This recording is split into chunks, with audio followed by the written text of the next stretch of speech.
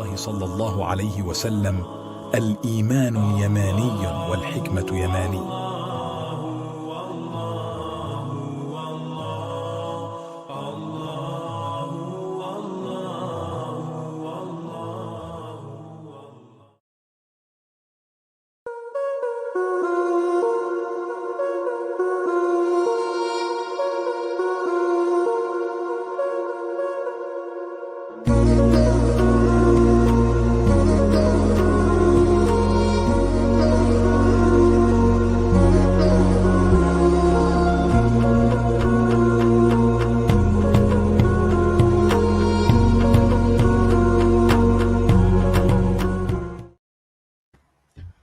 Assalamu alaikum wa rahmatullahi wa barakatuhu to everyone who's joining us tonight for episode something, but of Genesis 10 and 11. I keep forgetting we don't actually name the episodes. We don't give a number.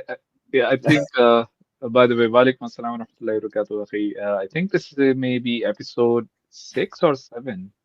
One of them. Subhanallah. Yeah. But anyway, yeah, it's welcome to Genesis 10 and 11. So, of the Tanakh Dissected series, this series in which, we dissect the Tanakh, really, isn't it? It's kind of self-explanatory. But unlike any other channel or channels, we, alhamdulillah, have taken the time to go through the Old Testament chapter by chapter in order to discern truth from falsehood and to be fair to the text in terms of seeing what we can rely upon, what we cannot rely upon, where the issues are and where the issues are not. And of course, with each and every episode, we have a couple of presentations in order to distinguish the reality of these chapters. And then we open up the floor for those Christians and Jews to come on and challenge what we said in terms of their tradition. And just to remind everyone that when we did our first episode of this series and the introduction into the Old Testament, it was everything that we're doing now sort of goes back to that. The Torah.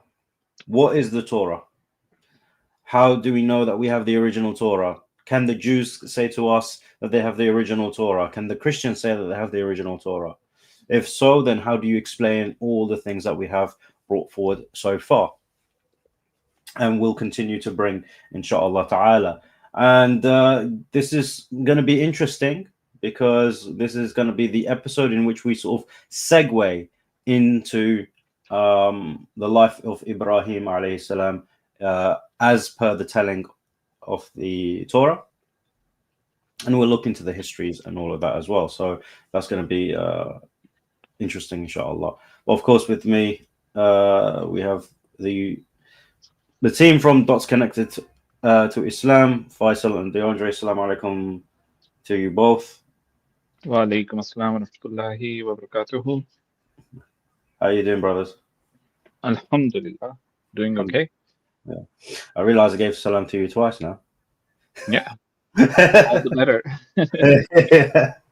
Oh, DeAndre, what's going on? No, he lost connection. He lost That's connection. the reason why he's going to be jumping on, I guess.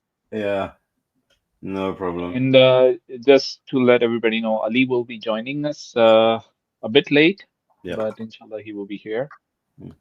He's gonna barge in and then just wreck everyone's world. Yeah. We've got quite an interesting couple of chapters to cover today. 100%. Yep, back. There you go. Wa alaikum assalam wa rahmatullahi wa barakatuh. Can you guys hear me now? Yep. Alhamdulillah. I was talking before, but you guys can hear me, so I just rejoined. Okay, yeah, I couldn't hear you before. That's not a problem. Okay. No worries. All right. Well, as always, we'll get straight into it, inshallah, so that because obviously our presentations are lengthy and we want to be able to leave time for the guests to come on and challenge what we say, inshallah. So, Yeah, I'll try to be short this time as we'll compared try. to the last one. I mean, the last one was marathon because of how much there was to cover, right? But definitely there's a lot in here as well. Just giving a warning to the people.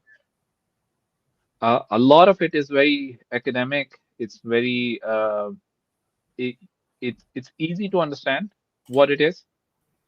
But at the same time, it's important for you guys to realize that when we're going to be going through this, we're going to be covering a lot of details, which normally we would skim over at other times. It's just the intention behind this is to just make sure that you guys grasp what it is that is happening here. Now, let's get into this. All right. So Genesis 10 and 11, right? And as we go through it, right, we'll start by exploring the chronology of in the Bible, right? We're going to talk about some of the challenges that happen um, with the ages as mentioned in the Bible. Now, bear in mind, whoever was doing this didn't have a calculator, so but still, the uh, the claim is that all the books are inspired by God. So there's a much bigger claim than using a calculator here. So let's make sure that the calculations are correct. Okay, so the birth of Shem. Okay, this is an important um, piece which it's very well known in the scholarly circle. It is very well known in those who have some sort of knowledge of the Bible, and they know that this is a known contradiction within the text, right? So what are we looking at?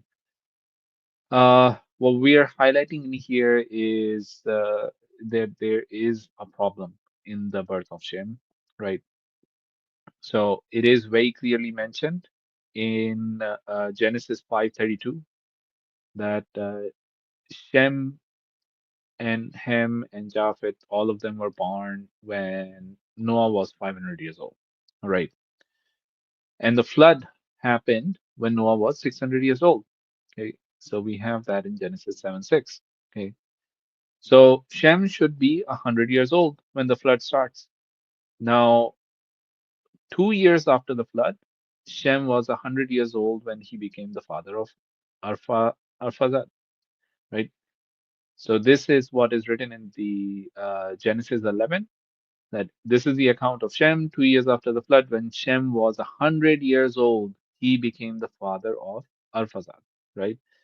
Now, if Shem was 100 years old when he became the father of Arphaxad, 2 years after the flood, okay? Remember, when did the flood end according to the Bible? And if we go back, we remember that it was in the 602nd year of Noah, right? That the flood ended. So Shem should be, if it's 2 years after the flood, let's say it's from the start of the flood and not the end of the flood, right? So 2 years after the flood would mean that it's the 602nd year of Noah. Shem was born when Noah was 500 years old. Shem should be 102 years, 2 years after the flood. But the text says that Shem was 100 years old. So this is a contradiction in the text, right? That as we will go in, we'll try and take a look at it, right? Of how this makes sense. Now, they do not reconcile it. They know it's a known contradiction. There's no reconciling of these accounts. All the scholars are aware of it. It's sort of just um, it's just you just take the rug up and clean it under there and just forget about it because Most people don't read this deep in this account. Okay. Then we have the age of Methuselah, right? So Methuselah, we know, lived for 969 years, according to Genesis 5:27. Now, remember that we're actually taking all of these accounts from the Masoretic text or the Jewish Bible. We're not going to any other sources right now. So Methuselah's age was 969 years in total. All of the days of Methuselah come to 969, according to 5:27. Then he died. He begot Lamech at 187 years of age, and Lamech begot Noah at 182 years of age. Right. So if we go through five, we actually come across these two. Right.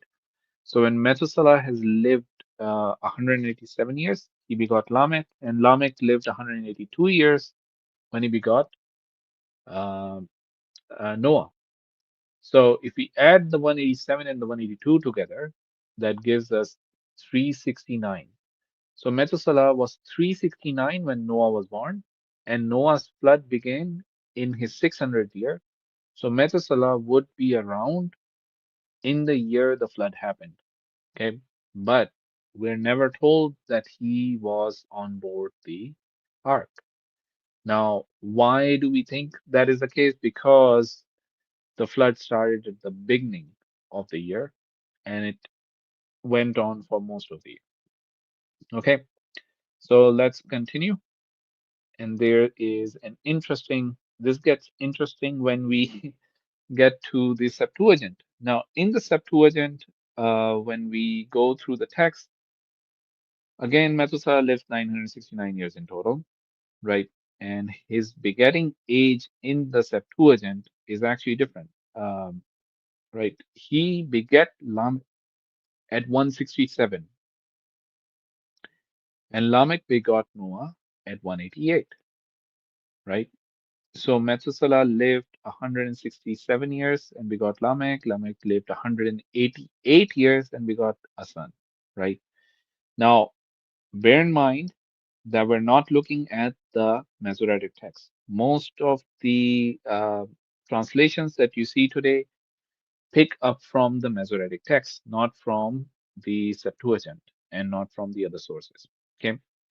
So what does this mean? Let's go through this very quickly. I'm actually going to go through Methuselah first, and then we'll discuss Shem's age again. Right. So Methuselah, as we saw before, he was 369 according to the Masoretic text.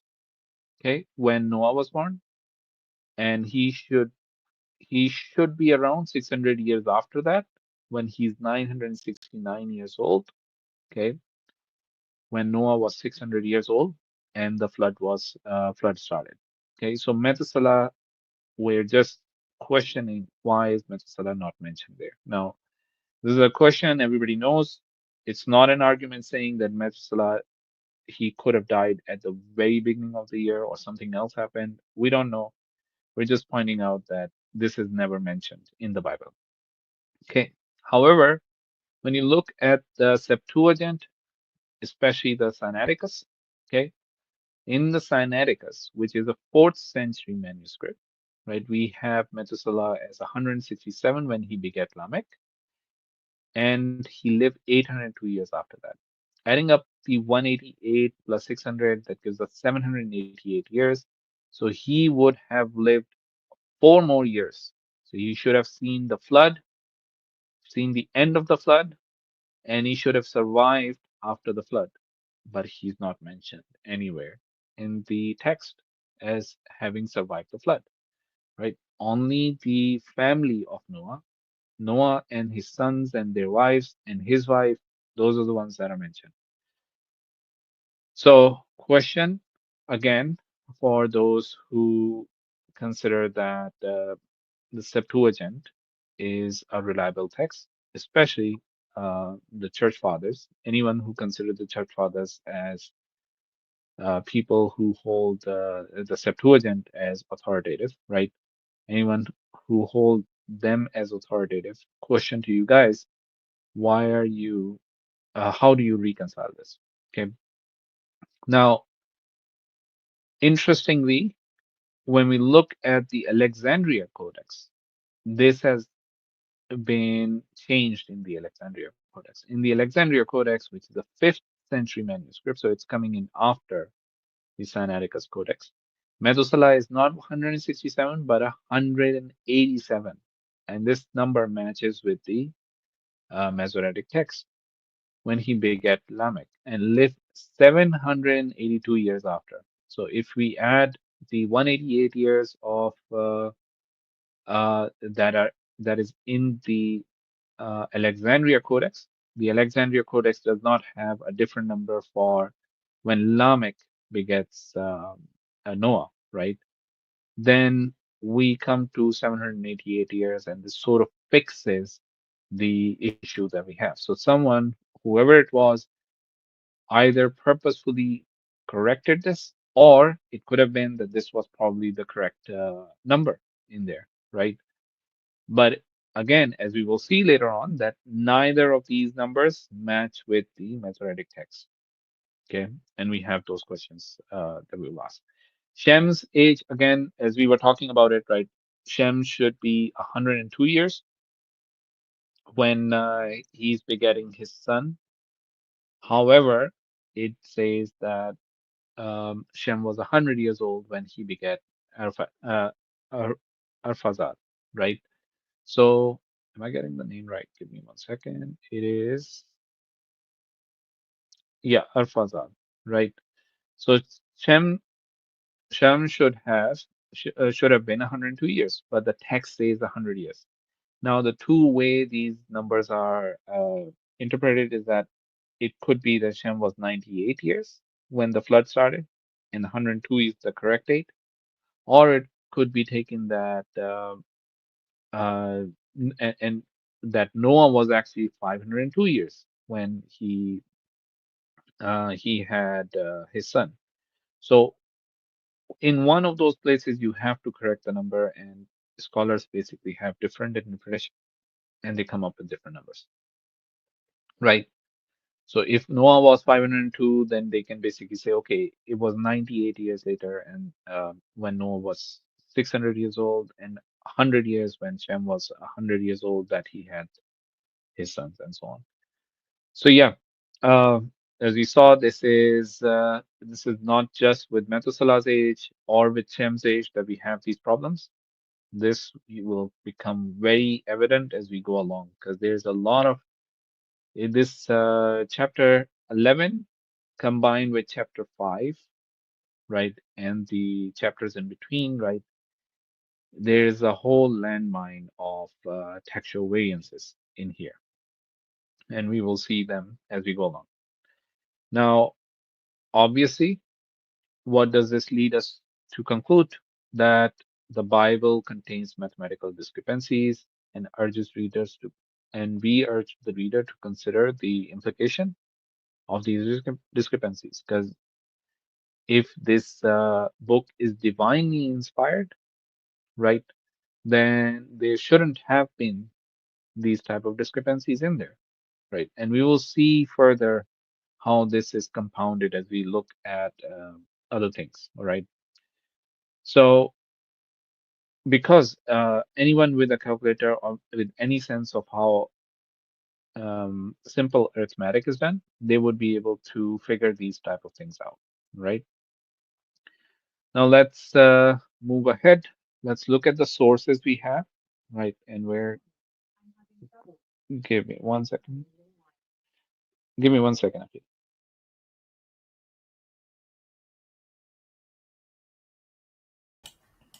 So while he's back there, I want people to understand that when we're bringing up these numbers, it's not as simple as, oh, this guy was born later than in another text. Sometimes these have a significant impact on the theology, even, especially with Methuselah, because everyone is pretty damn sure that he died either when the flood happened or just before. But that depends on the number that you give in terms of his lifespan. If his lifespan falls and you accept that, his lifespan is that he died before the flood or on the flood, you'll still have to explain which is it. Did he die before the flood or when the flood happened? Was he punished with the rest of the people, or did he simply pass away before the punishment came? And then you have to explain why you take each of those positions. And if you're reading a version of the Bible in which which is based off a manuscript in which he actually his lifespan goes beyond the flood, then you'll have to explain, well, how do you square this circle where everyone tells you that he died on or before the flood, yet he's still alive in the text that you read, and what happened to him? And it's important for them to realize that it's their church fathers who are using the Septuagint, right? And the Tanakh is actually taken to be divinely inspired scripture. So these are errors within the Tanakh. This is not happening like in the later books where we know there are two different accounts, one for the Northern Kingdom, Southern Kingdom. Sometimes it's very evident, like Kings versus Chronicles and so on, right? Yeah. Over here, this is very clear that this account is all coming from one hand, the hand of Moses. This is what the claim is. Yeah, supposedly. Subhanallah. We don't believe that as Muslims, right? But Christians and Jews, you guys do have to explain why this would make sense to you. Now, let's go over quickly on how these accounts have been put together, because as we've been doing before as well, right? We'll just try to make sure that this we show you where the account switches, right? And these presentations and these slides would be made available later on our stream, so you can take this, go do your own research if you want to. We're not going too deep into the source criticism this time, right? But there are some interesting things to take into consideration here. Okay, so as we see here, Genesis 10, when we look into this, the first 7 verses are all priestly accounts. Then we have verse 8 to 19 from the Yahweh source, right? Now, bear in mind that the Yahweh source is continuing from what we just read about the curse of Canaan, right? So when you read this in a sequence, you would actually see that the story is continuing, and then this is how it happens, and so on, right? Now, then we have a few intermixed verses and so on, and then we continue. Now, interestingly, when we're looking at the Yahweh source, right? The Yahweh source is very much focused on where different tribes settled, right? And that's what is being discussed here. When we look at the priestly sources, we would actually find that there's a lot of emphasis on the timelines, the ages, and who beget who, when, and so on. So the genealogies become more important in the priestly sources, right?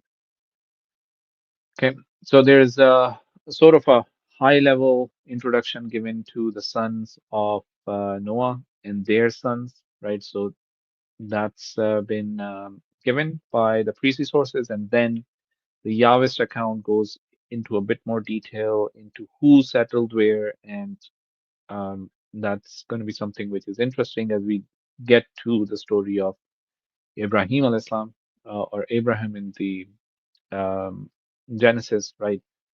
Then obviously you see some redactions where the two accounts are being married together, right? This is how they understand it. Now, all of this, which source is what, right? This is not the work of Dots Connected to Islam or Yemeni. It's a Baba Pagan. We don't do this, all right? We don't do this. We're actually working off the information that is available on basically work done by different scholars. The one I'm using is Joel Bayan, right? His work primarily, which I've come across. And then based on that, I'm doing my own analysis. Now, let's continue. Genesis 11, we see Genesis 11 starts off with the Yahwist source, and the story of the Tower of Babel is there. Then from verse 10 and onwards, it is primarily priestly source, right? And the priestly source goes through the whole genealogies, right? With verse 29 and 30 being from the Yahweh source. Verse 29 and 30 basically introduce Abram to us on the Yahweh source, right? On the priestly source, we have the whole chain before the whole genealogy before Abraham is actually brought up. Now, there is something interesting that we find. You can see that a redaction has been done, and we'll talk about this soon as well. Now, just looking at the priestly source, if we read through it, and I'm actually gonna go to the priestly source, right? So if you read through it in Genesis 5 to 9, the priestly account focused on the genealogies, right? And established the link between the patriarch and the Jewish people, continues to do so, right? Now, over here, the focus is on how is Abraham descended from Noah, right?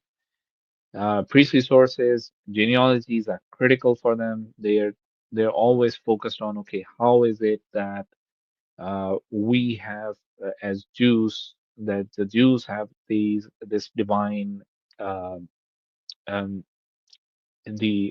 basically they're the chosen people. Why are they the chosen people? This is very important to them, right? Now, remember, there is no account for cursing of any of the sons of Noah in the priestly source, right? Canaan is introduced as the fourth son of Ham for the first time in the priestly account in 10:6. We know that Canaan was introduced earlier on, but we saw that as a Yahweh source, right, account. Then it basically shows, introduces us to Terah, right, who's the father of Abram and Haran. Okay, Haran passed away before his father in Ur, and Terah was responsible for taking Abram out of the land of Ur and settling in the land of Canaan, right? And Lot is shown as the son of Haran, who actually went with them. And these people dwelt in the land of Haran, where he would uh, uh, in the land of Haran, where he would die. Right now, in 10:5, 10:31, it talks about the different nations, and I think there was another verse that talks about the different nations having different tongues, and they're basically divided by tongues and their families. Okay, this again is in contradiction to what we see in 11, right? 11 starts with that all the people had the same language, and we see that as going against what we're finding in 10:5, 10:31, right? Because when it talks about 10:5 and 10:31, just to go back and take a quick look here, right? 10:5 says, "By these were the isles of the Gentiles divided in their land, every one after his tongue and after their families in their nation." What are we talking about? The sons of Japheth, the sons of Gomer, the sons of Ammon, Yavan, right? And so on, right? These people are introduced, and it's being told that these are the people who establish themselves based on their tongues, based on their family. Okay. Then this is repeated. The sons, 10:31, obviously. Oh, sorry. 10:20, the sons of Ham, after their families, after their tongues, in their countries and in their nations. Right. It talks about them as if those families basically created the nations. Right. And then again, for Shem as well, the families created their nations, they had their own tongues. Right. So this is the concept in the priestly source, okay, which we will see is in the Yahwist source, it actually contradicts slightly. Okay, so the next thing that we talk about here is the Yahwist account. Okay, the backdrop of the Yahwist account is all that cursing that went on between Noah and his son and his supposed grandson, right? And the backdrop of the Yahwist account, um, we then jump onto the introduction of Nimrod as a descendant of Cush, began to be mighty in the land, became the king of Babel, and we have this short account, right? Then it talks about some of the nations around Babel, right? It talks about the son of Mizraim and the other people. It just gives us a quick account of them, right? Introduces us where they settled, and once it's introduced us to that, we actually come to the story of the building of the Tower of Babel, right? Which the brothers are going to go into a bit more detail, right? And the confusing of the language. Now, one thing, as we will know, it is important to understand that the confusing of the languages is extremely important for the Yahweh source. They even have a misconception about the naming of the city based on this, right? And then it continues until it brings us to Abram and Nahor, who take Sarai and Milcah as wives. It then informs us that Sarai was barren, and that's where the Yahwist account sort of ends for us. Okay, so if we go back, take a quick look here, right? So after the cursing event, Cush beget Nimrod, and then it talks about Nimrod being someone mighty in the land, and so on and so forth, right? It talks about all the other sons of Noah and their people where they settled, right? And then it gives us an introduction to Shem and his sons, okay? And then when Eber was born, it talks about um, Peleg and all the way it gives us an account of all the different sons and the family tree, okay, without going into the dates, without going into when who was born and so on, right? And then we jump to 11:1, where it starts with the account for the Tower of Babel. Okay. And then from 11:9, that ends, we have the genealogies, and then Abram and Nahor were introduced, and that they had taken wives, right? And that Sarai was barren. So that's how the account flows for all of us. Okay. So let's move ahead. Okay. Talk about some of the redactions, the instances of redaction that we see in 1024. Afrazad beget Salah, and Salah beget Aber. This was introduced into the text, right? This is done so because to make sure that Genesis 10, this is an insertion to align the priestly genealogy that we have with the Yahwist account in 1025. Okay, because this is when we go and take a look at this 1023. Oh, right, 1023. This may be uh, too small for some people, so I'll read it aloud. And the children of Aram, Uz and Hul and Gether and Mash, right? And Afrazat beget Salah, and Salah beget Eber, and unto Eber were born two sons, right? This is to basically link those previous accounts with and make sure that Eber's introduction comes in here so that we know who Eber is, right? Born two sons, the name of one was Peleg, for in his days was the earth divided, and his brother's name was Joktan, right? The other one that we see is Nahor, because Nahor was not introduced in the priestly sources. He was introduced separately in he was introduced to us in the Yahweh source. So to make sure that Nahor, right, was introduced as Terah's son, so that the Yahwist account makes sense when read in line with the insertions and how the text is being put together, right? Nahor is actually introduced as a son. So without Nahor in there, you see, and Terah lived 70 years and begat Abram and Haran, right? It didn't include Nahor originally. Okay. All right. So those are the redactions as we talked about, right? And we've basically covered the sources that we have here. Now, there's again no Elohist source so far. The Elohist source wouldn't come in until we get to the story of Abraham.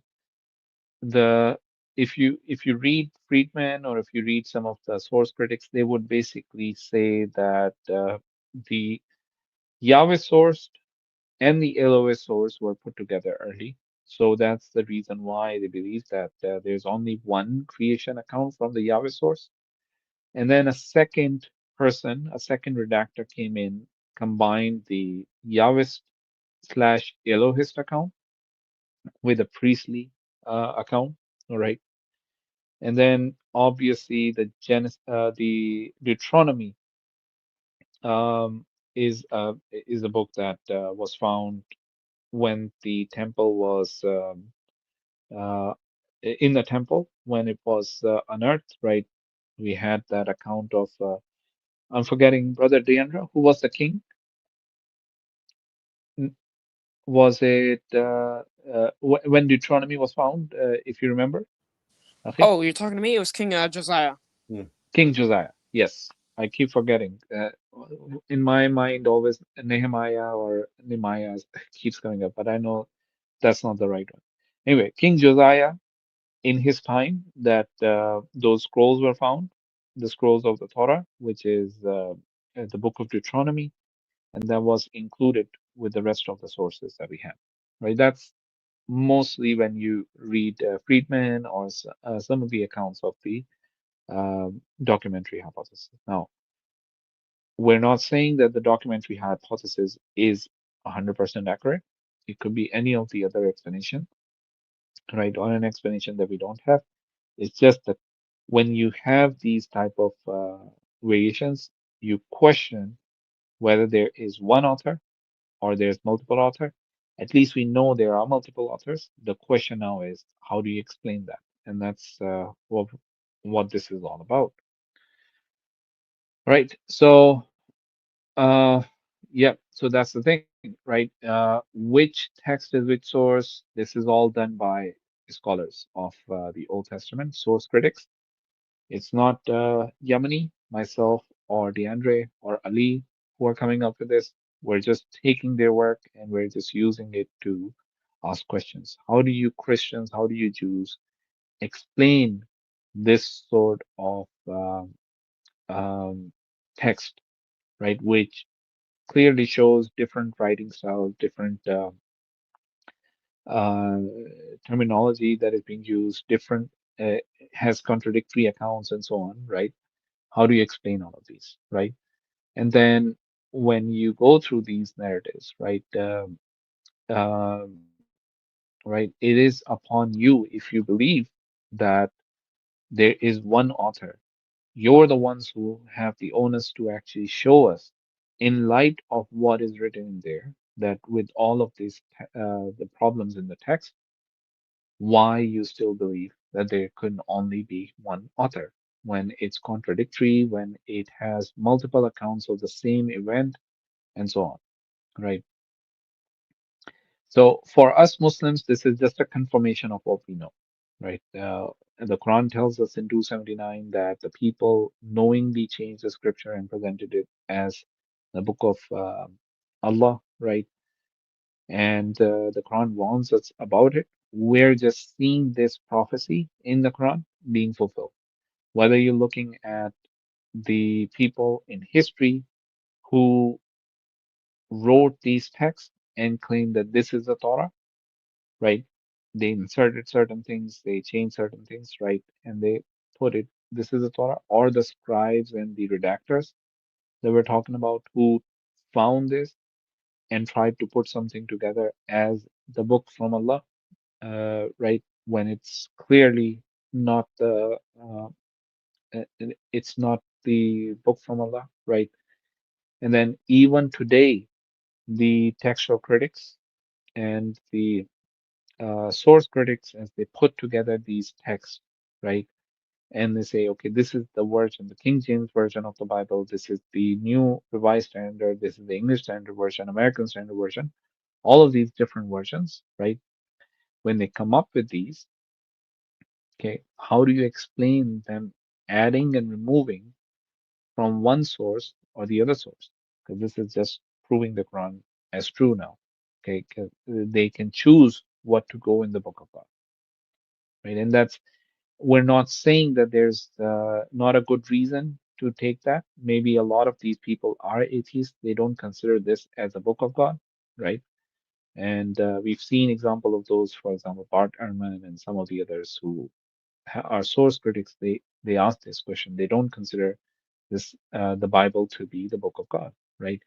But the impact of that is still the same. It's still considered by the people who are reading it as the book of God.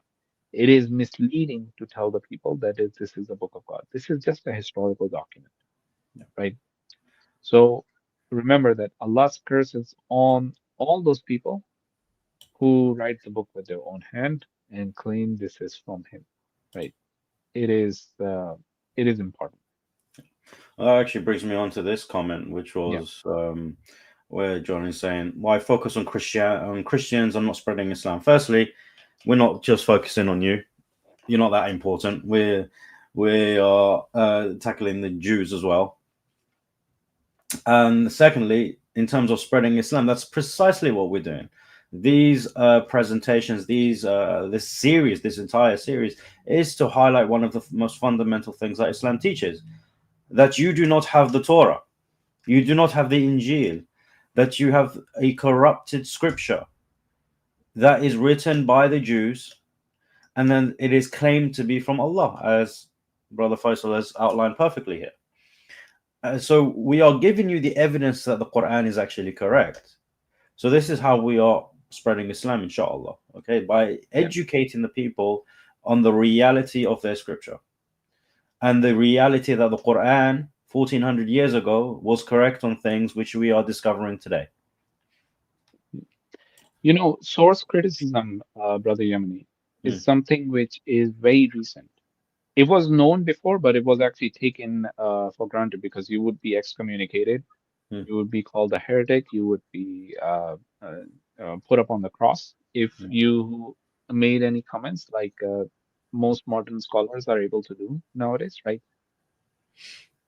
So probably up to the 13th century or 12th century or 13th century, right? And none of this actually came out. And then people started questioning.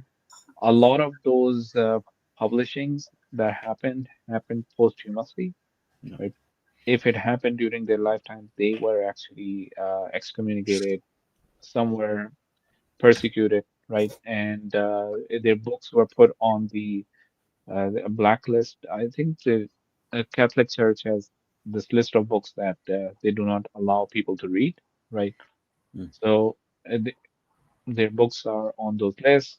They're not allowed to be circulated and so on. Now, this was spoken about in the Quran 1400 years ago. And your scholars, where Muslims have not put a penny to put any of this work together. All right. Your scholars who start off as Christians or Jews and end their life as atheists because their faith is so rattled by the discovery that the people who they've been told wrote the book did not write the book. Okay. They're the ones proving the Quran true today. So I'm just letting you know, if you want to stay ignorant, if you want to stay an ignorant Christian, if you want to stay an ignorant Jew, it is completely your choice. It's just that on that day, when you'll be questioned, we can basically say we told these people, and you cannot come and say that nobody told us. All right, textual variances. So I'll try and make sure that we don't go too deep into this, but there's a lot to cover in here, and you will see. I'm probably just gonna. There will be certain things which I will leave at a very high level because otherwise it will just become a whole hours of conversation here. Now, when it comes to genealogies, 5 to 11 is full of genealogies, right? They start in 5.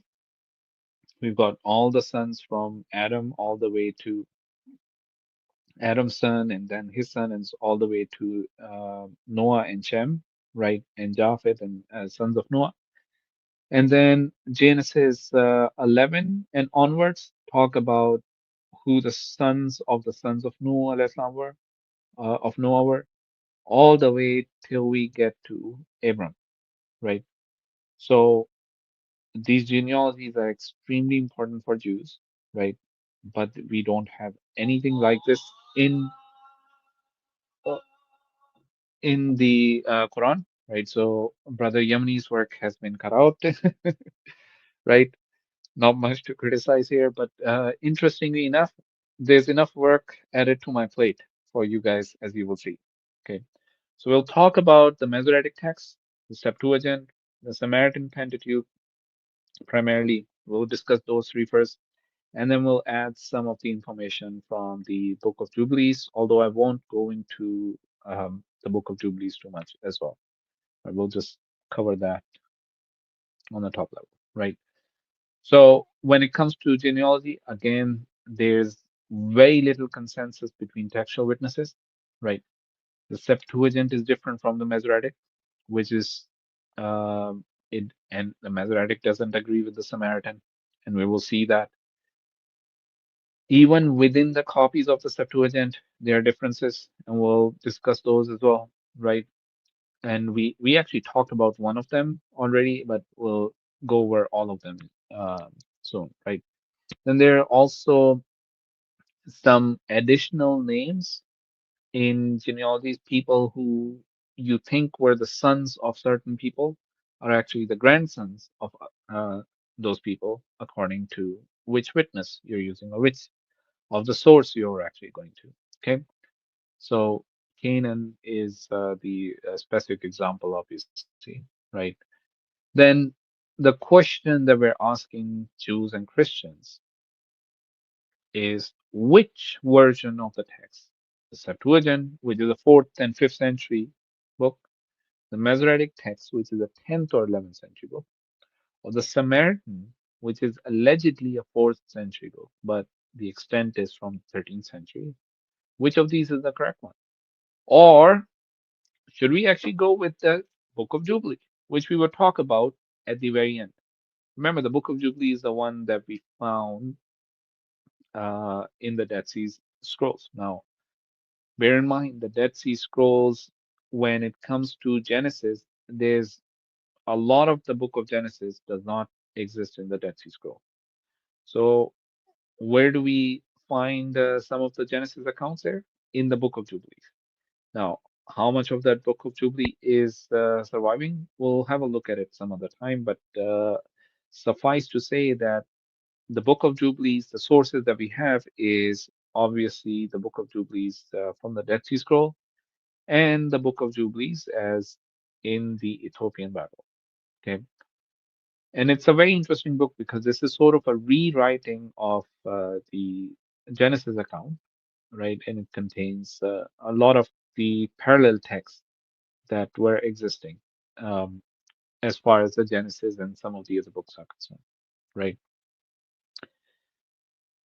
Okay, so let's dig into this. Now, maybe this is too fine for some of the people, but when we get the opportunity, I'm going to try and see if I can zoom in. Okay, yeah. So as you can see, I've basically highlighted here all the different uh, the dates that have been mentioned here. Right now, this is it's interesting to remind you guys that the format being followed here is the format that was followed by the Samaritans, right? The Samaritan king, is it the Samaritan or the Sumerian king list, right? Whichever it is. Ali, if he was here, he would have corrected me, right? So this is how that list was actually generated, that it would talk about the king when he was born and how long he lived before he had the next king as a son or so on, right? And then the next king when he was born and so on and so forth, right? So it follows the same account. Adam lived 130 years, begot a son in his own likeness after his image, and called his name Seth. And the days of Adam after he begot Seth were 800 years, and he begot sons and daughters, right? Then it talks about all the days of Adam were 930 years, and he died. And then Seth lived 105 years and begot Enosh. And Seth lived after he begot Enosh 807 years and begot sons and daughters. And all the days of Seth were 912 years. Okay, so 105, sorry, 105 plus 807 gives us 912 and so on, right? Enosh lived 90 years. So how old was Adam when Enosh was born? We'll basically say 130 plus 105. So Adam was 235 years old when Enosh was born. And Enosh lived 90 years and begot Kenan. So Kenan, when Kenan was born, Adam was 130 plus 105 plus 90, and so on. So this is really how their calendar works. All right. Now, when we use this calendar, which is the one that is used by the Jews today, right? It's called uh, Anno Mundi, Anno Mundi or Anno Mundo, right? Which basically means the year of creation, after creation, essentially. So they basically claim that when Adam was born, right, that's the 0 year of creation. There's nothing before that, right? And then the dates go on after that. So if you ask Jews what year it is today, they would actually give you 5,820 something. I think that's how it is.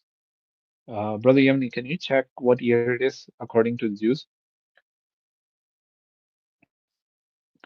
And just to give you an idea, that year is being calculated based on this table. So it's not just a random list of Sorry, say that that we're again. talking about here. This is the year of the Jews. Can you just Google it up?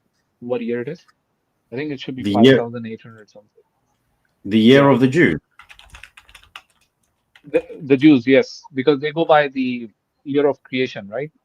They go by Oh that. yes, yes, 5785. 5785. Okay, so there you have it. So the way they're calculating this is based on this table. Now, what we're using here obviously is the Masoretic text, the translation being the Westminster 1917 translation. All right.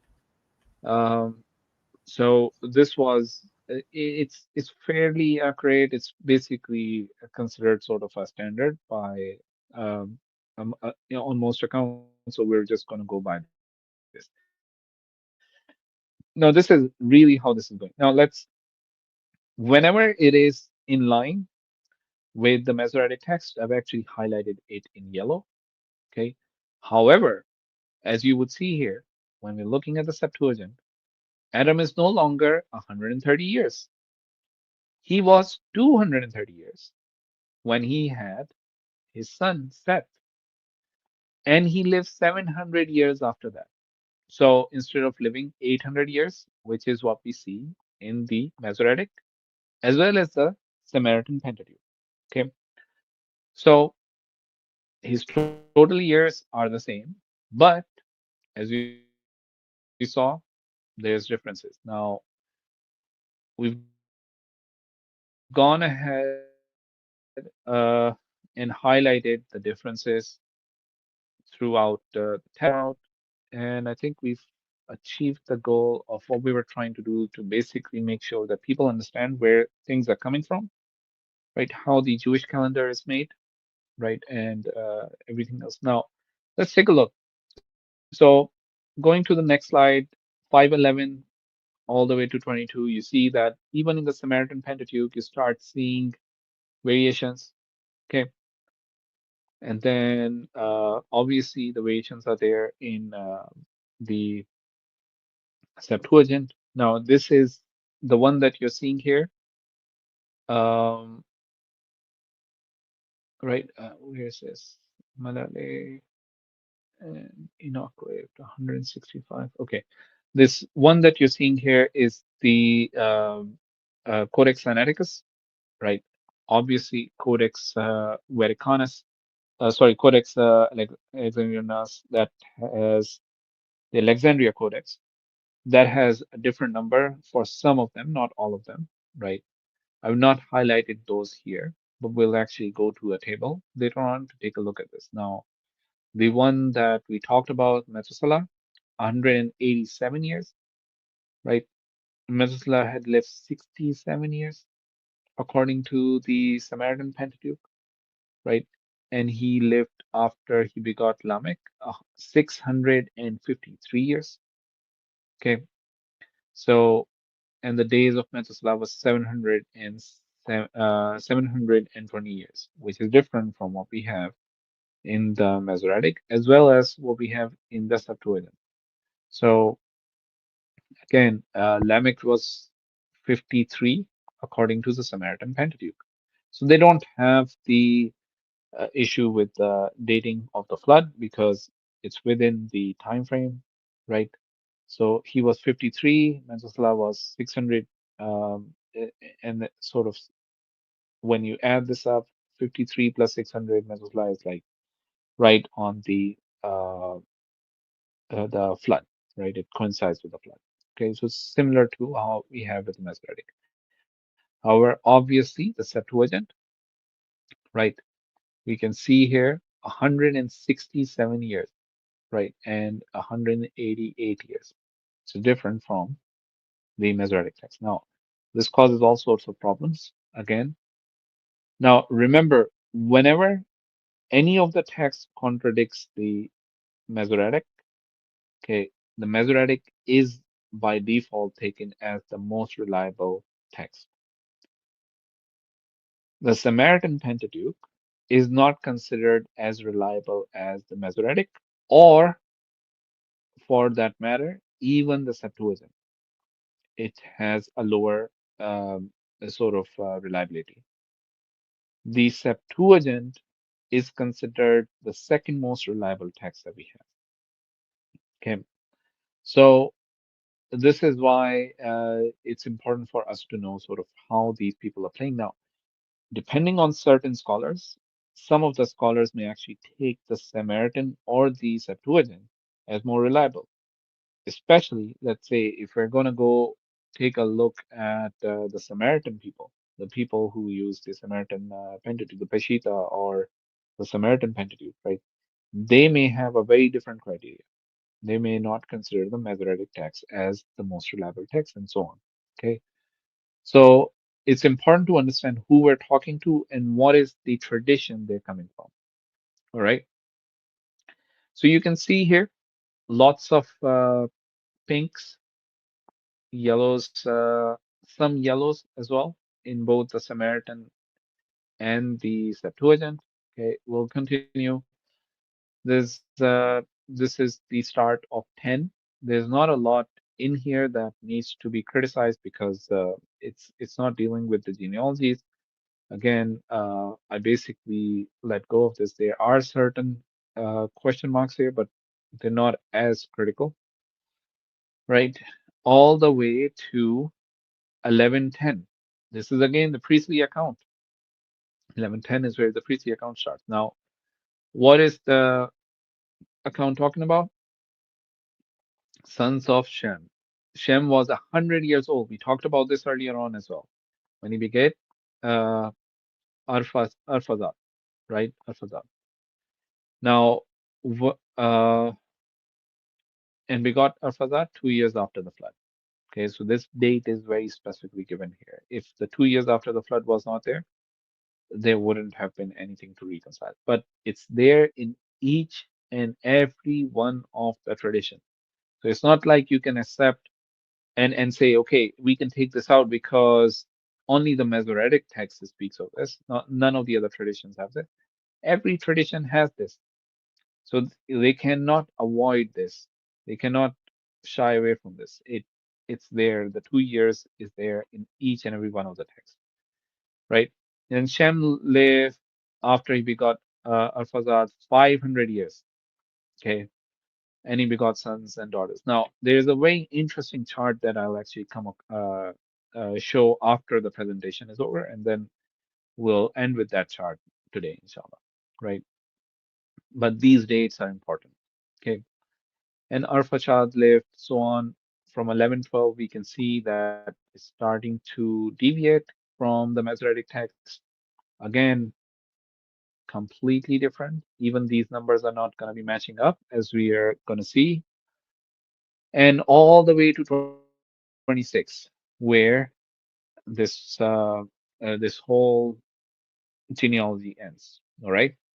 Then we know that um, 28 and 29, these are Yahwist accounts. Okay, very similar in more or less, right?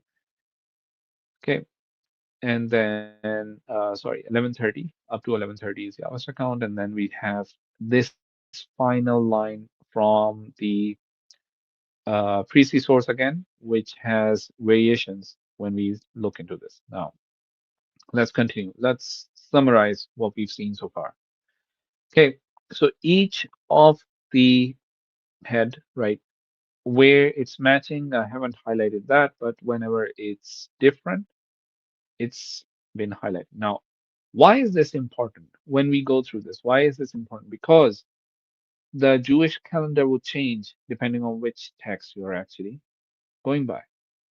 It's going to be either 5,700 year, or it could be the 6,000 something year. Okay. The difference is like thousands of years when you compare the few texts, right? So it's important for us to question Jews and Christians here, right? Which one of these is the correct date? When did the earth really come into being? When is the date of creation and so on? Okay. Now, interestingly, as we were talking about this, right? Oh, I actually didn't highlight these two. When you look at the texts, okay, we actually come across some variations. You can see I've highlighted as red when we're looking at the Alexandria Codex. The 167 and 802, these are also variations. 162, 800 is also variation. I actually forgot to highlight them, but uh, sorry, no, 162, 800 isn't. Sorry, but 62, and this is also a variation. I forgot to highlight the Samaritan Pentateuch here. All right, but you can see that there are so many variations that it's impossible for any scholar to come up with the correct genealogy. So when these people come to us and tell us that they have these genealogies, they go all the way back, so on and so forth, right? Call their BS. They're just Ben Shapiroing there, right? And we don't like Ben Shapiro, right? So just call their BS on this because they they don't know which one of these is the correct one. None of them line up. They have internal contradictions, right? And we'll see further. So now 502 here, you can see I've highlighted this in a different color. It's purple. That's because we're actually calculating the number, not we don't arrive at that number naturally, or it's not written down, right? So we have to calculate this number, and when you do these calculations, some of these numbers don't add up. For example, the 502 is what we actually, when we look at Shem's age when he begat Arphaxad, right? There's that 2 years of the flood that leads us to conclude either Noah was 502 years, that's what most of the scholars actually arrive at, okay, or Shem was 98. No, okay. So, yeah, so that's where things get interesting. Again, as we keep going through this, we see that time, not only are they not going to align, but we have some names which only exist in certain texts. For example, Canaan, he does not exist in any of the other texts, not in the Pentateuch, Samaritan Pentateuch, not in the Masoretic, okay, not even in the Book of Jubilees. If I will go to it and we'll take a look, only in the Septuagint. Okay, so where are these coming from? How reliable are these sources? Was Abraham really, um, uh, does his lineage really go back to Noah and to Adam? I mean, if they're going to present this evidence to us, we're going to question everything. Okay. For a Muslim, I believe in that, right? But for these Christians and Jews, you guys have to establish this, right? Okay. So now, I just want to give you guys an idea. Now, scholars, they're working on 5 to 11, especially Genesis 5 and 11. There's a lot of work being done on it. They have dedicated scholars who focus on trying to get these genealogies right, because from the perspective of the Jews, this is where the calendar starts, right? From the perspective of Christians, they still want to know, right? When uh, when the world started. So for young Earth creationists out there, is your Earth 6,000 years old, 7,000 years old? What is the age, right? Um, which text do you subscribe to? And do you subscribe to the text that your church fathers subscribe to as well? So all these questions. Now, I'm actually working off this paper by Henry Smith, right? Henry Smith Jr., where he's basically looking through these texts and trying to figure out which one makes sense. In the text, he basically says that Genesis 5 and 11 genealogy and chronology research project began a few years ago. This is from, I think it was from 2021, but I'll double check. So definitely in the last few years, they've been focusing on this, right? And it's important for Jews and Christians, definitely. And right, the project consists of two major areas: close examination of the relevant biblical text and the modern evangelical consensus that 5 and 11 do not yield a continuous chronology of human history from Adam to Abraham, right? This is their scholars talking about this. They don't consider this to be a continuous chronology. They think there are people missing in there. They think there may be um, some other reasons why these are not in line. Maybe only the more famous individuals were named, and so on, whatever the case might have been. And an in-depth investigation into the numerical divergences in the three main textual witnesses to Genesis 5 and 11 in the Hebrew Masoretic, Septuagint, and the Samaritan. Okay. Now he also talks about the Book of Jubilees, and I'm just taking what he says in there about the Book of Jubilees, because the Book of Jubilees also has this genealogy, and we'll talk about that very at a very high level, right?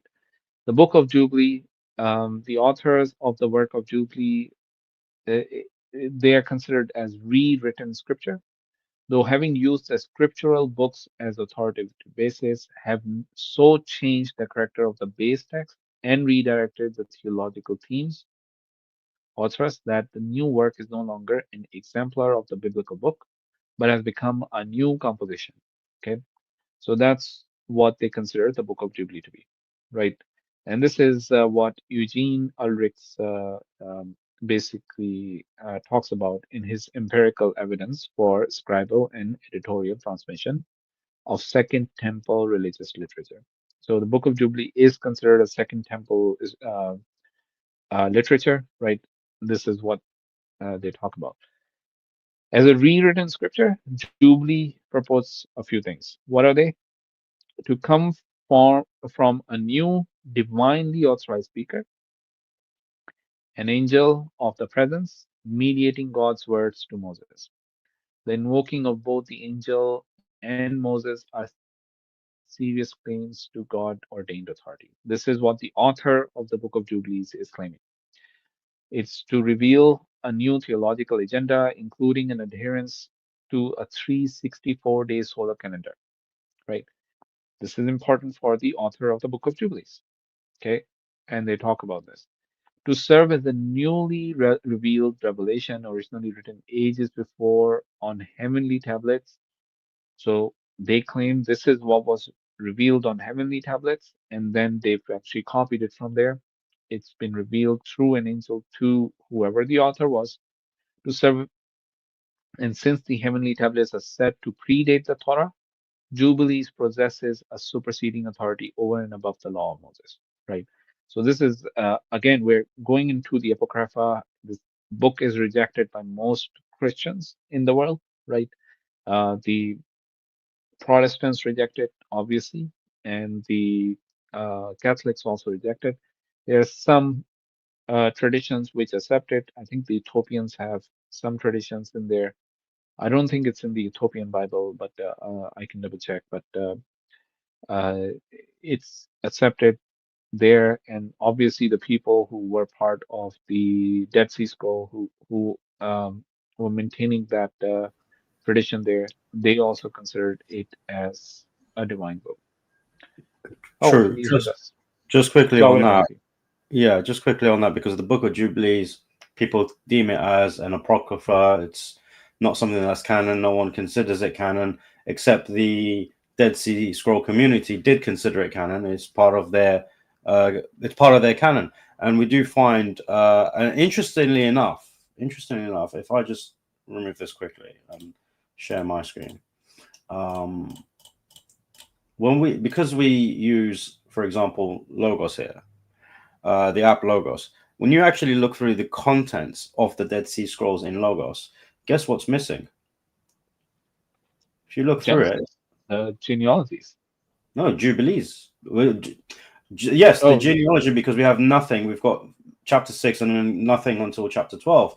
But the Book of Jubilees, even though it exists in the Dead Sea Scrolls, in Logos, where it's supposed to document accurately what's in the Dead Sea Scrolls, it doesn't actually mention it. So this is actually an evidence of the dishonesty with regards I actually have to say something about that, Brother Yamini, because there's a difference between canonical and apocrypha, right? So what I've actually noticed with the Logos software, because I started investigating this a while back, because I wanted to find the Book of Jubilees online, and I think Logos has a separate subscription for apocrypha. We'll probably have to pay something more if you want to get the obviously this is paid. I already paid for this. I know you have, but you've paid for the primary scriptures, not the apocrypha. So they want, yeah. So it may be there, but this may be a separate subscription completely. Okay. So let's maybe see if you can actually work it out. Yeah. I was looking at this. Why not? Because it's not there. It's not in this list that we have. All right. Okay. Well, just to let people know, the Book of Jubilees is found in the first Qumran cave. It's the scroll. It's the fragment 17 and 18. You find it in 2Q, the second cave, 19 and 20. The third cave, scroll 5. The fourth cave, 216 and 223 to 24 to 224. Also fragment 176 in the fourth cave, and the 12th fragment in the 11th cave. So it's scattered across the caves of Qumran, and there's So we know that it was considered canon. And just that's a good reminder as well. I didn't show you guys that about Genesis 10 and 11 because I didn't bring up the Dead Sea Scrolls because there's nothing in the Dead Sea Scrolls. So and as we will see, there's very little of if you go through the whole Genesis, they claim that, oh, we've got we we can make this claim that the books are there. The problem is only so little of those books are there, number one, and then you're excluding certain things because you consider them apocryphal. So this is already picking and choosing what you want to take from the Dead Sea Scrolls. So how can you be sure that the Book of Jubilees is not supposed to be part of the canon? You cannot. The Dead Sea Scrolls are more a thorn for you when they're objectively analyzed than a proof for the Jewish scriptures, right? And the Jewish and Christian scriptures. It's not a proof for you guys. It's going against you because it also contains the Book of Jubilees. It also contains all of those apocrypha. Why are you ignoring some and claiming, oh, we found this? How did those people actually understood that? Maybe they said no. The Book of Genesis does not have the right genealogies. We should be going by what's in the Jubilees. Right, but we will talk about how these scholars see the Book of Jubilees as, because it's important for us to take that into context, right? So the Book of Jubilees, it, as we just read, right, that it is meant to supersede the Genesis accounts, right? And it also provides a new chronological arrangement of sacred history governed by the Jubilee cycle. And I'll talk about this, what the Jubilee cycle is, for anyone who accepted it as authoritative. Jubilees provided a theological rationale for altering chronological data in canonical biblical texts during the Second Temple era. So all of these, someone was trying to fix these issues in these genealogies, and they were coming up with some method of doing that. And the Book of Jubilees is sort of a part of what the Book of Jubilees is trying to do is that. So let's move ahead, right? So what is the new chronological arrangement? The new chronological arrangement in Jubilees begins with Adam and terminates at Joshua's entry into Canaan.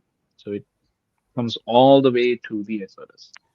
As such, Jubilees imposes an artificial chronological framework on the biblical narrative to create a schematic history spanning 50 cycles of Jubilees of 49 years. What is a Jubilee? So, Jubilee essentially is a period of 49 years each, right? That's taken as a Jubilee. Now, why is 50 cycles of Jubilee important? Because that's a Jubilee of Jubilees. Right? That's how they understand it. So this is how they understood it, and that's what they were trying to do. They were trying to fit that whole narrative into this, right? So essentially, what they're trying to do, biblical history is radically restructured to cause the Israelite entry into Canaan to occur exactly on a Jubilee of Jubilees in the year 2450 Anno Mundi. Anno Mundi being the year of creation, starting from the birth of Adam or the creation of Adam. The author's intention is to subsume the history from Adam to the conquest under this Jubilean chronological structure, right? And he basically writes in there, I have arranged for you the week of year and the Jubilees, 49 Jubilees from the time of Adam until today, right? Jubilee 54, expert scholars on Jubilee agree that the externally imposed Jubilee structure is absolutely central to the author's purpose. Right. Give me 1 second, Ali. No. Assalamu alaikum, Ali. How you doing, bro? Alhamdulillah, doing good, doing good.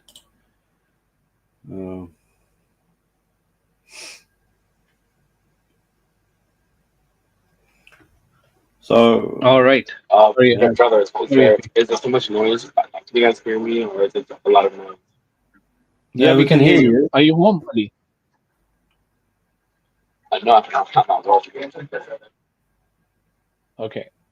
Just get home safely. Mm. I can talk for about 15 more minutes.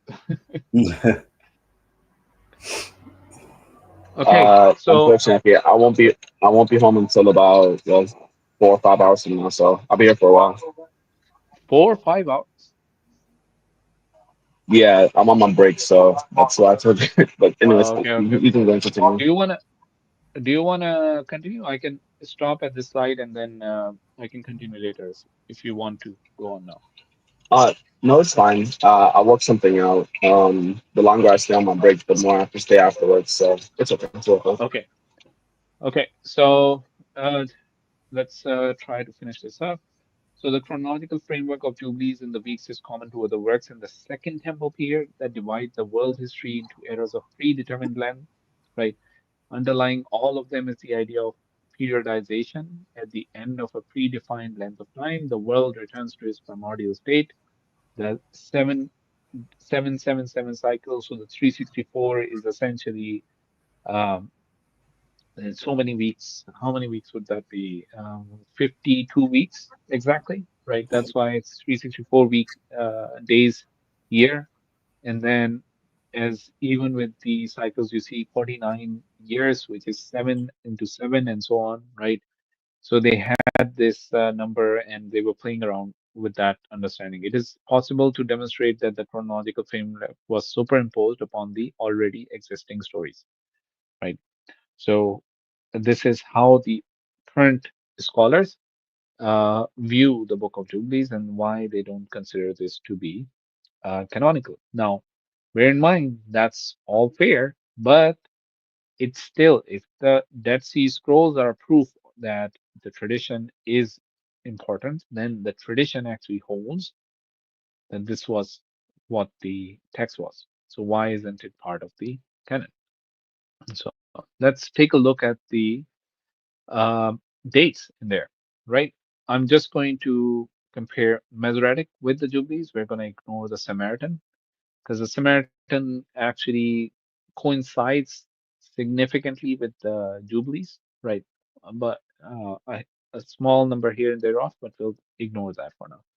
So the Masoretic begetting age 130, Jubilees 130 for Adam, 105 for Seth, 105 for Jubilee, 90, 90, 70, 70, 65, 66. Remember, the Samaritan confronts to the Masoretic, 65, 162, 61. Remember, the Samaritan is 62. It ignores the 100 years of Jared, right? And is off by one from the Jubilees calendar, and so on, right? And we can see that there are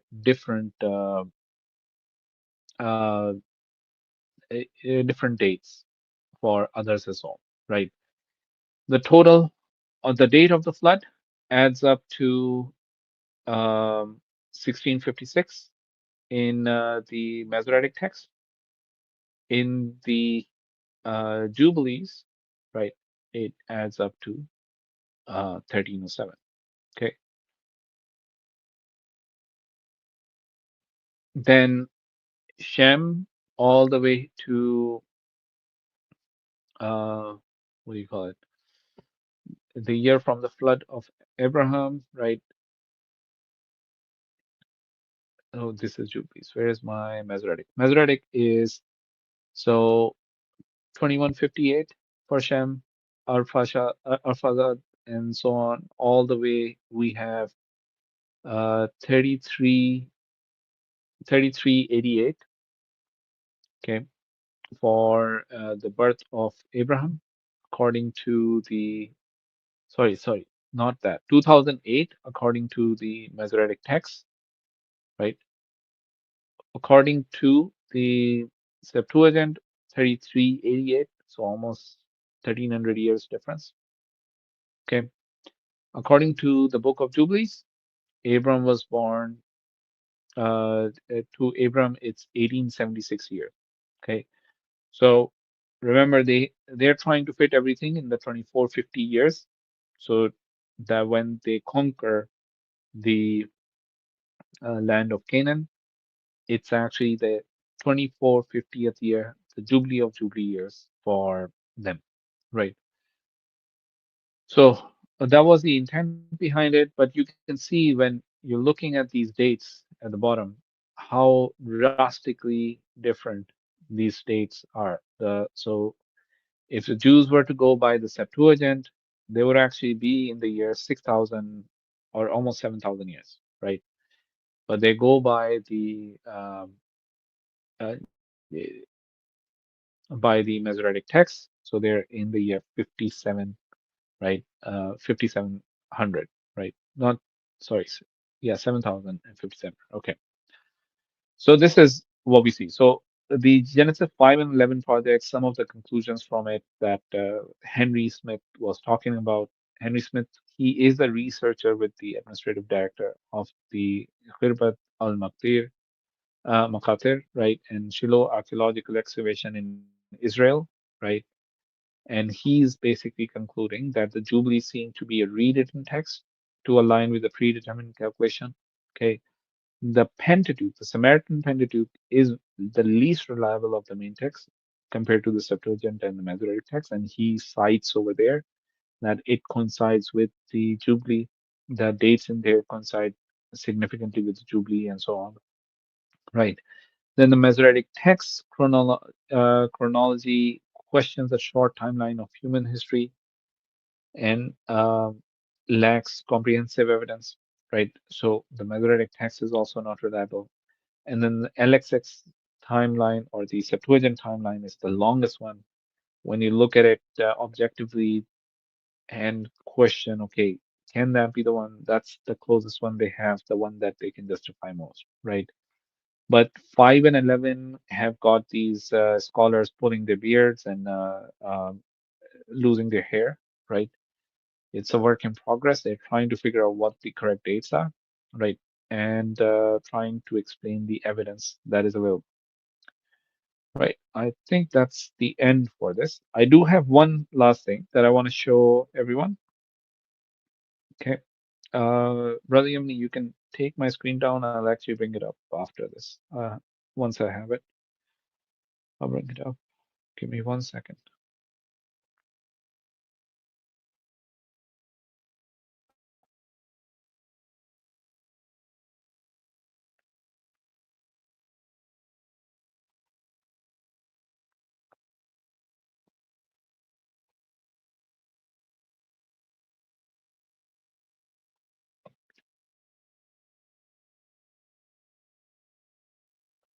Okay.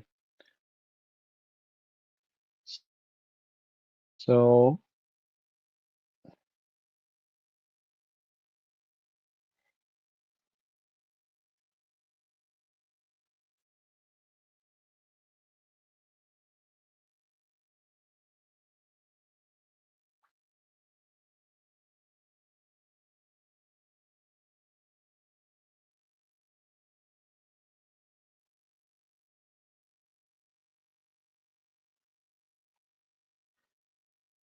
okay. Let's do.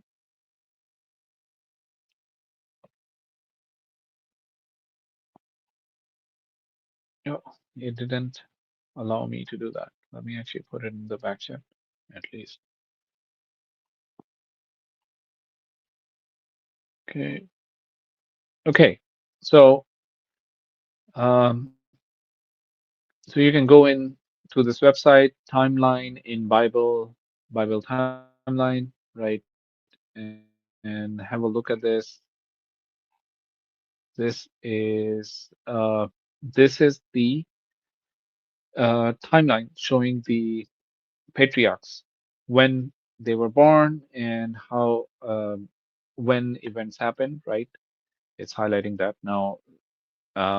Remember that this particular chart is based off the Masoretic text, not the Septuagint or anything else.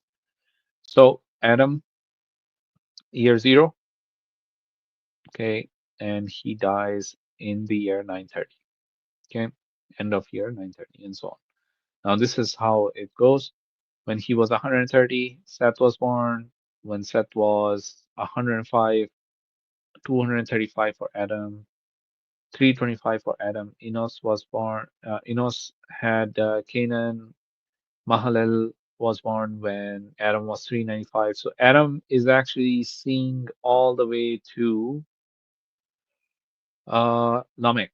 So he has seen all of his sons all the way up to Lamech, right?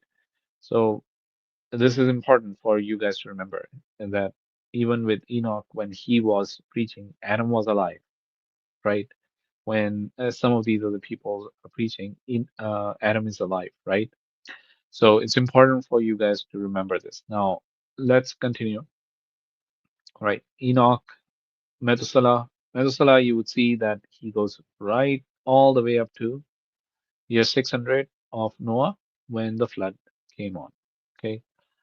Now, Noah, when we're looking at him, obviously he sees the flood.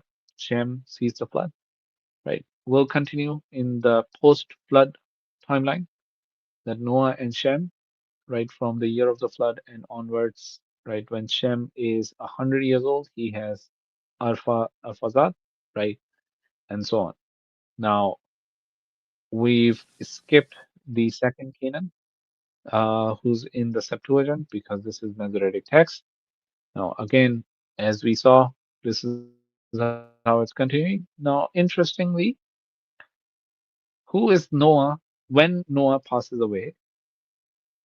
Whose time is this? Abraham. This is interesting. Abraham was alive when Noah was, Noah was alive when um, Abraham was born, and he actually saw, um, and if we look at Shem, Shem actually outlives Abraham. A lot of people probably didn't know that Shem outlives Abraham and almost outlives Ishmael, okay, and almost outlives Isaac as well, right? So these are, when you put these together, there's some really interesting questions that you can ask, right? What is happening here and why does it make sense? Okay. Now, yeah, so I will try and put the chart in the comments so people can.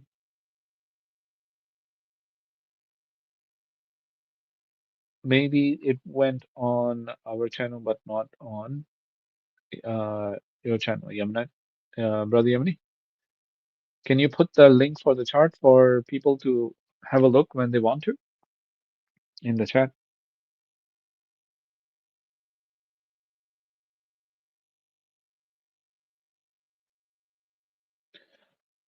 Okay, perfect. Okay, so I want people to remember this, that all of these forefathers of Abraham were alive. Some even outlived him, right? So when Abraham is preaching, or when Ishmael or Isaac are preaching, or when all of these things are happening, these people are alive. Okay. All right. Let's stop with that. Okay. So I'll end with this. I know I was trying to keep it short, but this went on. Yeah. Oh, just like last time. Yeah, I know. But there's just, I had to skim through so much, Ali, when it came to those dates and how they're completely off, right? No, that's quite interesting because I personally, it's a shocker to me when you said Shem outlived Abraham. Even when I read it, that's not something I noticed. Yeah, Shem outlived Abraham. No, it doesn't register for a lot of people. He almost outlived Ishmael as well, right? He was there when Jacob was born, right? He didn't see Joseph, but yes, he was there when Jacob was born. He was there when Isaac was there. So the question is, that Noah, the forefather of all human beings, was alive. There must have been some form of like I mean, if my great grandfather is alive, I would be spending time with him. If his father was alive, I would actually be going in and visiting him, asking about what happened to him, what happened on the flood, and all of these things. Like he never visits. Abraham never visits. Who he never visits? Shem, Noah, Ephrathah, Salah, Aber. He doesn't visit any of those people, but he does go and visit who? Who's that guy? They keep bringing up the one with no beginning of days. What was his name? Oh, I'm forgetting his name now. Melchizedek. There we go. Melchizedek, right? But Melchizedek is nowhere in this genealogy, but he was supposed to be someone with no end of days, no beginning of days, right? He should have been alive. And if he was alive, where was he during the flood? Anyway, let's see. We'll talk about him when we get there. But Ali, over to you, Akhi. Okay, no problem. Faisal, I shared my my slideshow with you. If you're able to pull it up, it should be in your email. Oh, you sent me my email? Okay. I mean, I could just you put the link on the backstage. Let me see if I can do that right now. No, I'll bring it up. Give me 1 second. Cool. Um, And ahead of time, I will say this: out of are you all able of to do that the, in the backstage? you said what? You said what? Did you share? How did you share it to me? Oh, I made you an How editor. did you Basically, share? I How opened did you share it? to your email. Oh, okay. So, yeah, It your Hotmail. is my statement. Oh, my Hotmail. I'm looking at Yeah, email. Give me 1 second. no worries. And I must say ahead of time, out of all of the work that I did for the previous Is this streams, on G Drive? yeah, it was a Google Drive. It was a Google Doc. But yeah, everything else, I couldn't stand this. But the Yemeni, Faisal, DeAndre, I hated this work. I really did. I did not receive any joy from this at all whatsoever. Well, looking at the historical aspects of it was pretty cool, but I did not receive any enjoyment out of this. It wasn't This is it history. was You love history, right? yeah, but it's a history about people. I just did not like this whole point of why is it a book of God allegedly is dedicating 2 chapters by just talking about genealogies. That's one thing that never made sense to me. And as I'm doing it, the shocker is still on my face. Yeah, that's what we're pointing out. Like, who cares where they're, I'm sorry. Let me not start ranting. Get up. You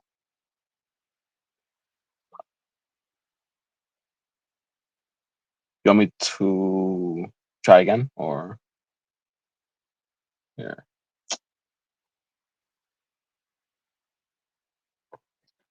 I've got it. I'm just making sure I'm able to share with you. Give me 1 second. No problem. Oh, there we go. I see you.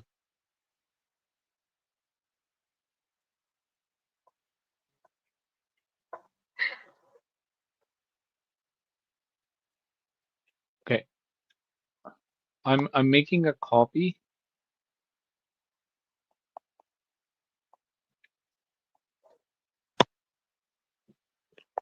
I'm just making a copy, so I'm able to share it then. All right. Sorry. This sometimes slides in PDF. Slides.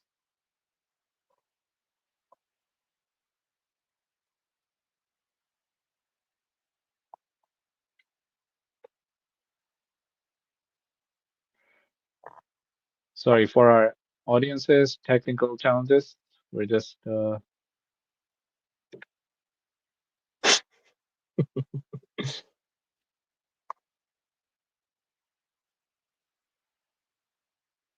Okay, perfect. Got it.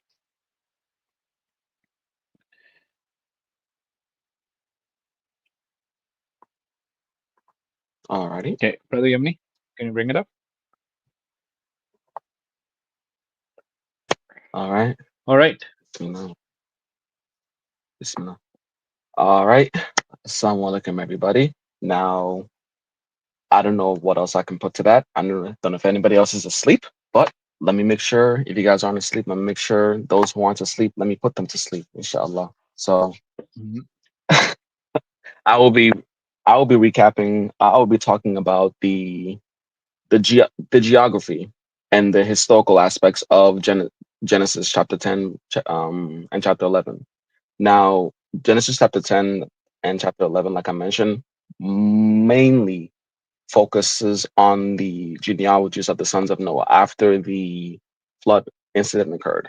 But before I get to the actual incident of the flood, let's recap, because unfortunately I wasn't necessarily there. I wasn't present. I wasn't able to be present for the Genesis chapter 8 and 9 stream. So seeing as though it was a while ago, let me see if I could try to recap some things fresh in everyone's head. So in Genesis 8 and 9, real quick, there is a quote unquote a link or a connection to the story of Noah and Mesopotamian mythology.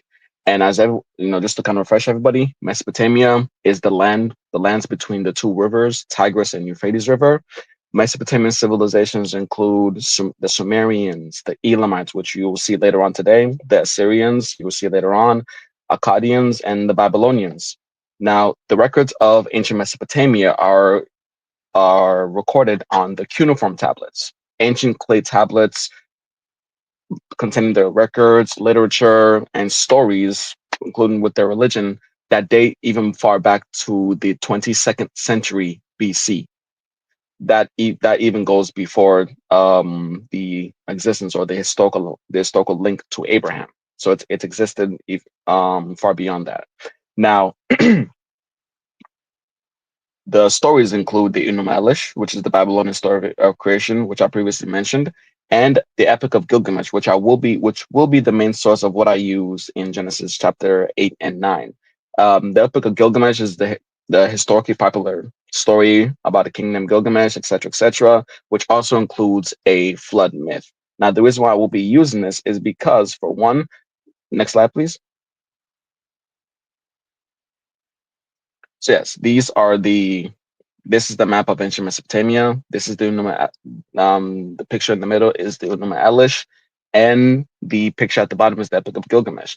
Now, the reason why we'll be using this is because, yes, there is clear evidence of the exposure to ancient Mesopotamia, even during the time of going as far back as the Babylonian exile, the Assyrian exile. But even as we see and read Genesis, there are links to ancient Mesopotamia from Genesis chapter 3 and 4, and as we will see from Genesis chapter 10 and 11. But even in 8 and 9, the reason why I will be focusing on that is because there would have been no doubt that the Israelites that were in bondage, they would have had some sort of influence. They would have had some sort of at least exposure to the Mesopotamian myths, because even their forefather Abraham was from Mesopotamia as well. So this is why I will be focusing on that, to see if there's a link. Because if there are too many links, it can't just be a coincidence. There has to be someone has to be taking influence from someone else. And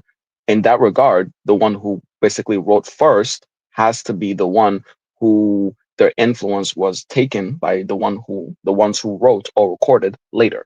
So next slide, please.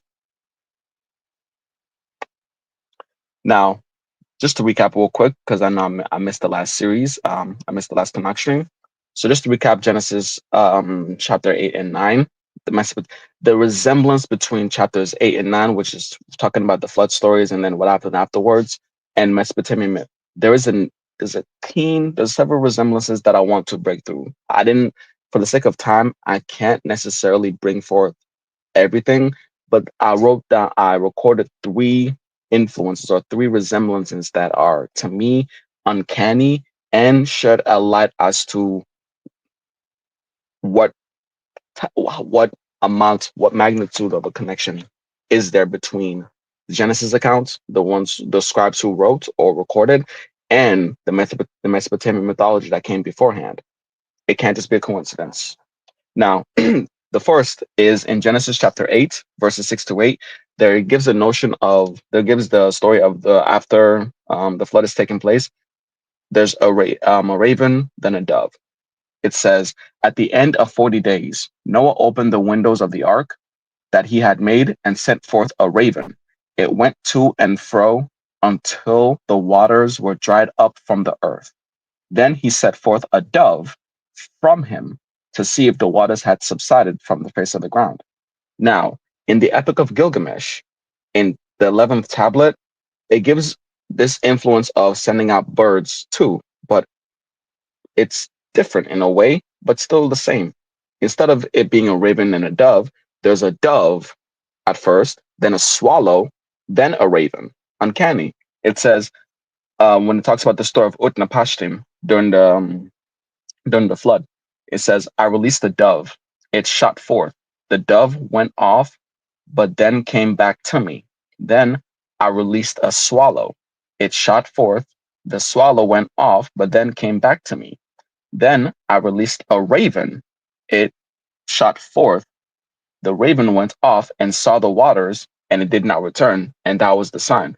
Now, yes, in the epic itself, it was the raven that did not come back. And in the Genesis account, it is the dove that did not come back. But the uncanniness between comparing a raven and a dove, that's something to take note of.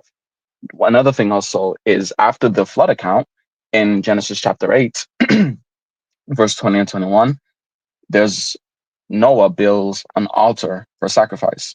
It says, then Noah built an altar to the Lord and took some of every clean animal and some of every clean bird and offered burnt offerings on the altar. And when the Lord smelt, focusing on this, when the Lord smelt the pleasing aroma. So there's this idea of burning incense or burnt offerings and the Lord smelling it, and it pleased the Lord. In tablet 11, same tablet in the Epic of Gilgamesh, Utnapishtim, after the flood, what did he do? He says, I brought out everything in terms of the animals, the same way with Noah did. I brought out everything, the animals, and offered a sacrifice. I set up an incense offering on the peak of the mountain. The gods smelled the sweet savor, and they clustered like flies around the sacrifice. There's no doubt there's a link between the two. Now, this one, personally, even though I kind of overdid it, but it's still something to take note of. Now, in Genesis chapter 9, verses 11 to 15, there's a promise, as we know, the promise of the rainbow. It says, I establish my covenant with you that never again shall all flesh be cut off by the waters of the flood, and never again shall there be a flood to destroy the earth.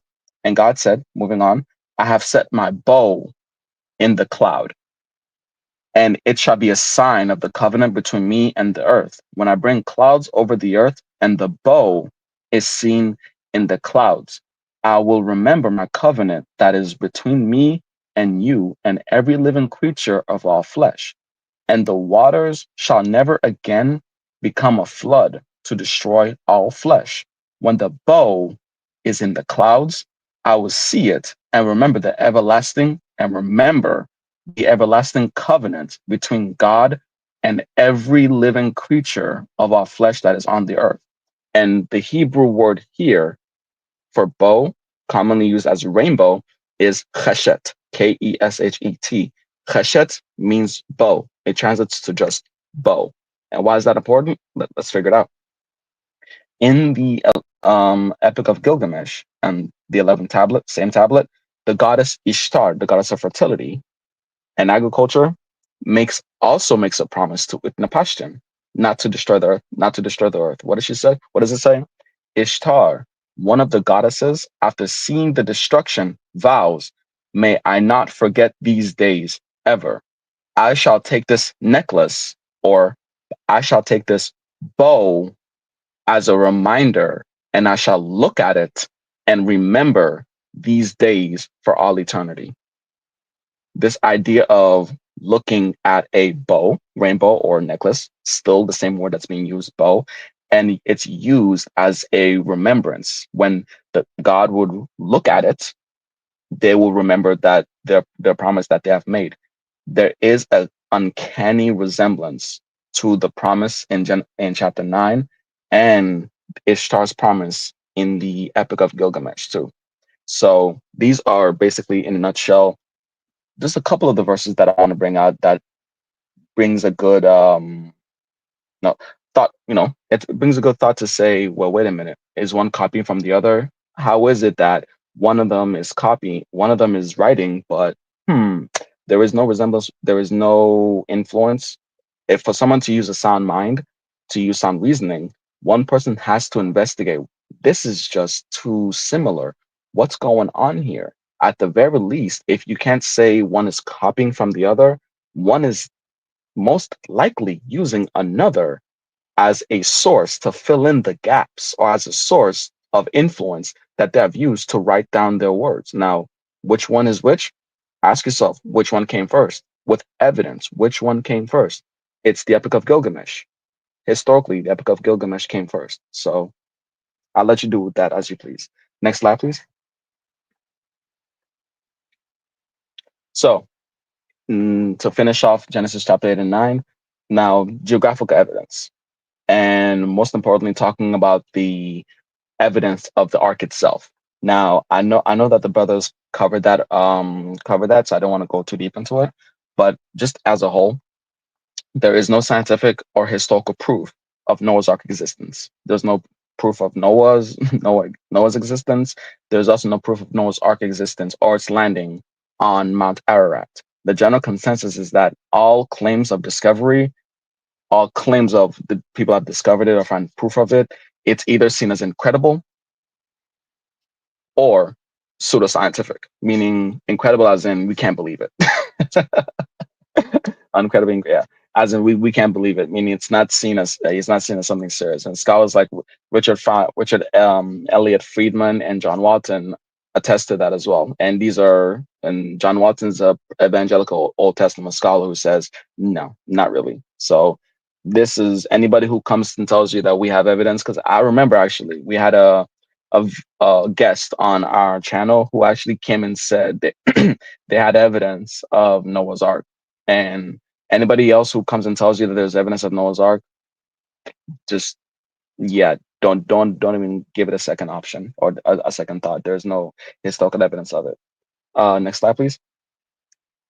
So now that we have removed ourselves from the recap, and again, I do apologize for not being able to be there in our last stream, let's go on to Genesis chapter 10 and 11. Now, the structure of Genesis chapter 10 and 11 can be seen in a couple of different ways. In Genesis 10, it could be categorized into three. Lol. Ironically enough, three. The sons of Japheth, the sons of Ham, and the sons of Shem.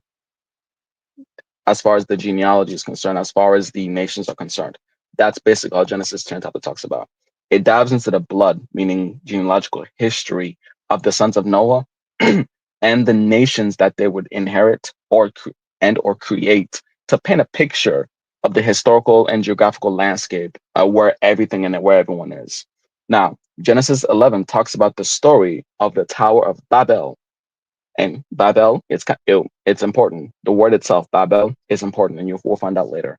And it dives deeper into this genealogy of Shem. Why specifically Shem? We'll find out. Next slide, please. Now, let's start off with because of Genesis focuses, the story focuses keenly on the genealogy of Shem. Let's start off with that. So, the sons of Shem, the direct sons of Shem, are known as Elam, Ashur, Arphaxad, Lud, and Aram. Now, the nations that will come from these five sons are as follows. From Elam came the Elamites.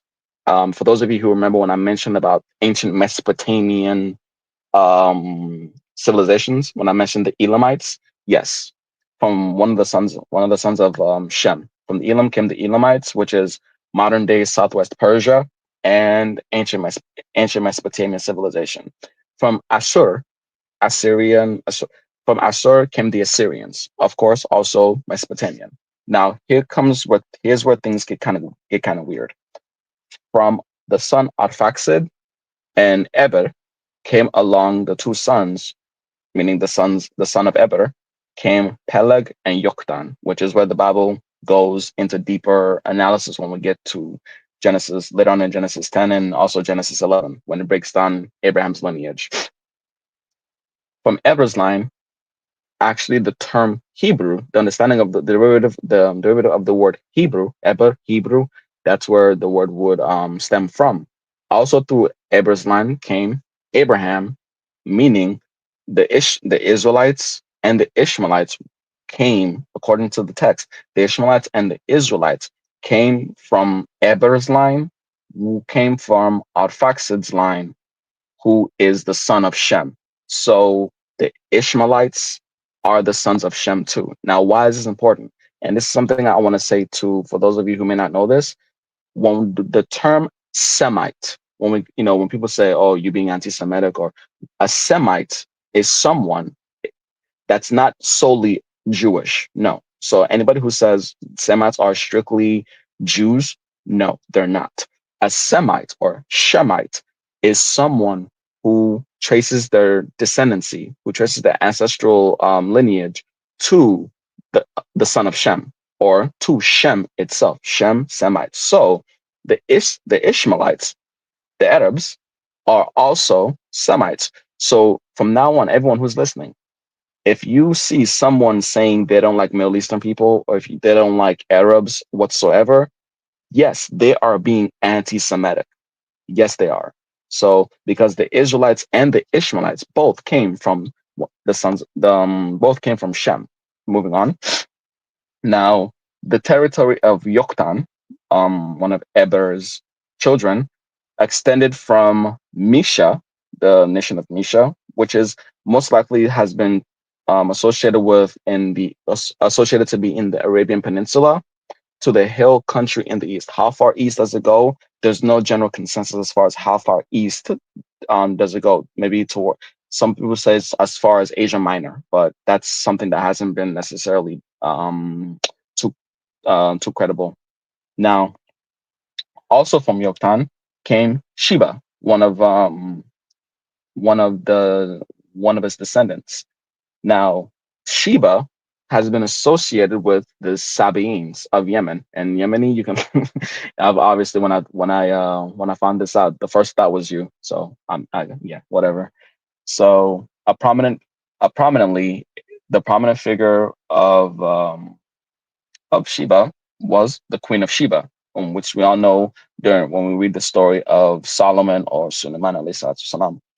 Now, and lastly, from Aram, has been commonly understood to be through his son Uz came the land of Uz, where Prophet Ayub or Job lived, which is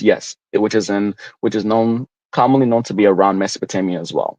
So as a whole, the sons of Shem geographically are commonly known to have inhabited the geographical land that is known as Mesopotamia, or the land of two rivers. Next slide, please.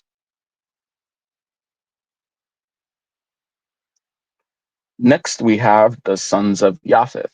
Now, the Bible doesn't necessarily go too deep into it, but as far as what we can trace from that, the sons of Japheth are Gomer, Magog, Madai, Yavan, Tubal, Meshach, and Tiras. And yes, I hated trying to pronounce these names. It's even worse when you're doing research about them. It gets so annoying. The nations that came from this lineage, from Gomer, came what's known as the Cimmerians, which I thought was cinnamon when I first read it, but the Cimmerians, who are known to inhabit the north of the Black Sea or Asia Minor, the Ashkenaz, who was one of the sons of Gomer. Ashkenaz was the son of Gomer, whose people according to the rabbinic literature by scholars like Rashi and Rabbi Jerome ben Yehuda, the Ashkenaz people settled in northern Europe, and that's why the term Ashkenazi, an Ashkenazi Jew, is a Jew who lives in Europe, who was commonly associated to be a European Jew. And from Magog, the Scythians or the Scythians, who were historically known to have lived in northern Eurasia, came about. Plus, oh god, off. Anyways, plus Gog and Magog, who were talked about not only who were talked about in later on in the book. I think it's Ezekiel. In the book of Ezekiel at the end of the day, even during the time of in Islam, it's been associated also with Dhul Qarnayn and everything. So from Madai was known to have come the Medes. Now, who are the Medes? The Medes are ancient Iranian people who later merged with the Persians. So the Medo-Persian Empire, when DeAndre talked about Daniel chapter 2, when he mentioned the Medo-Persian Empire, the Medes were people who came from Madai, who came from etc. etc. From Yavan, and I hate these names. From Yavan came the Greeks and other Mediterranean people. And how do we know that? Well, Yavan is the Hebrew word for Greece. So Yavan, Greece, etc., etc. In a nutshell, the geographical region where the nations of the children of Japheth is traditionally to be understood to come from Europe, Asia, Asia Minor, and the Caucasus region. So literally leaning more towards the northern western hemisphere, the northern western side of Europe, going up compared to the Levant, compared to Arabia, etc., etc. So next slide, please. All right. And last but not least, the lineage and geography of the sons of Ham. Now, the sons of Ham were as follows: the Cush, Mizraim, or Mizraim is the Hebrew word for Egypt. So Mizraim, Put, and Canaan. Now, the nations that came from these sons were Cush, or you can spell this C or K, doesn't, it's been interchanged between K and C, doesn't really matter. It's often identified with ancient Nubia along with ancient Ethiopia. Now, where is ancient Nubia exactly? In Abyssinia, the Nubians were directly below the Abyssinians. So where Egypt, Ethiopia, the Nubians were at modern day Somalia, and also, southern Ethiopia. So that's where the Nubians were in ancient times. Now, Mizraim, like I mentioned before, is the word for Egypt. Put, which unfortunately the Bible doesn't really go too much in depth about as far as his lineage, almost as if it didn't care. Anyways, Put has commonly been identified with regions in North Africa, commonly around the area where Libya is today. And as we all should know, Canaan, his descendants are the Canaanites who inhabited the land that would later become Israel. Yeah. Nations from the sons of Cush are as follows: from Nimrod, which is a very, very prominent, or if anything, the most prominent person from the lineage of Cush. Nimrod, which the Bible says he was a mighty man, came the nations of Babel, Erech, Akkad, and Calneh. And from that land came the Assyrians. Also, the nation of the city of Nineveh, Rehoboth, Kala, and Resen. Basically, Mesopotamia. From Nimrud, settled in what will be known as also Mesopotamian lands as well. And as a matter of fact, you know what? I'll say that for later. Now, the nations of the sons of Mizraim came as follows. From one of the sons of Mizraim, or Egypt, and I hope everyone's following along with me so far. From one of the sons of Mizraim, from Kasluhim, came the Philistines. From Patrusim came the Patrusites, who are associated with the people of southern Egypt. From Ludim came the Ludites, associated with the Lydians. From Lehabim came the Lehabites. who are also associated with the ancient Libyans. Next slide, please. Just quickly before we move on, Canaan is, just to clarify maybe, that when it says who inhabited the land that would later become Palestine, it wasn't limited to Yeah. right. Yeah, also went basically went the Levant as well. Yes, exactly. And parts of Arabia. Yes. Yeah. All right.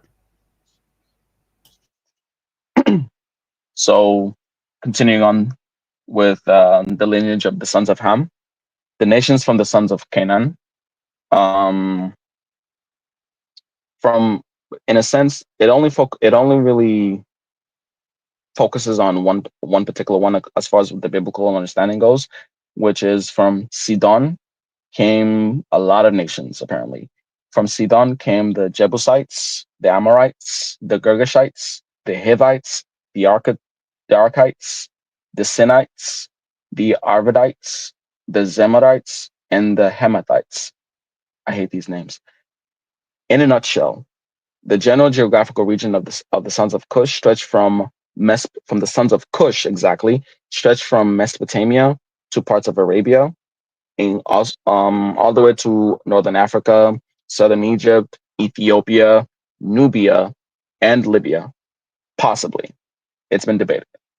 Through one figure, which is Nimrod, came the nations of ancient Mesopotamia, including Babel. Now, when I mentioned earlier about the name Babel, why is it important? Babel is the Hebrew word for Babylon. So, and that word itself means confused, as we would later find out in Genesis chapter 11, where the Tower of Babel is mentioned.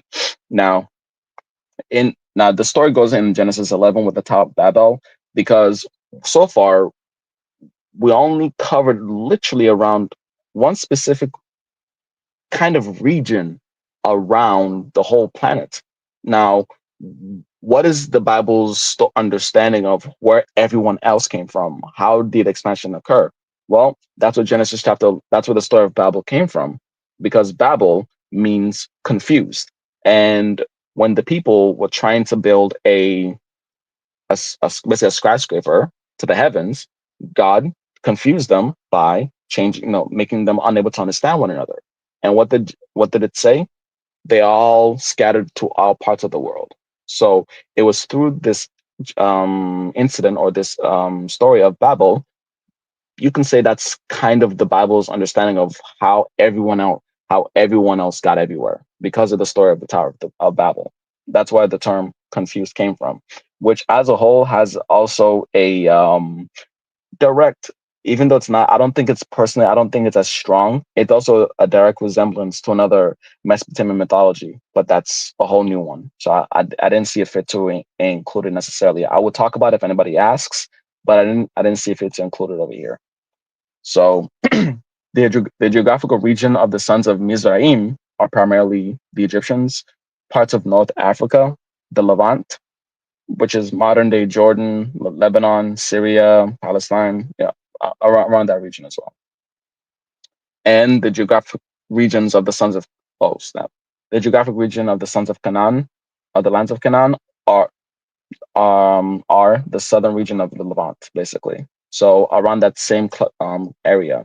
So let's see a map, because I've said a lot of regions and areas. Let's look at a map to make everyone, at least to give everyone a visual understanding of where everything is from. Next slide, please.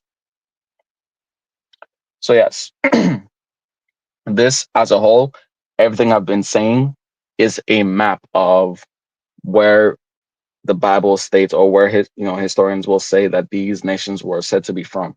So if you look, let's actually start to the left going right. So towards the left, you see the bottom left in the African continent, you see the descendants of Ham, like I mentioned earlier.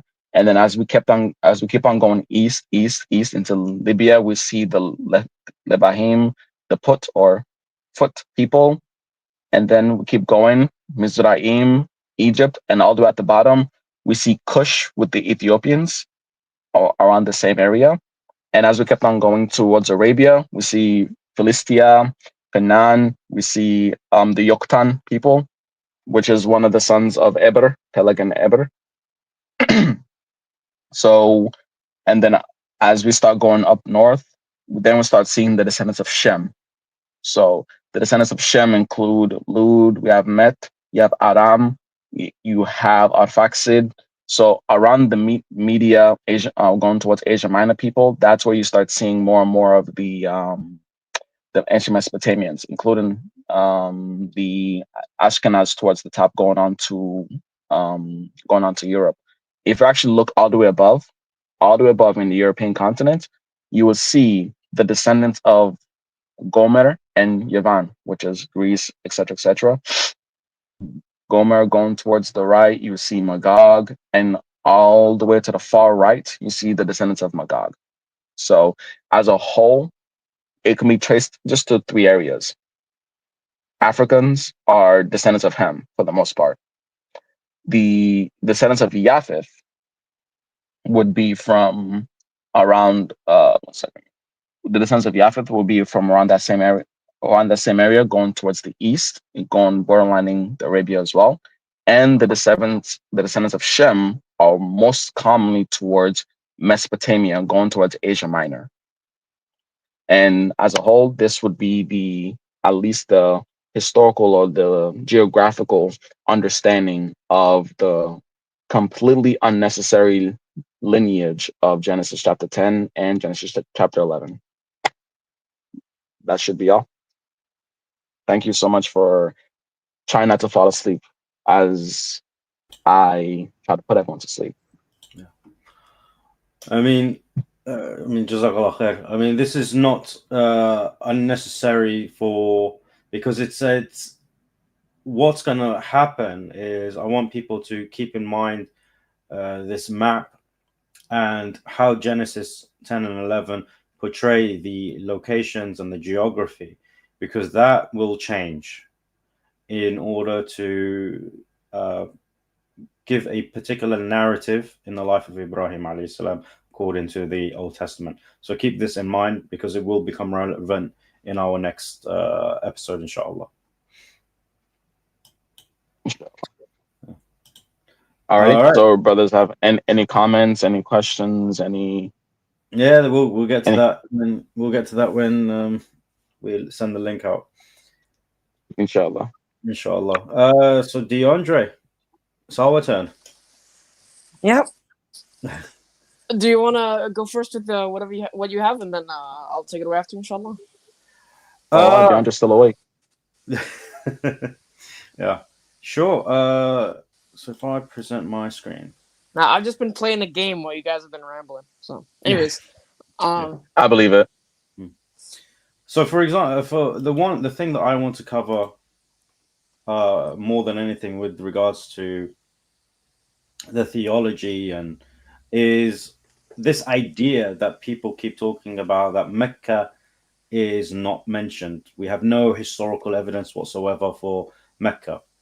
But that's actually not true, because Genesis 10:30, now you guys might be wondering why I'm on Bible Hub. Why would Bible Hub mention anything about Mecca? Well, Genesis 10:30, if you look in Barnes' notes, for example, and we'll increase the thing here so we can see it. Now, this is in particular to the place of Mesha. The situation of Mesha is uncertain, but it is obviously the western boundary of the settlement and may have been in the neighborhood of Mecca and Medina. So this is a very clear indication that they recognize this area. So even the Christian commentators would recognize this area. Now, people might be a bit pedantic and say neighborhood of Mecca and Medina, i.e. not Mecca and Medina. But then why still refer to that specific location? Why is Mesha being referred to that area if it's not significant? Now, the Jews are a bit more specific, and they would say to you that it is Mecca, not a surrounded. But Barnes' notes here is trying to be a bit, sort of, what's it called?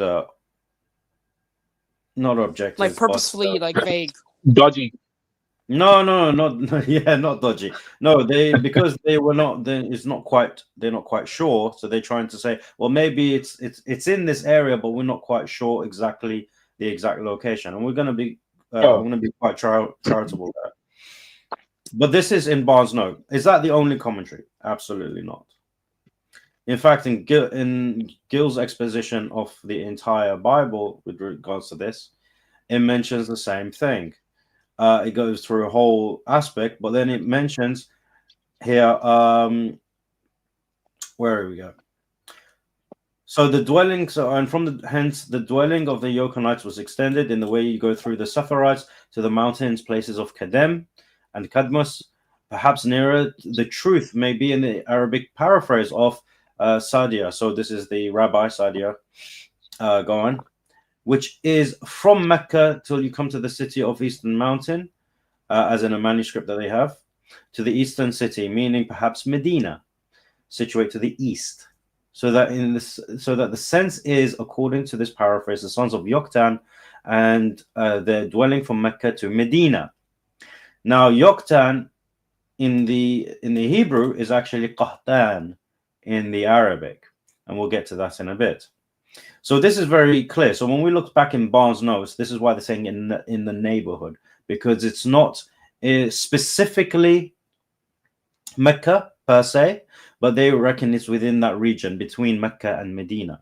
But the point here is that Mesha is more specifically in reference to Mecca, and the I forgot the other one. What's this?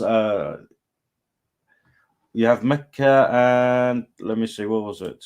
Mesha, and what was the other? Here we go. Yeah, Safa. And Safa is Medina. So this is what it's speaking about. Now,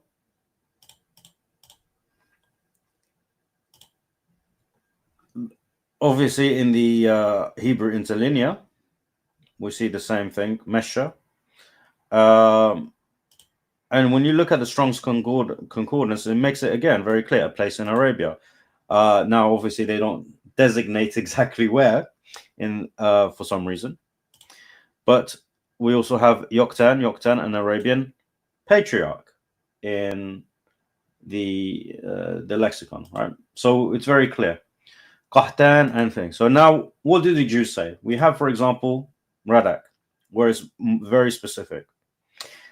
So it's not just Rabbi Sadia Goan, but also Radak, who says, after the dispersal of mankind, these sons of Yoktan chose for themselves the land extending eastward from the valley of the Euphrates and Tigris.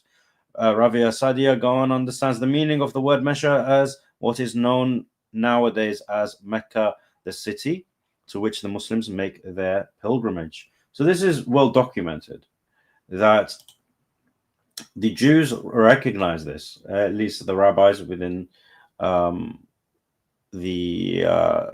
later centuries. And of course, Qahtan, we have here in the biography, the English translation of the biography of Muhammad Sallallahu Alaihi Wasallam, where you have a poem being made, or essentially, a poem being made by Abdul Muttalib, the uncle of the Prophet Sallallahu Alaihi Wasallam. And when we go through this poem, he mentions here, there is no clan like you among the sons of Qahtan. So the sons of Qahtan and the tribe of Qahtan is well documented even in Islamic sources. And what's even more interesting, no, that's something else. So that's Genesis 10:38. It's very, very simple in terms Genesis 10:30, sorry. That it does indeed speak about Mecca. So this idea, when people look for, you've got no evidence of Mecca and so on and so forth. Well, you look to your own scripture. Now, what someone might say is, well, hold on a second. Haven't you guys been bashing the Old Testament this whole time in your 6 or 7 episodes about how the Yahwist tradition is a pagan tradition? I mean, isn't Genesis 10, chapter 30, a pagan part of the Yahwist tradition? So why are you now trying to use it as evidence for your religion? Well, that's where you fail, because we are not trying to make a theological point out of this. Now, you can determine a historical reality even from something that has theological issues. Now, what we have seen with regards to the priestly and Yahwist text is that you find a completely different narrative, which constitutes theological problems between them. And that's where you start to find the theological contradictions. And inshallah, DeAndre will go through that when he speaks about the Tower of Babel. But this specific thing, even though it's a Yahwist source material, it's still speaking about a certain geography. And the geography of Mecca and Safar is in reference to Mecca and Medina. Now, quickly, just to have a parallel, we did find Nimrod in the genealogies. Now, within Islam, Nimrod is a figure, but more specifically, the king that Abraham alayhi salam had an interaction with. And there's only one verse in the Quran with regards to this. Now, Nimrod is not mentioned here by name. Rather, it mentions the argument that the argument that they had regarding Nimrod's deity and the deity of Allah. And of course, it says in the translation of the ayah, have you not considered the one who argued with Abraham about his Lord, because Allah had given him kingship, when Abraham said, my Lord is the one who gives life and causes death. He said, I give life and cause death. Abraham said, indeed, Allah brings up the sun from the east, so bring it up from the west. So the disbeliever was overwhelmed, and Allah does not guide the wrongdoing people. So where do we get this idea that it is Nimrod? Well, we have, this is Tafsir al-Tabari, and we have this hadith from, it's related, as you have the isnad here, but it's really narrated by Mujahid. And let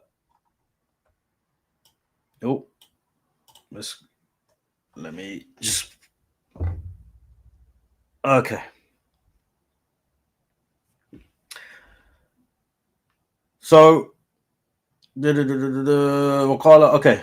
So over here it mentions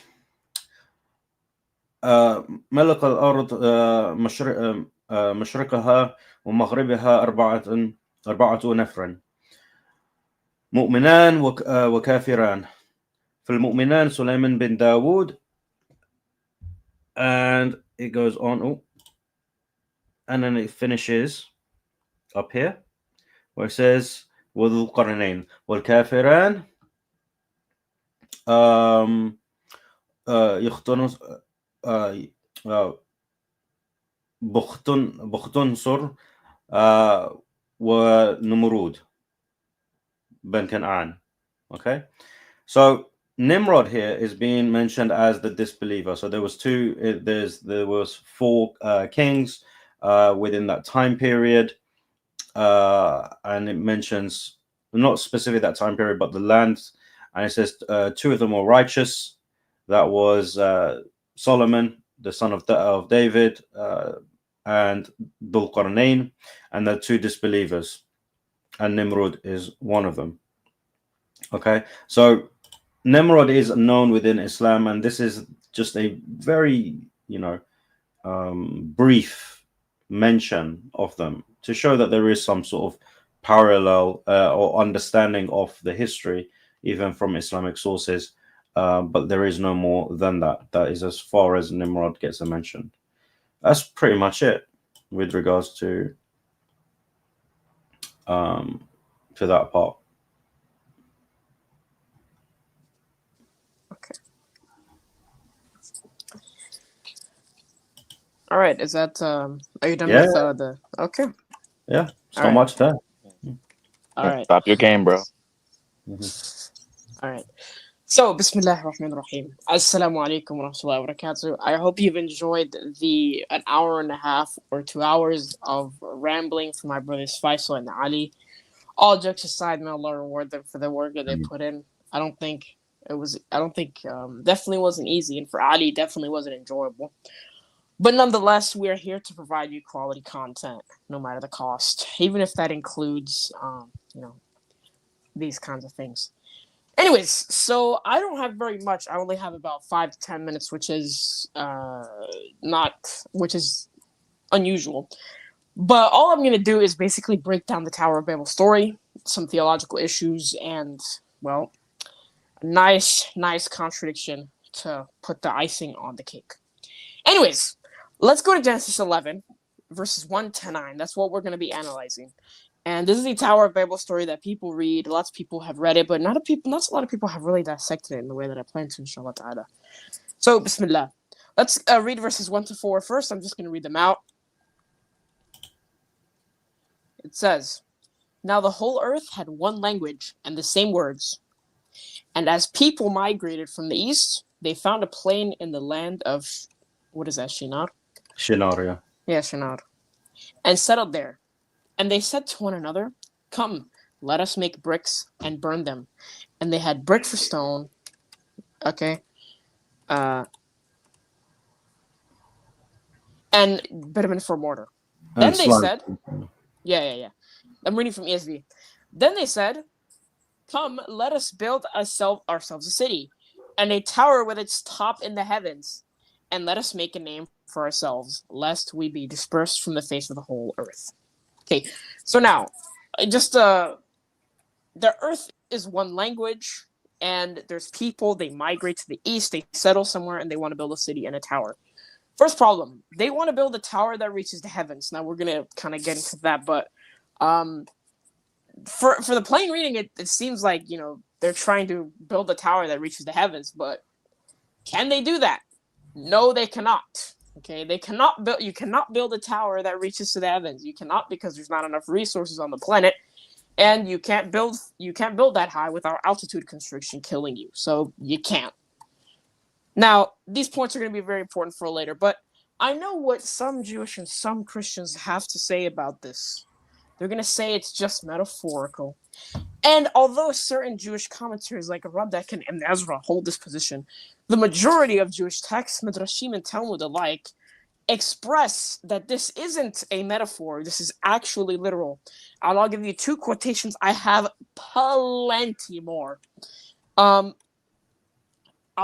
give you, for instance, Midrash Tanshuma, Barashit 7:4. It says, "It is written of the generation of the separation, and the whole earth was of one language and of one speech," Genesis 11:1. "But later they sought to ascend into the firmament, as it is said, 'Come, let us build us a city, and a tower with its top in the heaven.'" Verse 4.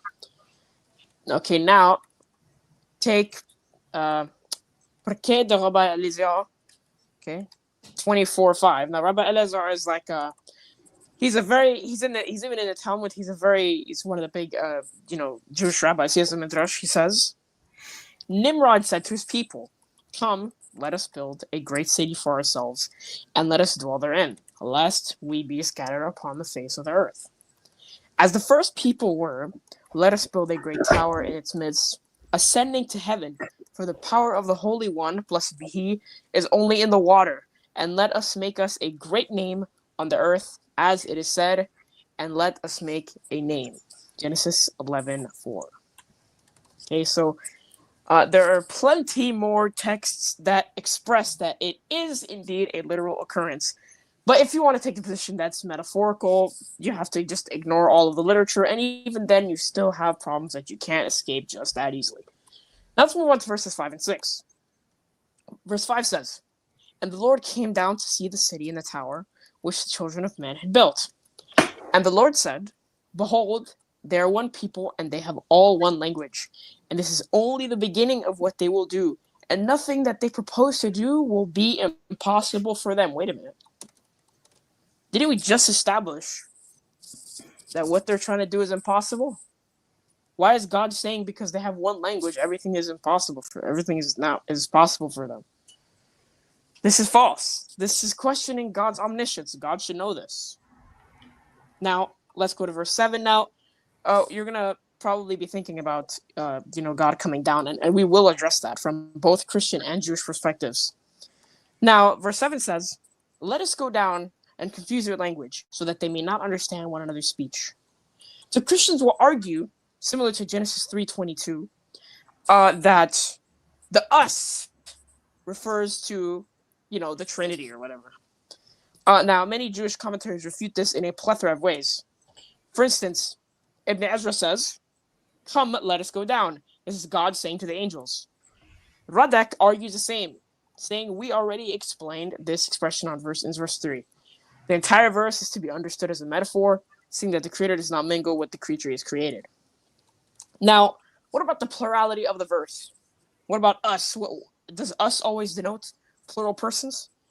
Well, take Rabbi Cheskuni in his commentary on Genesis 1:26. He says, "An alternate exegesis we find, a similar formula let us interpret in Daniel 2:36, where Daniel offers to reveal the meaning of the king's dream, but only he himself in a private audience with King Nebuchadnezzar will actually reveal it out of deference to the king, since it contained unpleasant news." So if you guys don't get what he's saying, he's basically saying that just because it says us, it does not necessitate that there are two or more subjects doing the action. Because Daniel 2:36 says, "Let us reveal," but it was only Daniel that was revealing it to the king. It was not someone else. Daniel was alone in the king's chambers. So now let's talk about God coming down for the Christians. Now, obviously, the Christians believe God coming down is some kind of anthropomorphism, and it prophesies the early incarnation. So we're going to go with that Christian position, and we're going to look at a couple of early church commentaries, specifically commentaries from Justin Martyr, about, let's say, 160-ish, and Theophilus of Antioch, a couple years before Irenaeus. What do they say about God coming down? Okay, now what they say about God coming down is actually detrimental to the Christian position, the Nicene position, as I will say. So, in Justin Martyr's Dialogue with Trypho, chapter 127, he states, quotes, okay, Justin, so he's speaking right now. Dialogue with Trypho is a work that is like, it's a dialogue form. So then Trypho speaks, and then when you see Justin, it's like Justin saying it. So Justin says, "These and other such sayings are recorded by the lawgiver and by the prophets. And I suppose that I have stated sufficiently that wherever God says God went up from, Genesis 18:22, or the Lord spoke to Moses, Exodus 6:29, and the Lord came down to behold the tower which the sons of men had built, Genesis 11:5. Now notice, he's quoting this verse verbatim. Well, no, not necessarily the verbatim, but yeah, he's quoting it verbatim. And what does he say about it? He says, "Or when God shut Noah into the ark, Genesis 7:16, you must not imagine that the unbegotten God himself came down or went up from any place. For the ineffable Father and Lord of all neither has come to any place, nor walks, nor sleeps, nor rises up, but remains in his own place wherever that is, quick to behold, quick to hear, having neither eyes nor ears, but being of indescribable might. And he sees all things and knows all things, and none of us escapes his observation. And he is not moved or confined to a spot in the whole world, for he existed before the world was made. How then could he talk with anyone or be seen by anyone or appear on the smallest portion of the earth?" So Justin is saying here that the reason that, says God came down is because the Father could not come down. He's too great to come down. So he had to send Christ to come down. This is an ontological distinction that Justin Martyr is making. So Justin Martyr is saying that Christ is lesser in his ontology because he doesn't have those properties.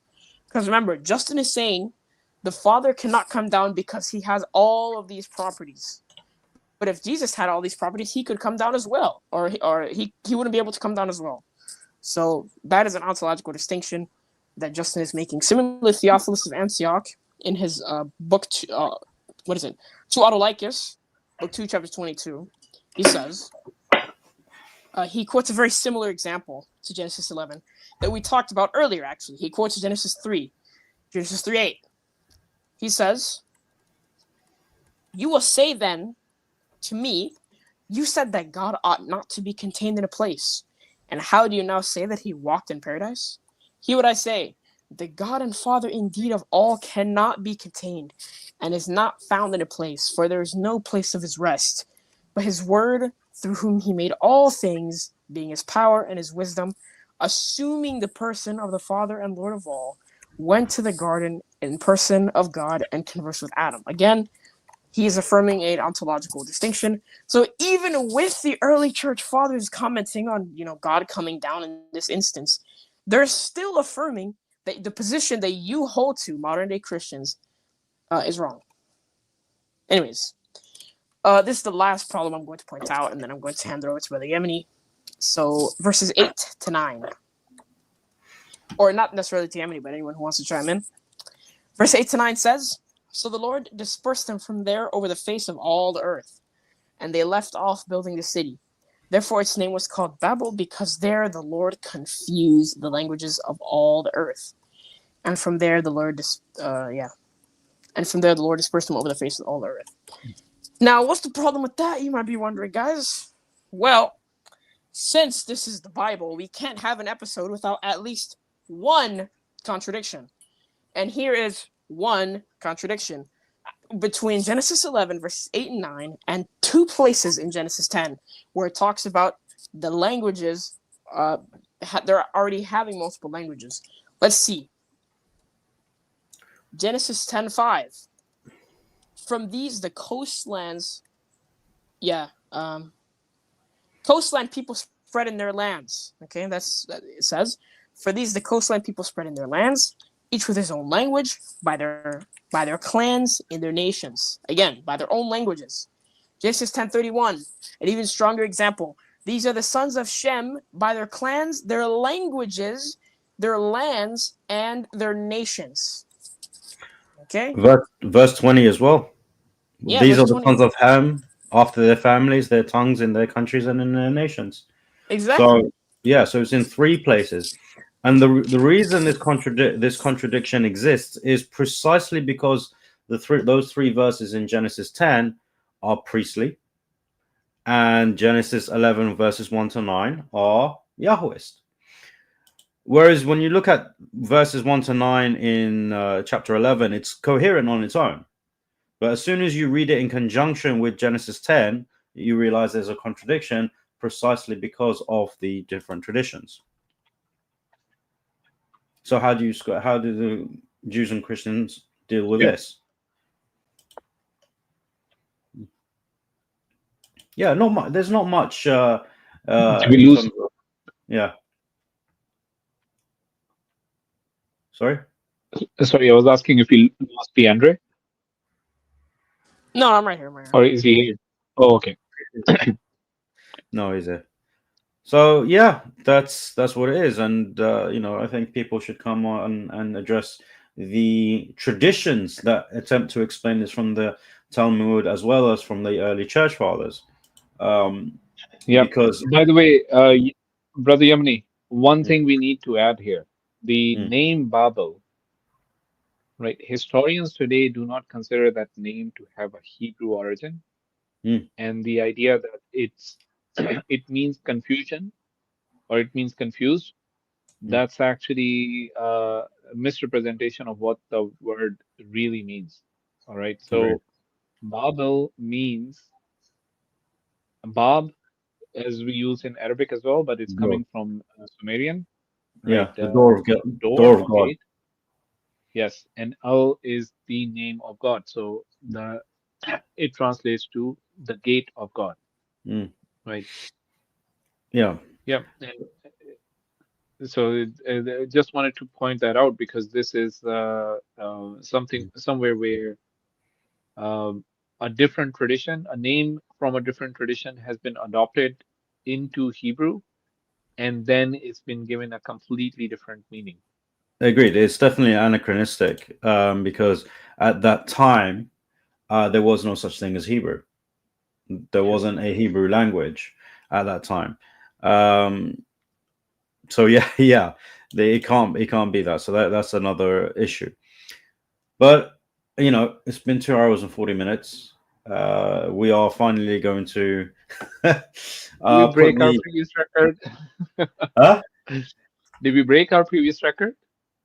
I think we went No. 2 hours 40 minutes last time as well, or probably 3 hours.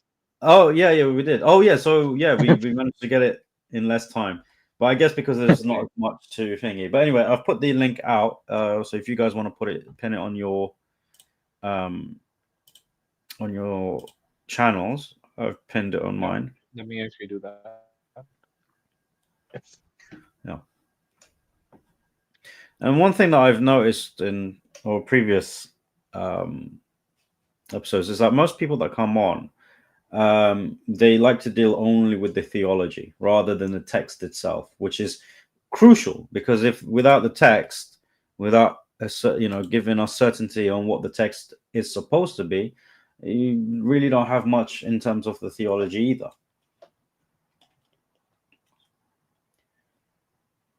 I mean, it's the Texas sharpshooter fallacy all over again. It's Yeah. they're basically saying the text is beneath, it's subservient to the theology rather than the other way around. Exactly. Yeah. Also, I didn't want to bring this up before, but we have William in the chat.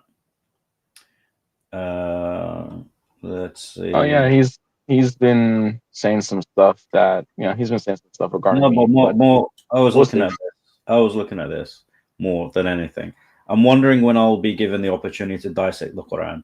Well, on my channel, Young Night Front, we are currently doing a deep dive into the preservation of the Quran, and we are going to be doing a complete dissection of the Quran as well, a detailed analysis of the Quran, in which we will not go through just chapter by chapter like we are doing in this. We will go even more specific. So within Surah Al-Baqarah, we're not going to do an episode on like 256 verses. We're going to break it down into its themes. So verse 1 to verse 5, and then verse 6 to verse 30, and then 30 to I think it's 40 or 45, something like that. But we're going to break it down into its various themes. But we were going to do this in conjunction with the preservation stream, but when we looked at the amount of material there is on each and every verse, let alone chunks, we were like, no, we have to do this after the preservation stream. So that is definitely something that's going to be happen, unfortunately. Here's the And thing. Sorry, go ahead, Ali. 1 second, Aki. I was gonna say another thing also. This is why I see this as very, very slick. Why?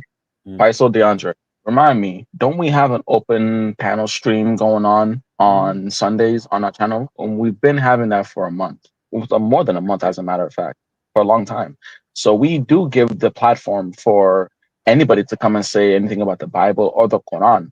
The real problem is, William, and I know you're still listening, the real problem is you don't, rather than talk about the Quran, we should talk about your manners when you do come up on stage. Because unfortunately, you don't seem to be able to have a decent conversation with anybody.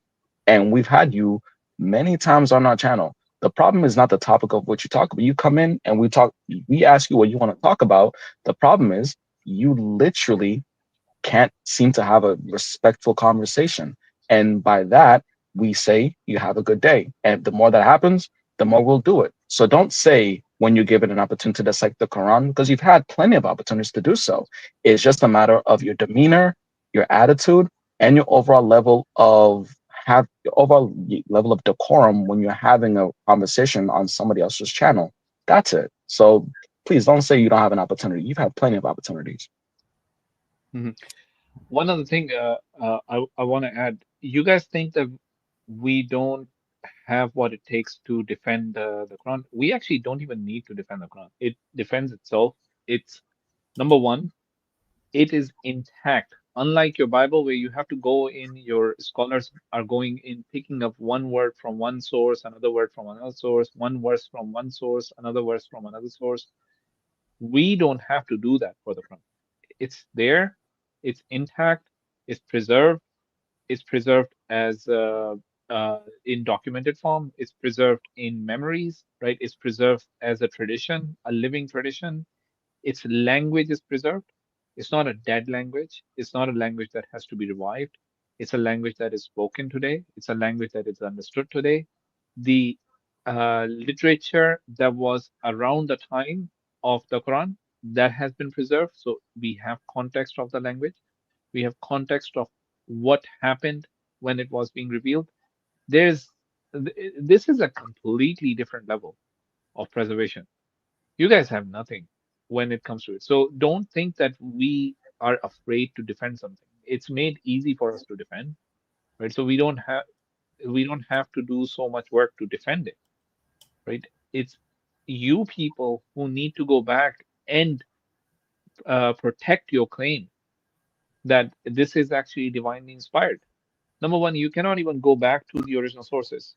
If you're not able to go back to the original sources, then what are you claiming? You're claiming that, oh, the inspiration is still here. Okay, where's the inspiration? Why is it contradictory?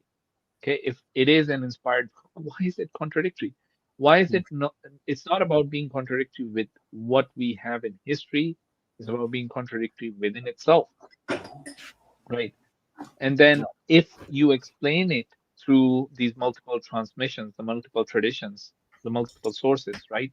Then the question becomes, which one of those sources was the one written by Moses? Explain that to us. And if you go ahead and claim one of them is, then where did the other one come from? So it's like when you lie, right? You have to say so many lies to cover up the first lie that it's an unending chain, and this is what you guys are in. For us, it's so simple because we are on the truth. Yeah. And what we're inviting you towards eventually is that have a look at the Quran.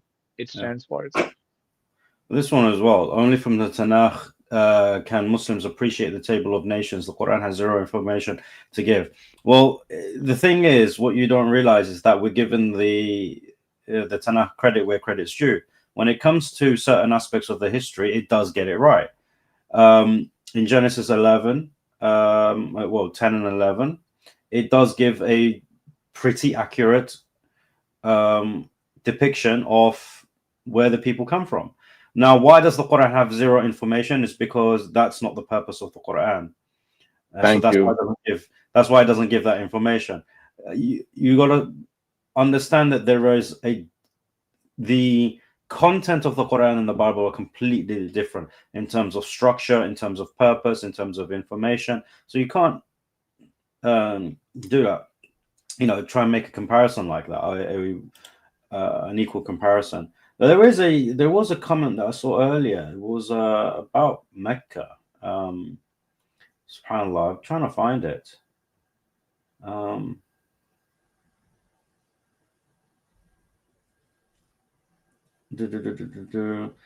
He says Ali's path of migration is not accurate. We'll come on and challenge that. Please do. Yeah, definitely come on and challenge that if you want. Where is it? SubhanAllah. And please, I mean this because it's been happening for a while. Can you please spell my name correctly? Please. My name is up on the screen, my guy.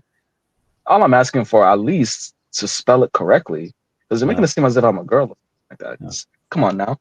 Yeah. This is another thing. There was no Mecca in the Bible record.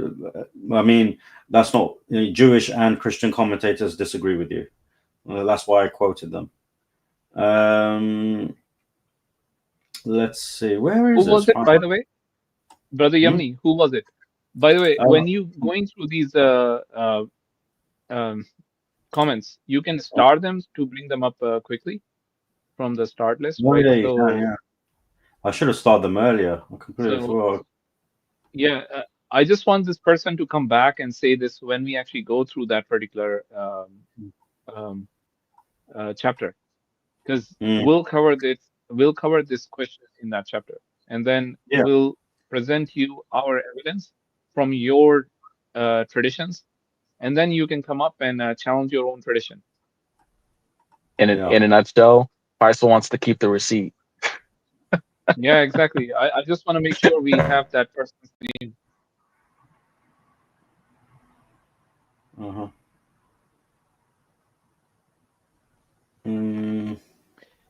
William, why don't you come up? We can have a very interesting Oh. conversation. Which one of those Sorry. traditions do you follow? Yeah. How We got old is Danny. how old is the world? Oh, we hear someone. Yeah, we do have someone in the back chat. We got Danny. Danny, how you doing? I know your mother is my.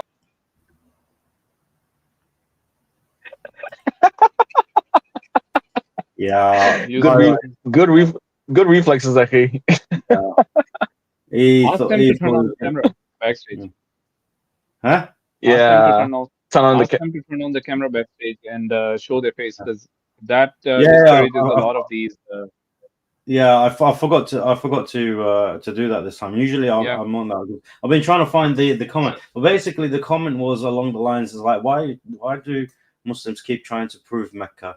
It was something along the lines of that. Very simple. Very simple, because you are the ones that keep saying that it's there's no historical evidence, but when your scripture actually points to it, you have a hissy fit. Oh, William, you're running away. William will. No, I'm good. I'm comfortable here because I'm living. You see, honestly, Yeah, if he's comfortable over there, let him be irrelevant.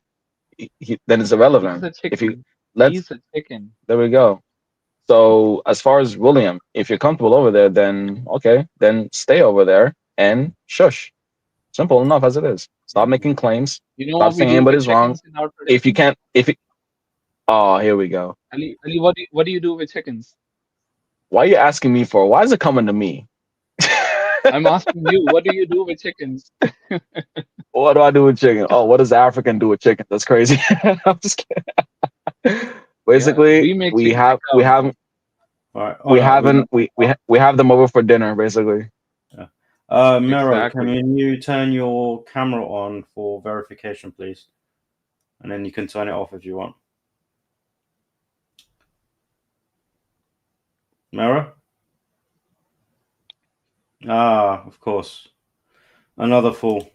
Ban. Ran away. No, he was there, but he changed his name to something derogatory.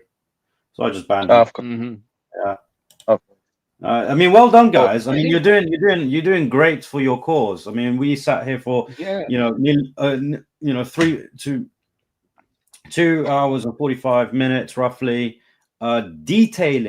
doing a complete deconstruction of your scripture, and then two of you come on just to be derogatory. I mean, well done, guys. Yeah. And one of them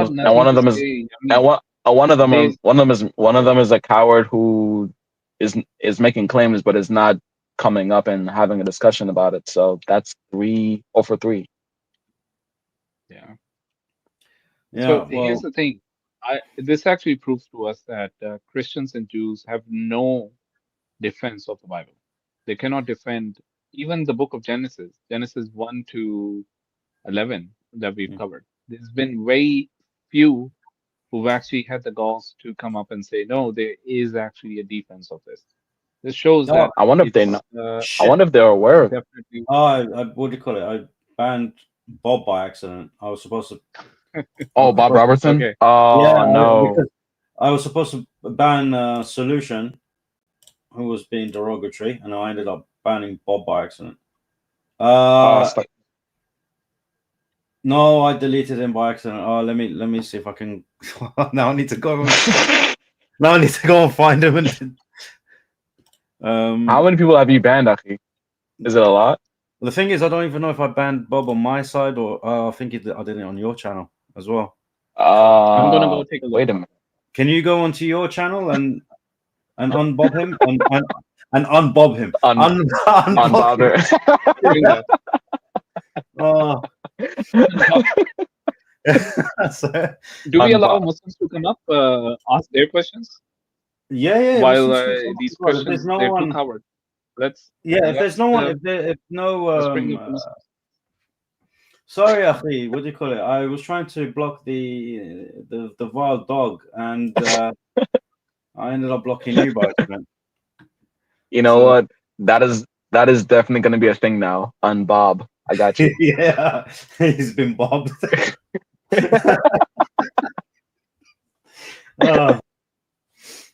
Oh, by the way, I just wanted to say this, and every time Brother DeAndre speaks, the more I'm just in amazement for his not only his knowledge, for just the way how it's coming into more of his own. So I just wanted to say that the future of the Dawah is in good hands. Every time I hear him speak. Alhamdulillah.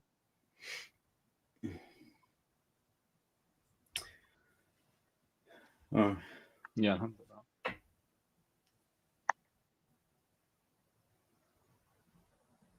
So that's 3 people. 2 people Okay, that came on stage to be derogatory. 1 in the chat.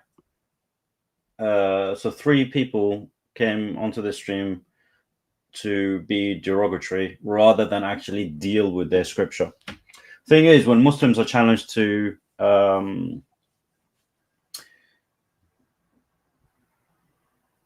what do you call it? Or challenged to defend our religion, we deal with it and we break it down to its absolute principles and then build from there. Is there another blasphemous person in the chat? I can't see. Hey, Brother Bob, can you confirm that you're able to? Are you you're on Bob been again? unbobbed? Can you confirm that? Have you been About Brother Bob. Yeah. I hope I've made the right Bob Robertson. Bob. Assalamu alaikum, guys. I was eating dinner, and then I dropped out. That's fine. Yeah, That's no. fine.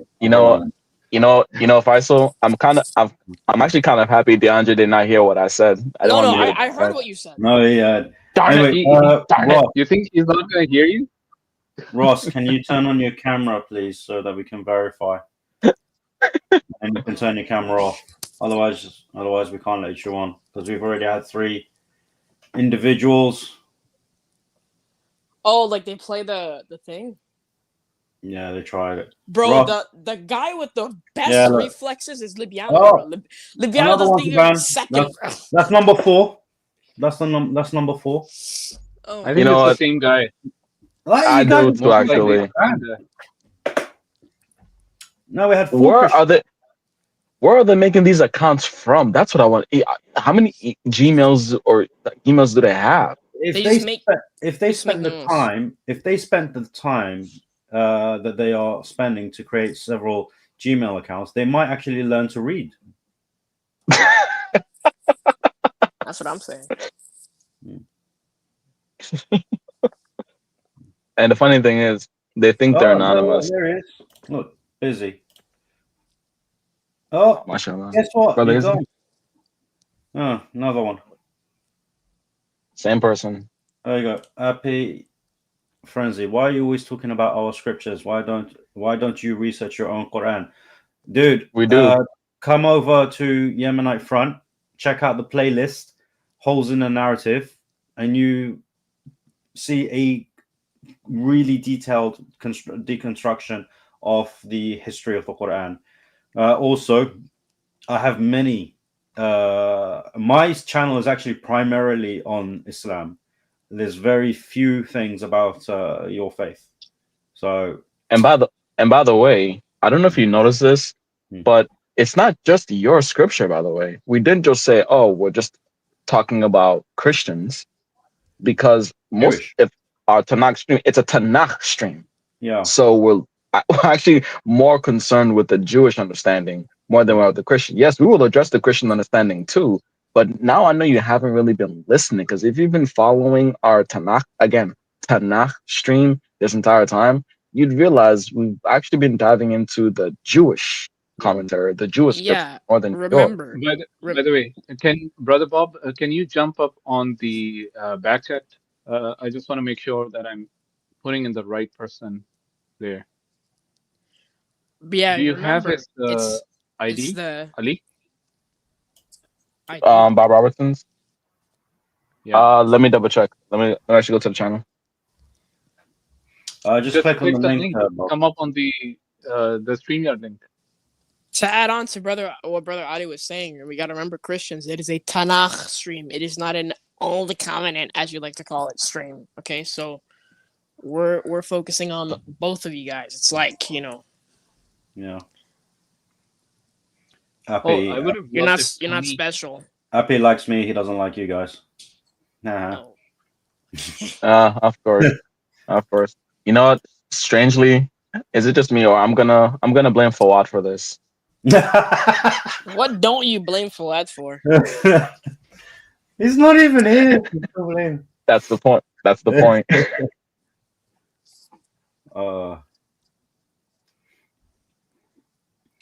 I mean, by the way, for the Muslims, if you guys want to come on, I mean, yeah, Bob did come in the backstage.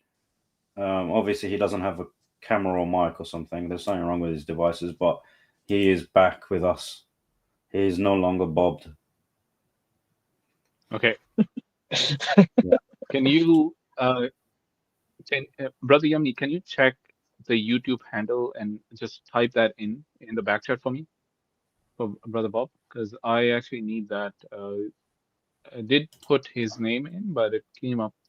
It didn't make him mod. To be honest, I actually don't know how to do that. I don't know all of Yeah. this. So Let me see if I you can do that press right the now. three dots, Yeah. you press the three dots right next to someone's name, it shows up that they're verified through what they're verified through. Yeah.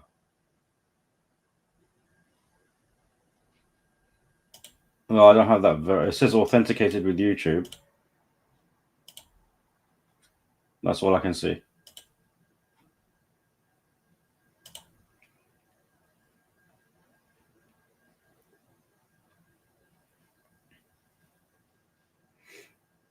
But yes, I mean, Muslims, you can come on and No. ask Bob, questions. I do know you're the real one.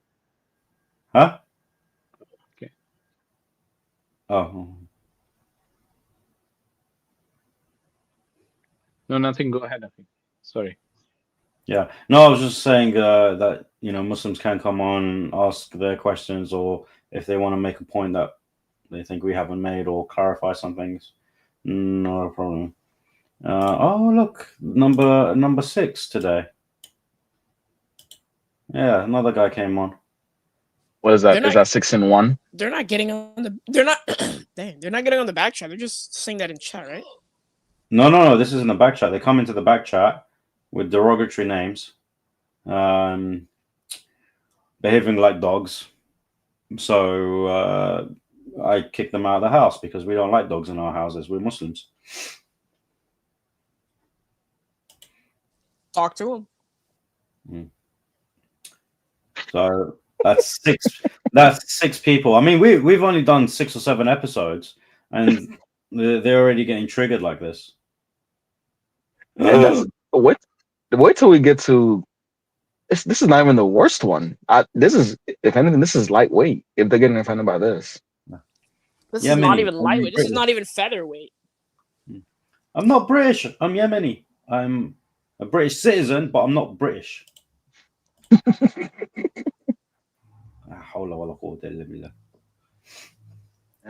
hey bro, it's better than being asked if you're from Wakanda. Trust me. Are you though? It's better than being Oh, yeah, asked yeah, if you yeah. speak Mexican. Yeah. Hey, do you speak Mexican? See. Do you speak African? Do you speak African?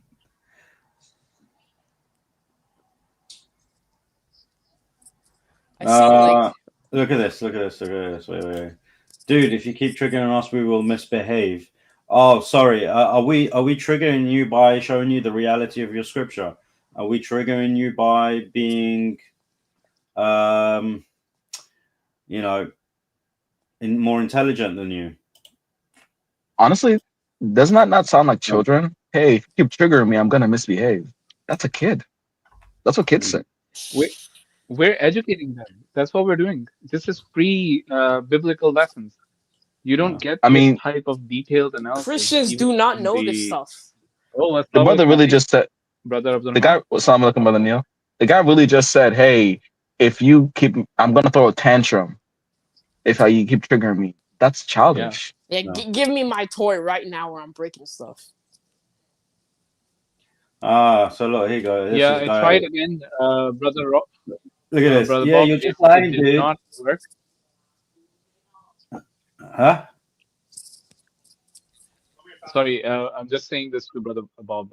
So, Brother Bob, I tried putting you back on. If you don't have mod access, just privately chat. Do you have Ali? Do you have contact with the? Are you in contact with Brother Bob?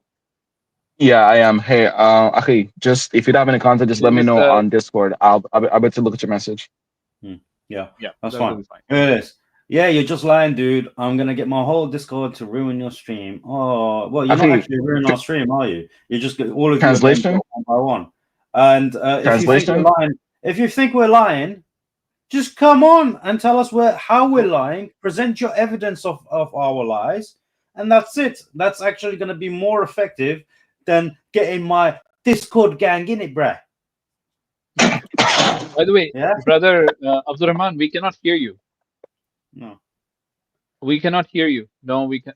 Nah, we can't hear you. Actually, No, not still no.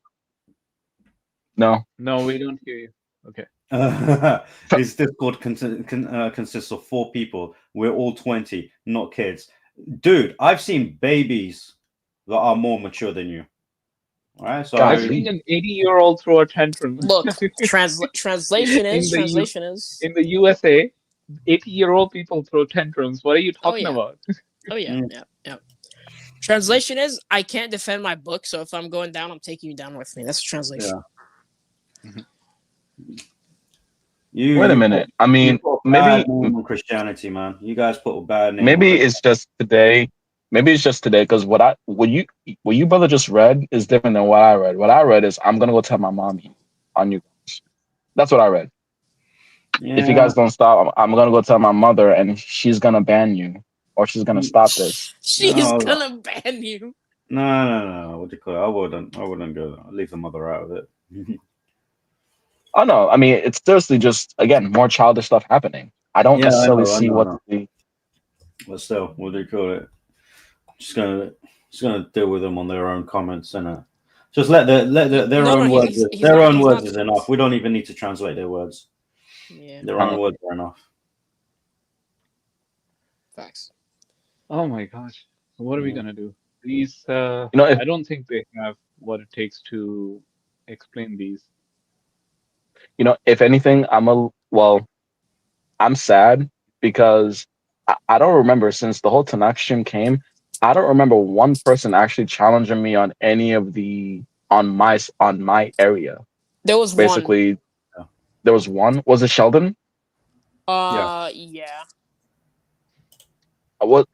I don't remember that. Him, hey, what part of mythology? I don't remember anybody asking me a mythological question. It was Genesis 5 to 7, and he was talking about the flood story, and he was asking you a question. So there was one.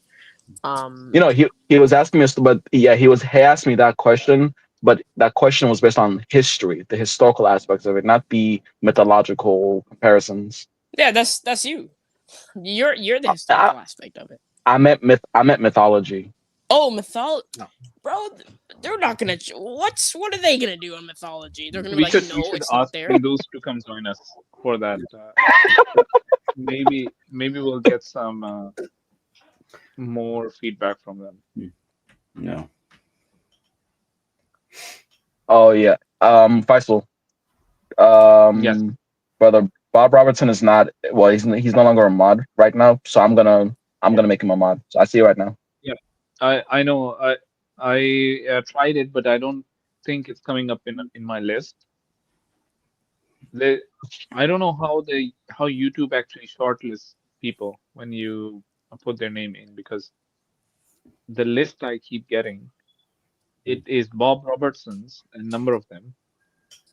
So maybe everybody on YouTube gets shortlisted, and then I'm not sure what to do after that.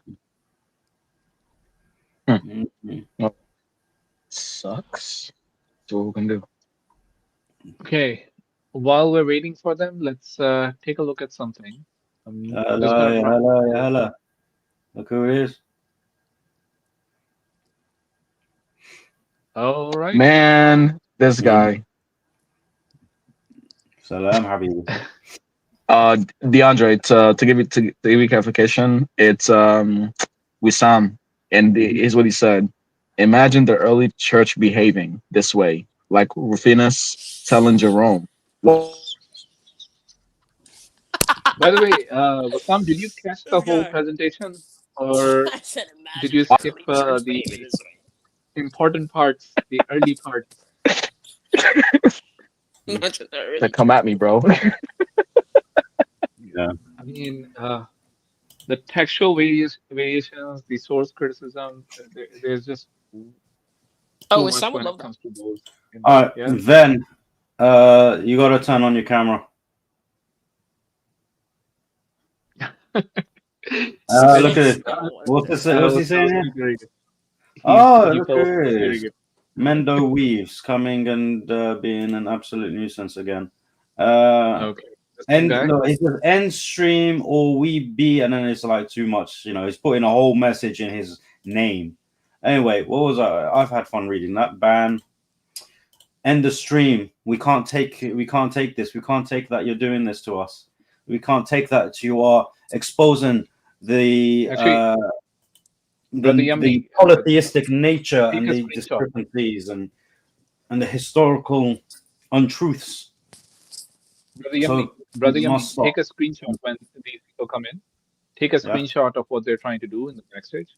Oh Just no, because look, it literally it's just their names. They changed their names as we have it into like I know, a little but keep a screenshot with you. Keep a Mm-hmm. screenshot with you just in case, right?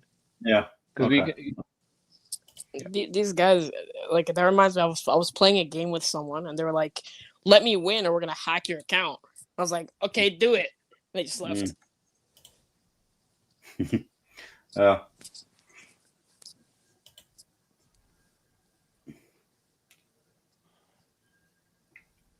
Here, I thought I was gonna go home late tonight. I guess maybe not.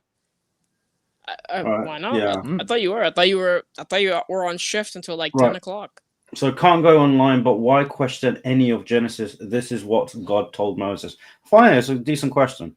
That's begging the question. Look.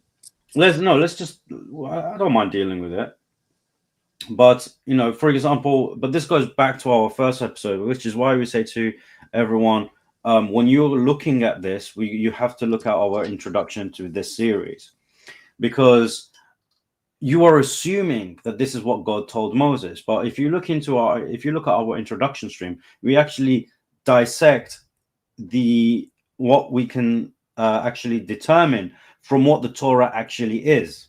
So if you are saying this is what God told Moses, then you would actually have to prove that God revealed these 5 books to Moses, right? In order for that to be the revelation and so on and so forth. So go back and check our introduction to the Old Testament.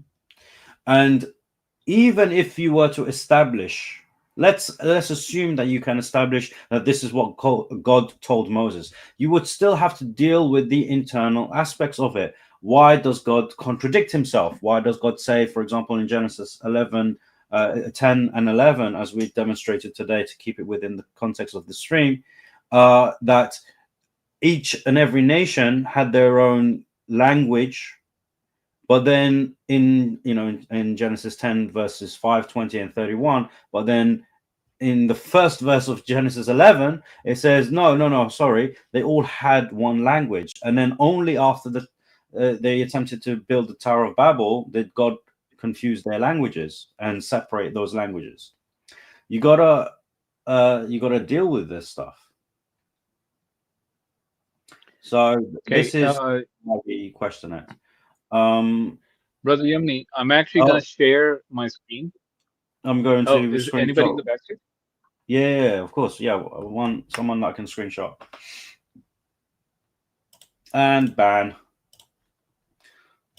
Yeah. That's so 7. Yeah, I think that's 7. Okay. Yeah. No, they're all 1. It's only 1. What are you talking about? We're just going to start looking into the Dead Sea Scrolls. Yeah. Right. So this is the Dead Sea Scroll for the Book of Jubilees, right? And we've got snapshots Bismillah. of them on the website. Bismillah, Dead Bismillah, Sea Bismillah. Scrolls. Oh, Yeah, Assalamu Assalamu alaikum, brother Abdurrahman. Assalamu alaikum. Yeah, we can hear you, Akhi. Bismillah. Can you Now hear we me? cannot hear you. Yeah, we can hear you now. Yeah, we can. Okay, good. Oh, now we can. Yeah, it's good. Okay, let me just talk a bit about this, right? So that people understand what we're looking at. Because a number of times people don't have an idea about what it is when they talk about the Dead Sea Scrolls and these type of things, what it is, right? So this is scroll, the Dead Sea Scroll 1Q, Jubilees, all right? Mhm. And you can see there are really just fragments, right? Just fragments here, okay? This is 4 centimeter. The scale is showing 4 centimeters, right? Most of these fragments probably go about 6 centimeters in width or height. Not a lot to go by there, right? Just to give you guys an idea about how things are working. Okay. Let's look at the next one.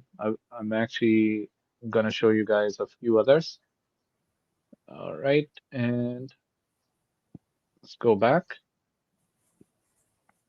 Okay. Again, this is also 1Q17 and 1Q Jubilee, right?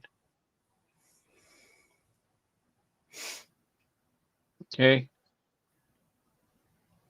Again, 4 centimeters. This is what we have from the scroll. All right.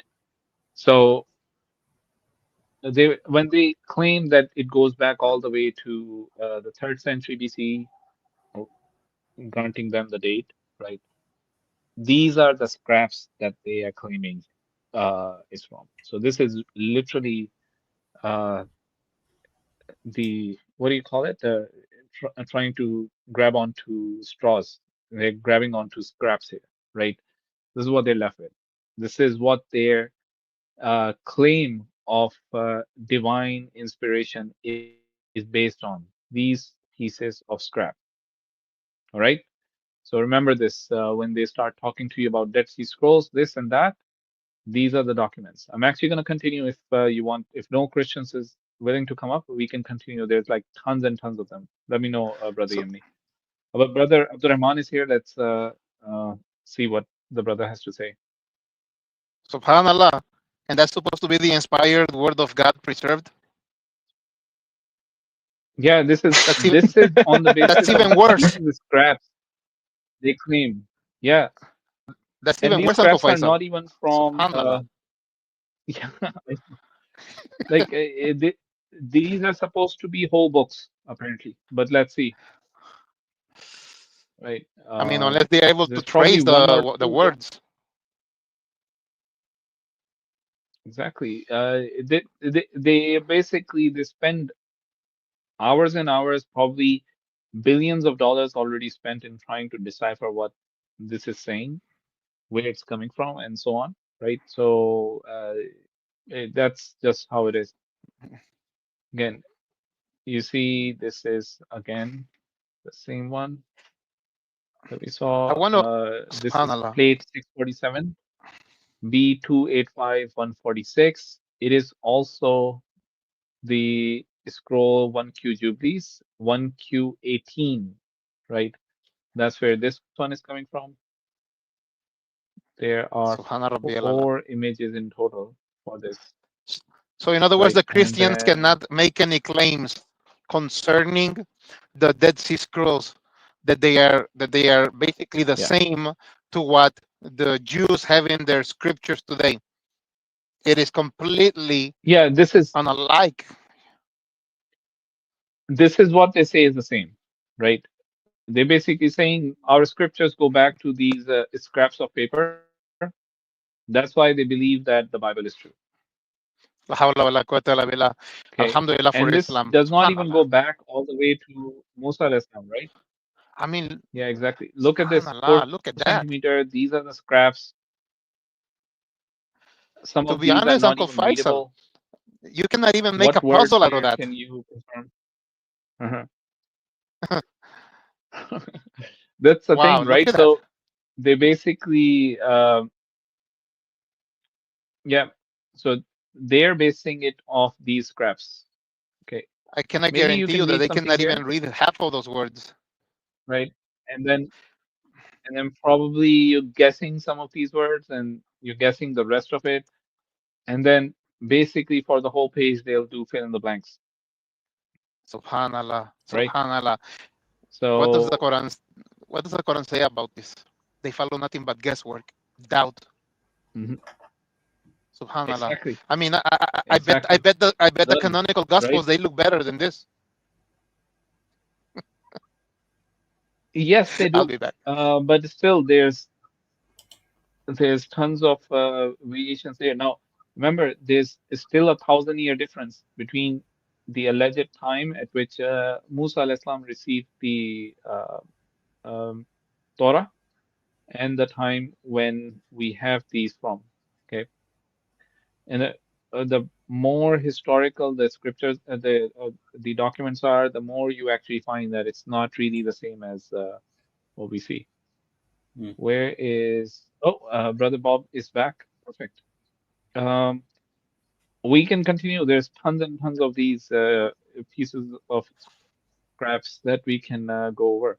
We were talking about the Book of Jubilees, so we can go over all of the documents that are available there. But you can really just go back to go to the site deadseascrolls.org.il, right? It's the Israeli website because they're the ones Put the most link. concerned about those Yeah, scriptures. It's a put the digital link in. library, and I'm just going to show quickly. Yeah. Let me just show quickly what the site is like, so everybody can see this. Now, when you come here, right, this is what they show you. You can go explore the archive, right?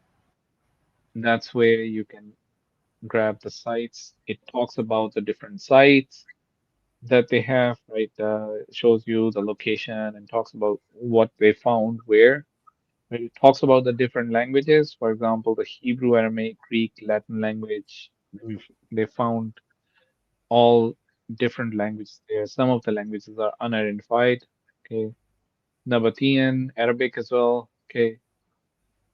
And then it breaks them down by, so this is basically different ways to look at it. It also breaks them down by if it's a non-biblical composition, identified text, biblical composition, if it's documents, Tefillin and Mezuzot, I don't know what that is. Letters, scribal exercise, multiple manuscripts. So different types of documents that are there, right? Including the biblical composition, including the non-biblical and some of the other ones, right? So even though they're like 1,000 plus scrolls and documents there, when you look at the biblical documents, they're not really a lot. Okay, and some of the other documents are also mixed in. So very interesting when you start getting into this to take a look at it. So for example, over here, we can see Apocrypha is here.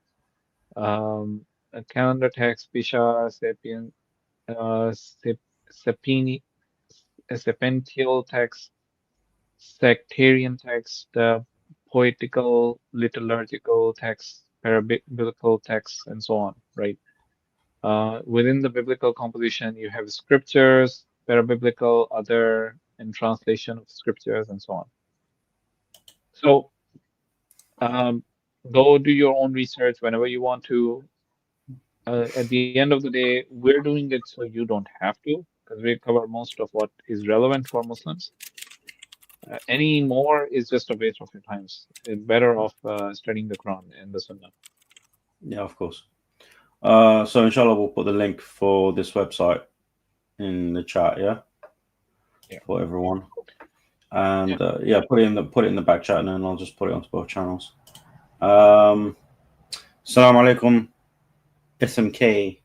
Wa alaikum assalam wa rahmatullahi wa barakatuh. Brother Yemeni, Brother Faisal, Father Time, Brother DeAndre.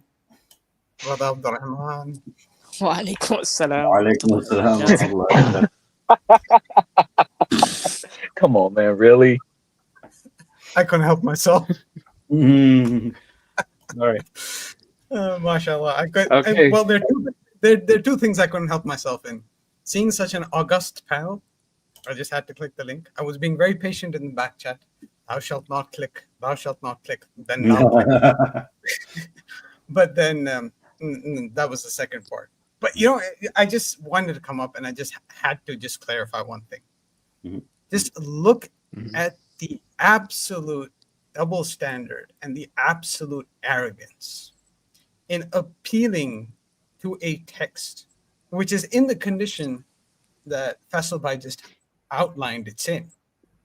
That's not the best part. The best part is it's still almost 1,800 years removed from any kind of a primary source.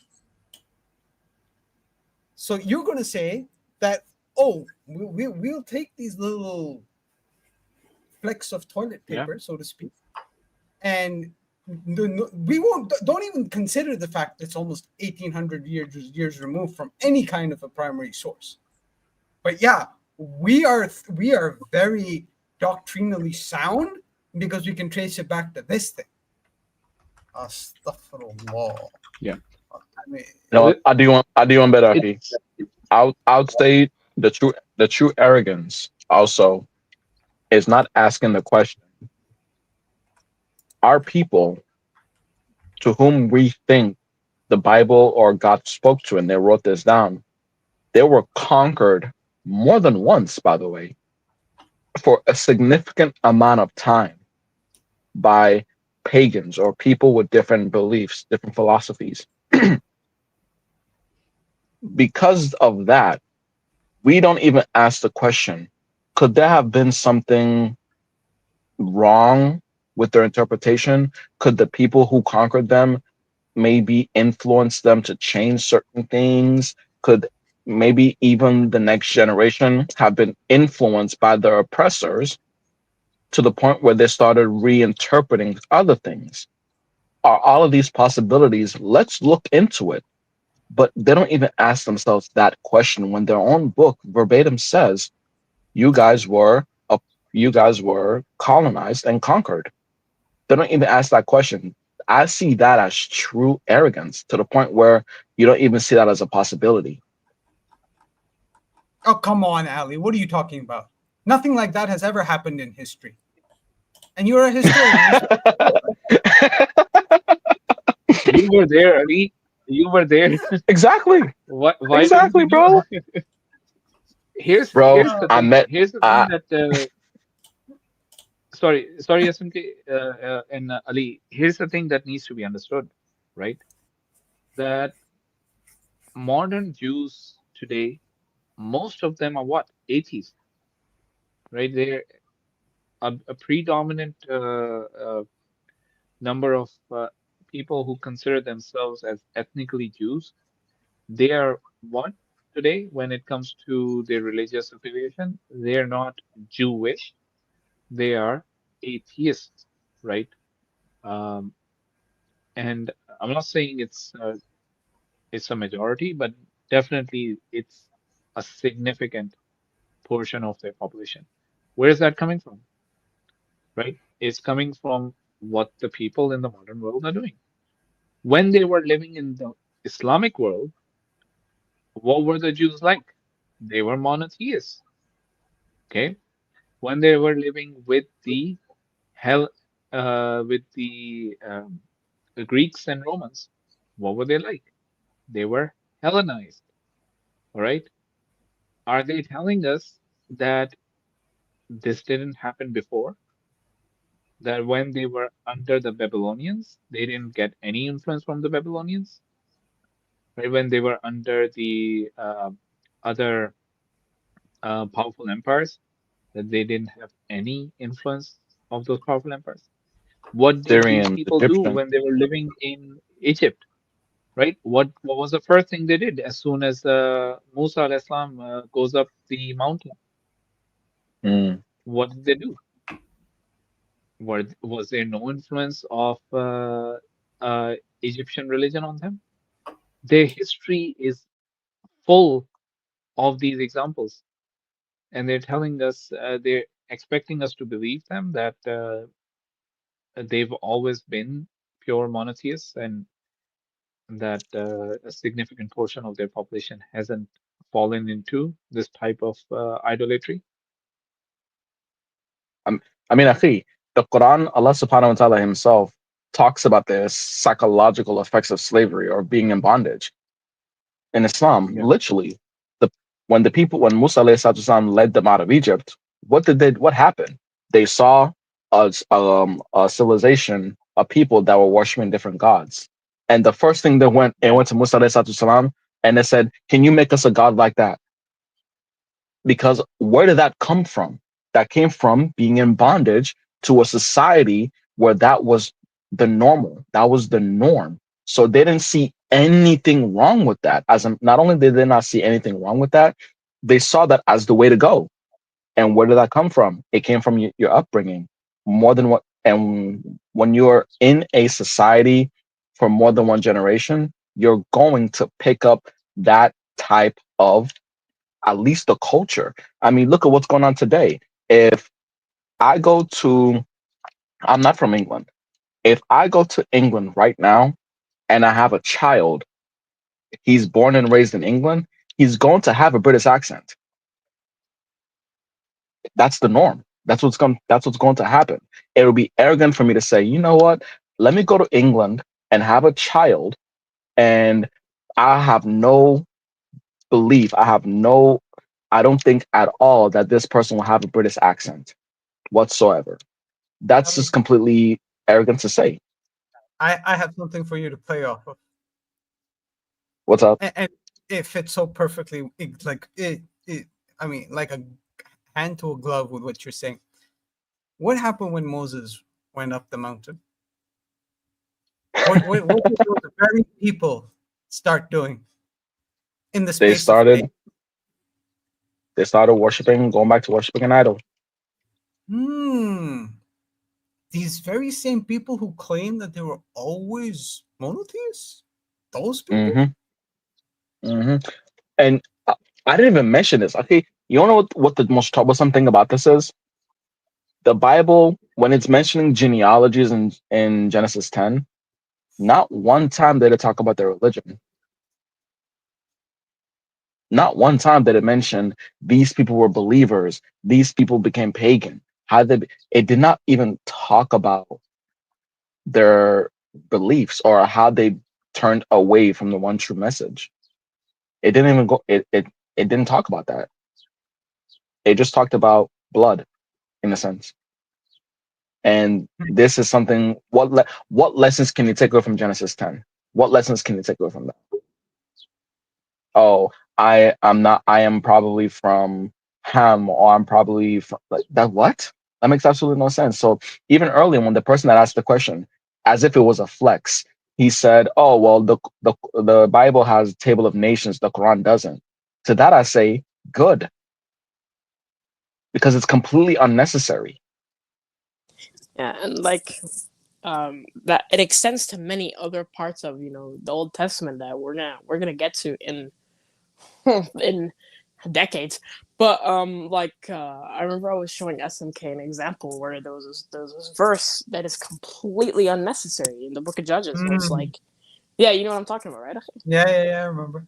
In the book of That's Judges. actually a banger example. That is such a banger example. And even I know this is not relevant because we're not doing Tanakh, but like we're on Ramzi's stream, and this other Christian, this was like a while back, this Christian was talking about how the Bible is, you could take everything from every part of it. And Sam was like, okay, bet, open up 3rd John and tell me what you could think, like, tell me what you take out of that. Like, bro. So it's a really good, when it comes to like these genealogies and things like that. Not only are there variants, and not only has Faisal illustrated that you can't, your text is irreparable. You can't you can't trace it back to the foundational source, not to any primary source, certainly not. But even then, like, it's just completely not necessary. Hey, DeAndre. Yeah, what's that? Not only do I believe that Wissam said that, but I believe Wissam said that in the same exact way you said it. He was like, "Yeah, open up third John and read the whole letter." This guy, bro, Wissam had this guy read the whole letter out, and after that, he was like, "All right, what do you get from that?" I remember. Come on. Anyways. Yeah. Anyways.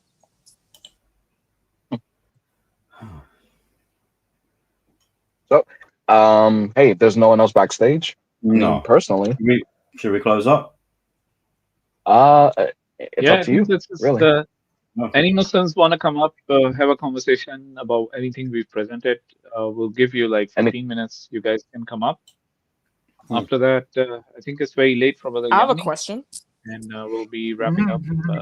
Yeah, 15 quarter past 1, and I've got to be up 5. Oh, come on, Yemeni. No, 15 just- minutes. If nobody comes up, No.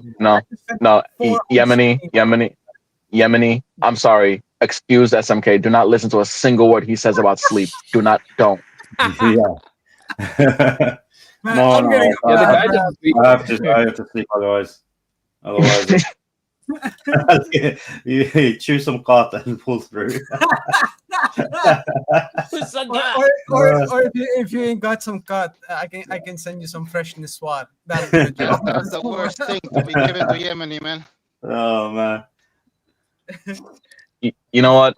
I'm gonna have a moment of vulnerability right now. I'm gonna say I'm completely starved to receive a question about mythology. Like I really am. Not one person. Seriously? Come on, this is good stuff here. The thing is, a lot of the if stuff. no one gives you one, I'll give you one. How's about that? What's up? I'm saying first. I know there's someone in the chat who has a mythology question, but if no one does, I got one. I have one too. I got one too. Thank you. Go ahead. You should have said I got one 3. Yeah. All right, let's hear it. go ahead. Who wants to ask their question first? SMK Mike said it first. Yeah. SMK can. I said it first, but I defer to the youngest. No. You go ahead. I'm second oldest. No, come on. No. I'm not trying to. I have a very, very quick question. Yeah, go. What's up? You know, Brother What was- Rahman has already said that he'll let Somebody ask. Okay. Okay, Ali. Okay, DeAndre, Yeah, ¿está listo o no? ¿Qué pasa? Haz tu Go ahead, pregunta. DeAndre. Okay, a quick question. Can you tell me the name of the guy that Zeus overthrown? Chronos. Can I tell you the name of the? You mean Cronus? No, sorry. Kronos overthrew. Oh, bro, get out. Leave. Get out. What? That's it. That Get was out. the question. That's it. You guys can go now. Bro, I wasn't being troll. serious. Oh What my the hell, god. DeAndre? Okay. So DeAndre. what- He did it to me. So I have to make it 1-1. I have to make it. You know 1-1. what? So you're calling it even DeAndre. Oh my God, I forgot to remove the other pop. on the back. his name was Ali. Okay, moving on. All right, that's one. Okay. So okay. Okay. What? So let me is- ask you. I want to know if Ali knows. Oh, sorry, SMK. Bye. Go ahead. No. Go ahead. No. Go ahead. SMK, The please oldest go. get the first. Okay. So mythologically, who do you think is the closest figure to quote unquote? So I'm going according to the theme of the stream, Moshe. Who do I think is the closest figure to Moshe?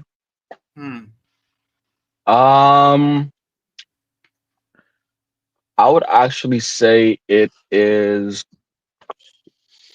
Are we using any mythology, or are we using, Mesopotamian? You said mythology can be in general, right?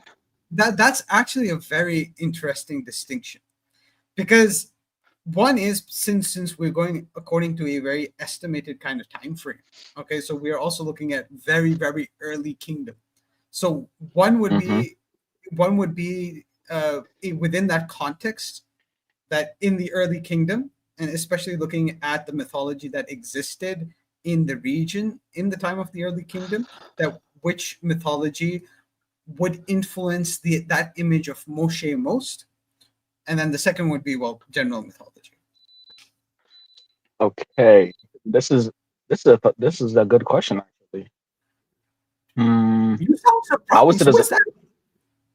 I would say there's a couple. The first person I would say is a lot of people connect Ziusudra to Noah because of the flood myth, but I would say more often than not, I would actually compare Ziusudra and also Gilgamesh to the likes The of heck? yeah, I will compare Gilgamesh to Moses too. Even though they have different stories, as far as their impact on how they address or their impact towards the nation that they ruled over as a political rulership. That's one. Two, Gilgamesh, since he was a demigod, he was known to have great strength, as we know Moses had great strength too. And he posed the same question even in the Quran, where he sought to see God's face. Gilgamesh searched out looking for this idea of immortality, quote unquote, looking for eternal life.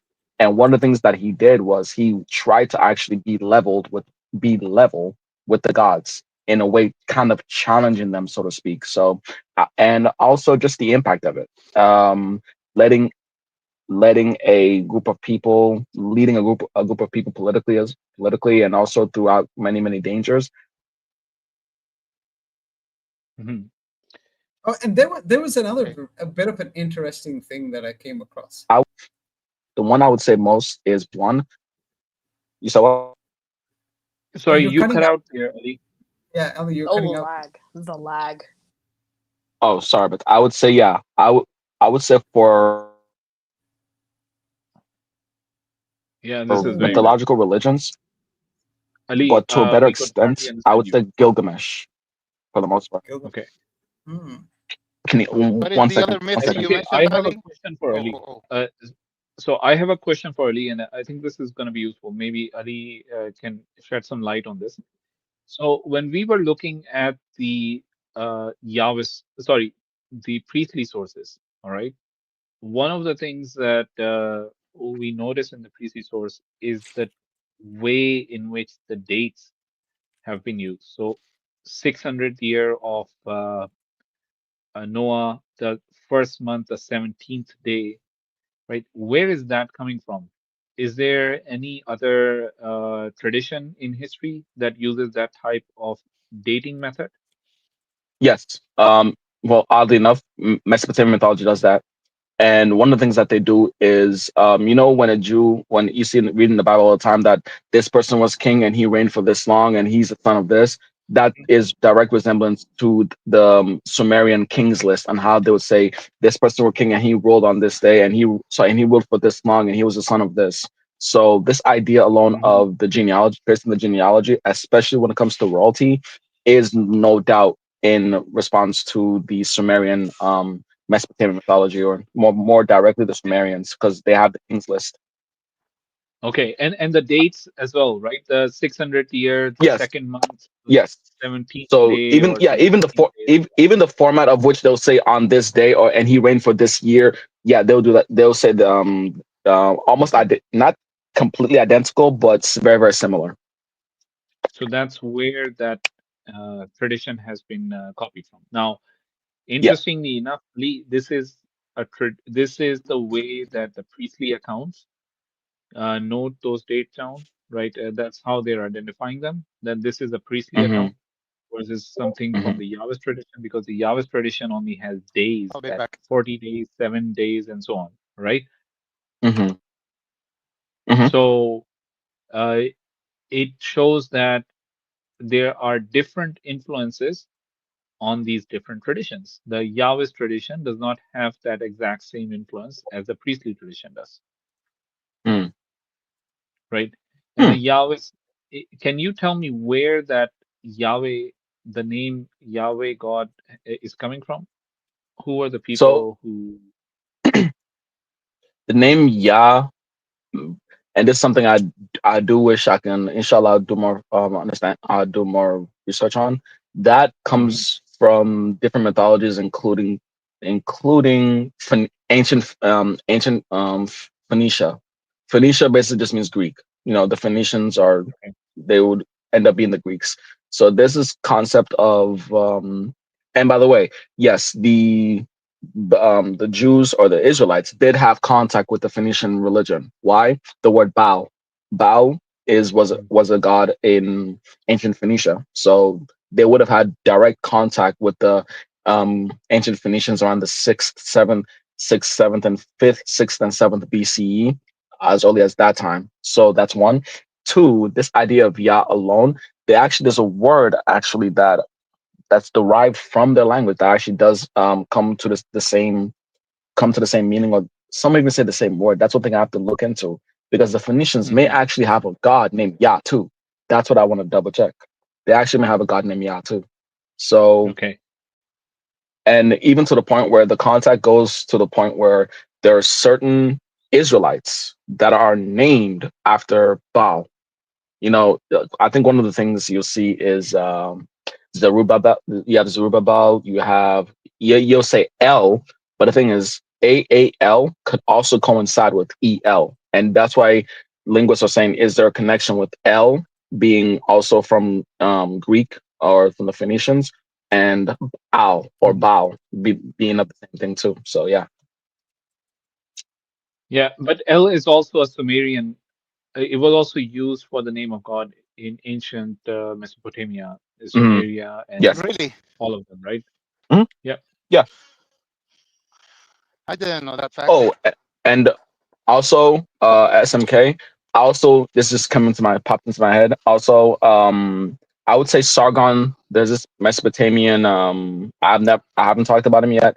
He's this guy. His name is Sargon the Great, and he was his birth coincides with Moses's, because he was also, when he was born, there was such carnage going on in his land that his mother had to put him in a basket and float him down a river. And I believe it was the Tigris River, I believe.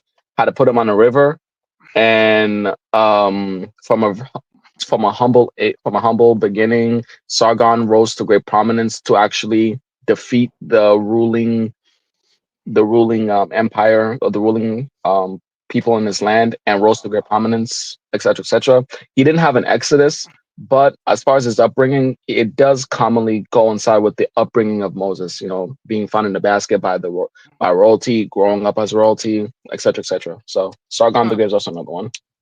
That's very interesting.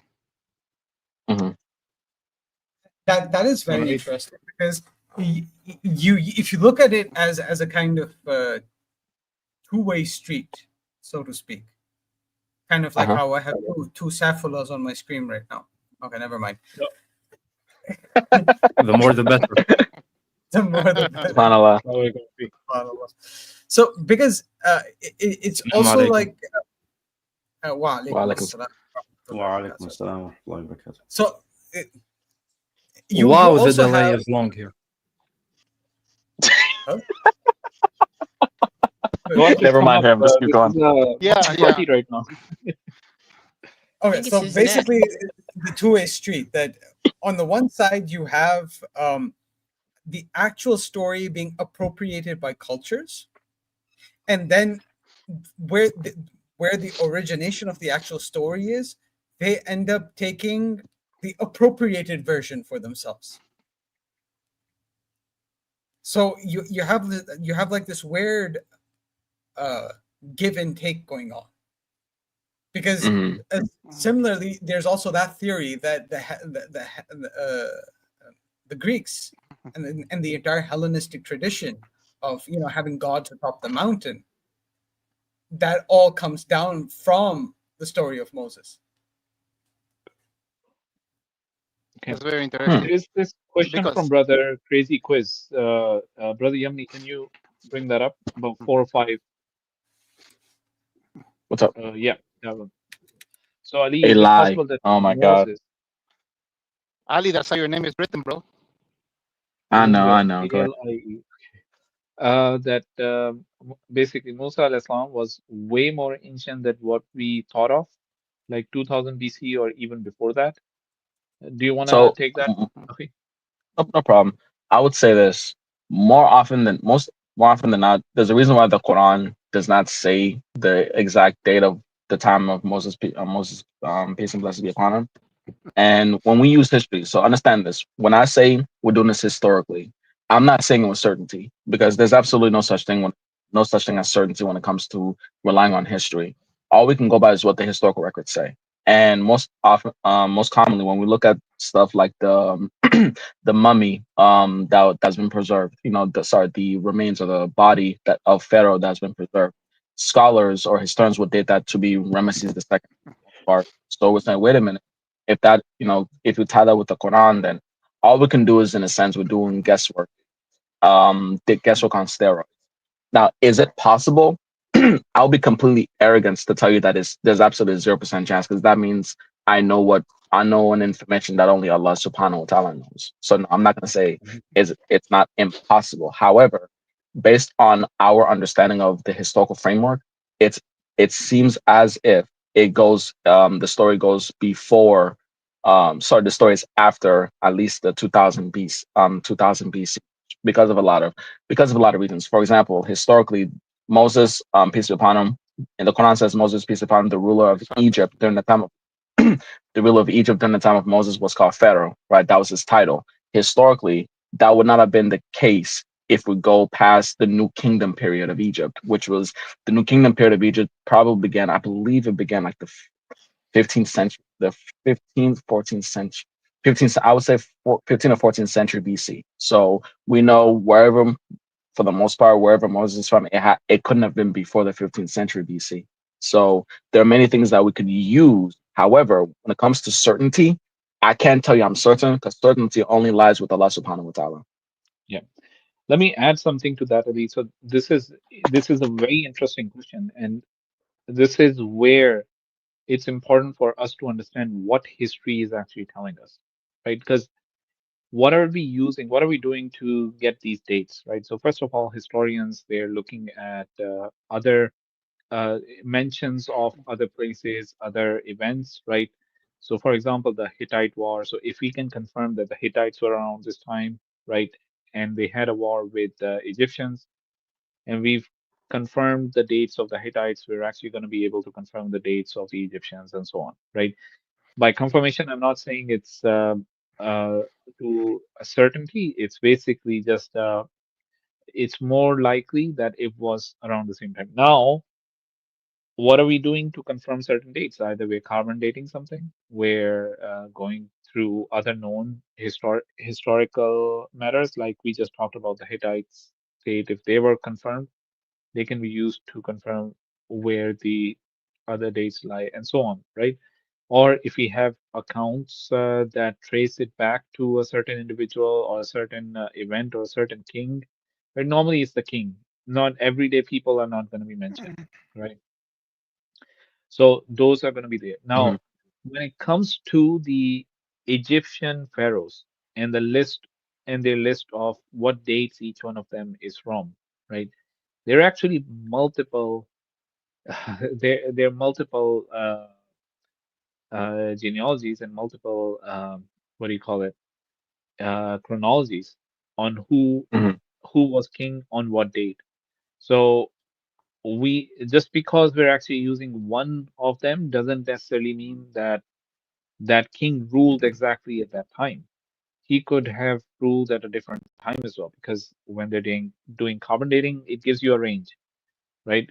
And the range could be, the further back you go, the broader the range becomes. It could be 100 years, for like for example, when they carbon date the copies of the Quranic manuscript, which is 1400 years old, we're getting a delta of about almost 100 years.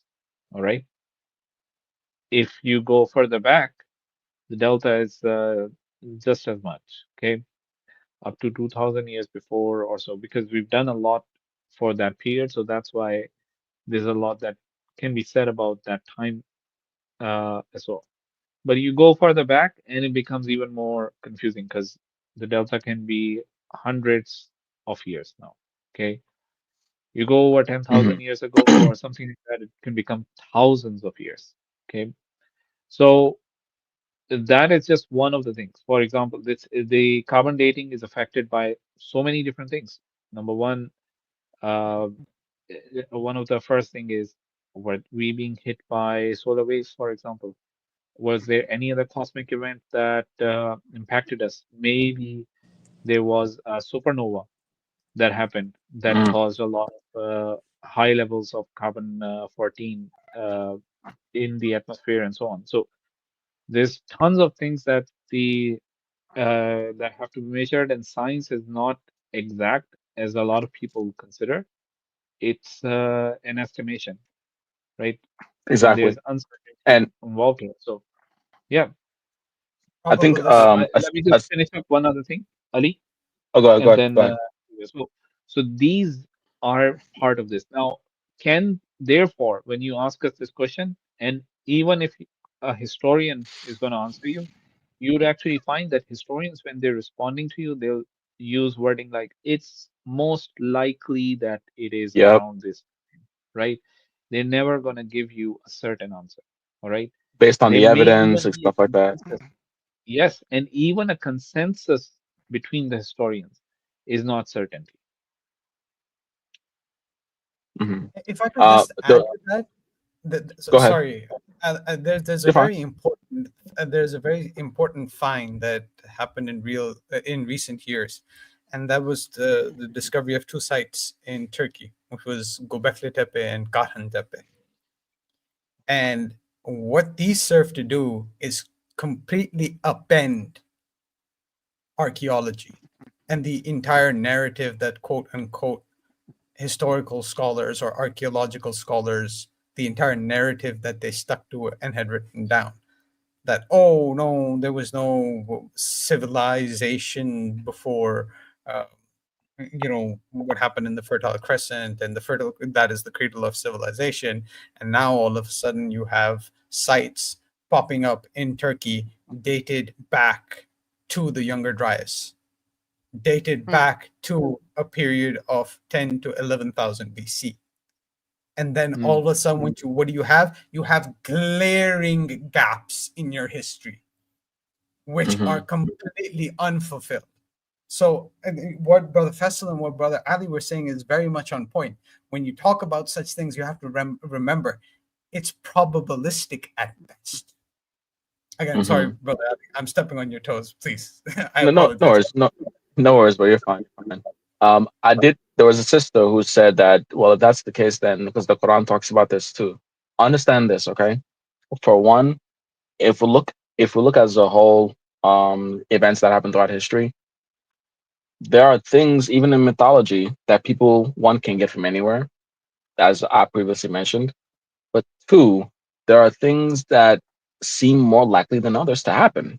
For example, when they say some stuff like, "Oh well, I could turn a staff to a serpent," right? Yes, other mythologies do record that. However, for one, when it comes to the Quran, there's a difference. And where's the difference? The difference is the claim. Who's claiming it? Because, and this is why I would say, if the author of the Quran did not claim to be a man instead of the Almighty Creator, I would not be Muslim. Astaghfirullah, I would not be Muslim. Why is that? Because I know at the very least, the moment you say this is a human, this come from a human author, a human source, that means for one, humans can get anything from anywhere. That's one. Two, there's nothing for me. I have to use a human understanding. And one thing I've learned since I was 8 years old, if something is better than me, it can't look like me. It can't have the same criteria as me. That's two. And three, the moment you say, Astaghfirullah, the Quran has a human author, that means you have to use the same judgments, the same comparison, the same criteria as every other story. And if every Okay. other story has one second, actually, has no certainty, then the same thing you have to apply. Now, when the fact that the author of the Quran says it's Allah subhanahu wa ta'ala, that means you have to grade it on, you have to use a different criteria now, because you're saying it's not godly inspired. No, it's the direct words of God. Now, when you're looking at it, if you find that, oh, wait a minute, this stuff it says about man, even if other people have it, wait a minute. Allah subhanahu wa ta'ala says here that no one else can be the author of the Quran. If I can't find any evidence that this Quran could be from a human origin, meaning humans couldn't have known this information, humans couldn't have known this, etc., then by that metric, I have to accept it, not because the Quran is historical, because again, the Quran does not claim to be a historical work. The moment the Quran says it kind of really just aligns history with hearsay and conjecture. That's the definition of it, actually. The Quran says Allah subhanahu wa ta'ala has certainty when he talks, especially in chapter 4, 157, when he talks about the crucifixion event. With certainty, they did not kill him. So that language Allah subhanahu wa ta'ala uses goes above the notion of history. And the moment you say the moment Allah subhanahu wa ta'ala says I'm above history, that means you don't use that same criteria for historical work anymore. And this is the difference as far as how some events could be, some similar events could happen in the Quran and other. That's how we judge it, because every other event we can show, for one, whether it has contradiction. That's one. We can show, wait a minute, even some stuff going on with the manuscripts. That's two. It's not preserved. And if these are the issues that we can find out, that means it can't be from God. It's that simple. And these are the tests that the Quran points out, and these are the criteria. These are the checks that only the Quran can check. And this is why the Quran has to be graded on a different metric. 100%.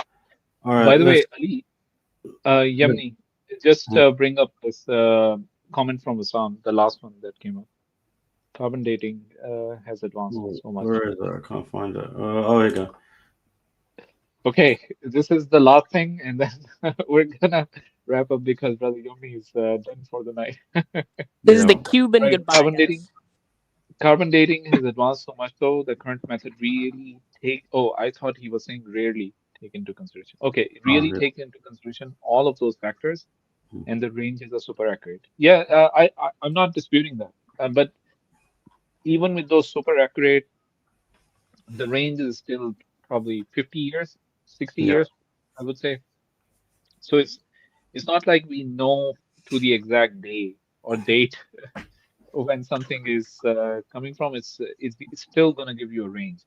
So and I think that's probably what the brother also meant there, that it's been reduced, the range has been reduced, but it's still a range, right? I think that's what he means. And I think we should end with that.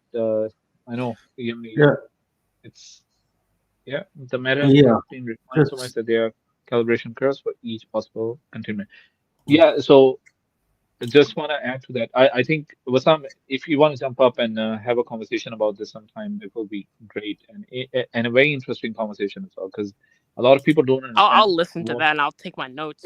Yeah, preferably on a different day, because Yemen looks like he's about to fall over. Yeah. And feel free to jump on Dots Connected anytime, and we can have a conversation. Because one very interesting thing to, if you want to understand how this works, Hatham Sidki explained this on Exploring the Quran and the Bible. Reynolds' stream, right? He had this conversation with Reynolds, but Hatham Sidki was going into the details of what the carbon dating, how it works. That's a very useful introduction to carbon dating if you want to have it. Okay, so can I have the book or something? Yeah, oh my God. He's not going to share them with you. He's keeping it. Who's he? That's why we want him to come up. Brother Wassam, it will be great to have that conversation sometime. Okay. Yeah, sure. All right. All right. That's it. We go. All right. Before you end the stream. SMK bye. Read the chat just now, man. What did I miss? Wait, what? Read the chat right now, man. What happened? Yeah, Maybe I don't need to read the chat right now. man, this guy named Fawad, whoever he is, commented, Yemeni questioning his life choices. Yemeni is questioning his life choices right now. The biggest being choosing the dots connected team. The biggest is choosing the dots connected team to do this collab with. Bro said he wanted to end 1 hour ago. Hey, Oh, okay, Not gonna lie, so- Fawad is speaking truth. oh, Bro, guys, I still don't know who this Fawad person is. He's ugly. Oh, what the like? No, alhamdulillah. No, it's been beneficial. Alhamdulillah. It's been great, alhamdulillah. No, yeah, it's just like obviously with the time difference and everything, it's nearly 2 o'clock for me, and I've got to be up in 3 hours again. So naturally, yeah. Light work, brother. Yemeni light work. SMK, please leave. Yeah. Okay, did you sleep W at is all? Sam for putting the book name in chat. W. So remember this guy was streaming with on Basala's channel, Brother Basala's channel, right? Earlier, actually late at night for him, and then he's probably stayed up through Fajr. It's already Fajr, right? Yep. Yeah, it's Fajr in Karachi. So you're now going to sleep?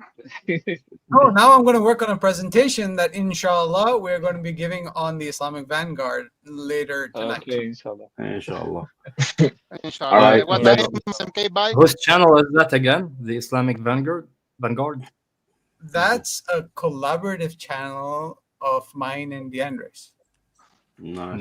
Nice. And Barakallahu fikum wa fiha. Inshallah, send the link, inshallah. Yeah, absolutely. And it's specifically, we made it as a collaborative channel. So anything that is done in collaboration with anyone, in future, we're happy to collab with a whole bunch of people. And because of the time zone difference, there were some people we wanted to invite on for this presentation we want to give, because it's a really interesting presentation. I don't want to Just give don't anything spoil away. the presentation, okay? No, I'm not giving anything away. It's a very, Alright. very interesting presentation.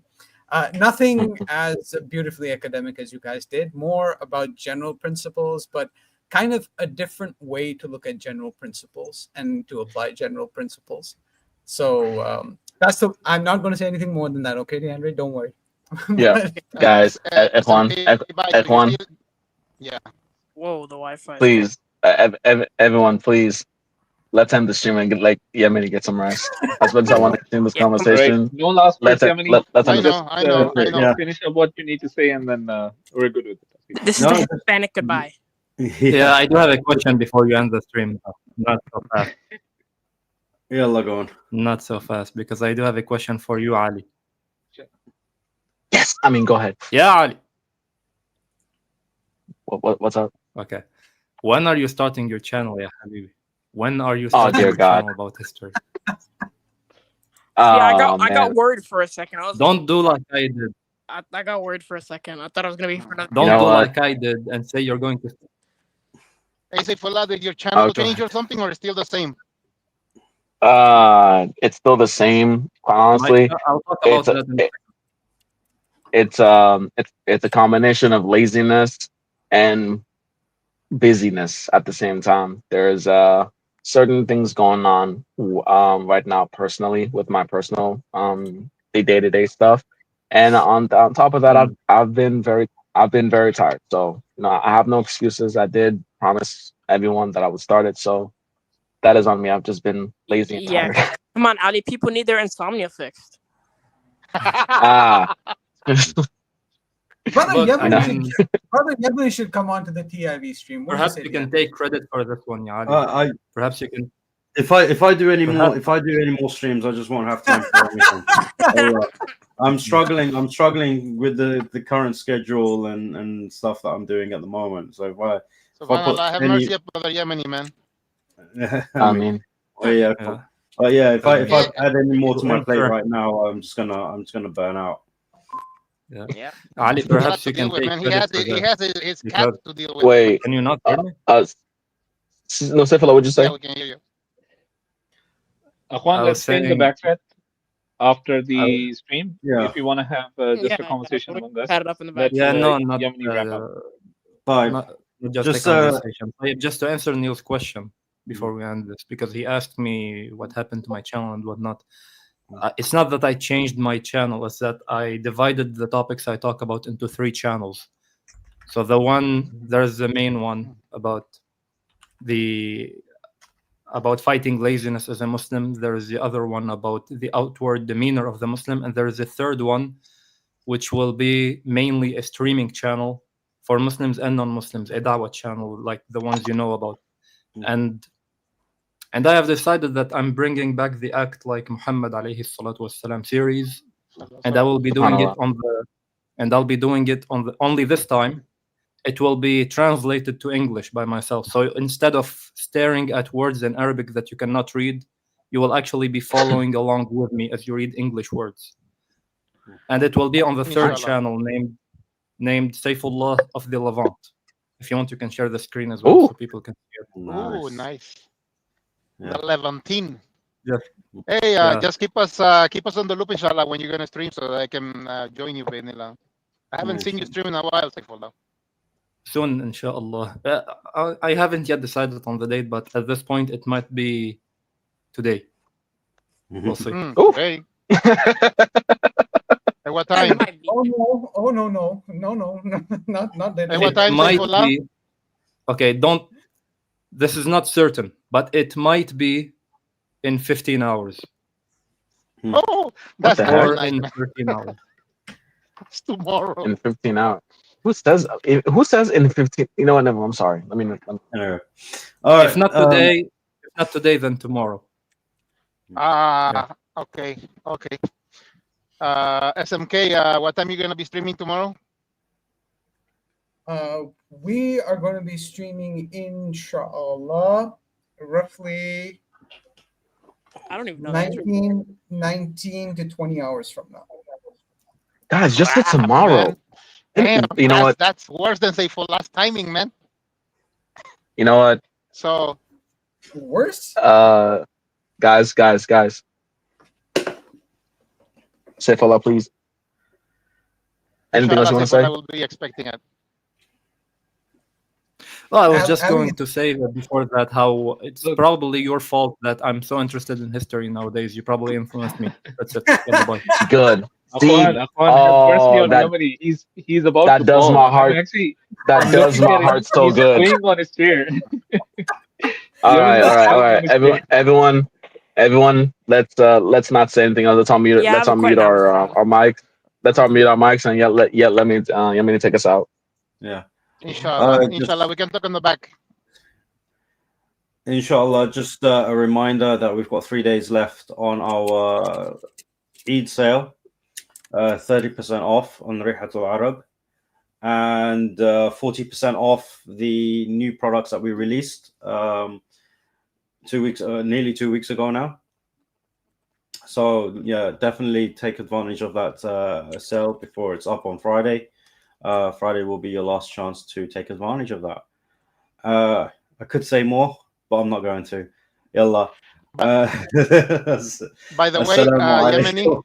No. Walaikum assalam. By the way, I wanted to let you know that the Alhamdulillah, the Oud for the 3 Oud for the woman in the white Oud came out in excellent condition. Alhamdulillah, no breakage, no leakage, no nothing. I divided the 3 Ouds, one for my mom, one from each of my 2 aunties that came from Honduras, and they all liked it. Barakallahu fiqh. And I gifted the other one, the one that you gifted, alhamdulillah. Yeah. I gifted it also to my stepfather, so alhamdulillah. Even my grandfather loved the Oud as well. Alhamdulillah. Excellent. See, there you go. I need to get me some. Honestly, I need to get me some. Inshallah. I've not heard nothing but amazing things. Subhanallah. Alhamdulillah. So yeah, I mean, this is the perfect time. 30% off and 40% off the new stuff. And yeah, there's much more that's coming, inshallah. Obviously, we've got the new packaging and everything. So everything, alhamdulillah, we're constantly upgrading our stuff. So yeah, not the best pitch, but it's 2 a.m, and that's what I've got for you. But yeah, assalamu alaikum wa rahmatullahi wa barakatuh. Walaikum Walaikum assalam salam. wa rahmatullahi wa barakatuh, Yamani. الله وبركاته. وعليكم السلام ورحمة الله وبركاته. Oh wait, oh, is this the link in the? MashaAllah. It's let me put it in here quickly. Boom. There we go. There's the link, inshallah. Bye, ya akhwa. Bye.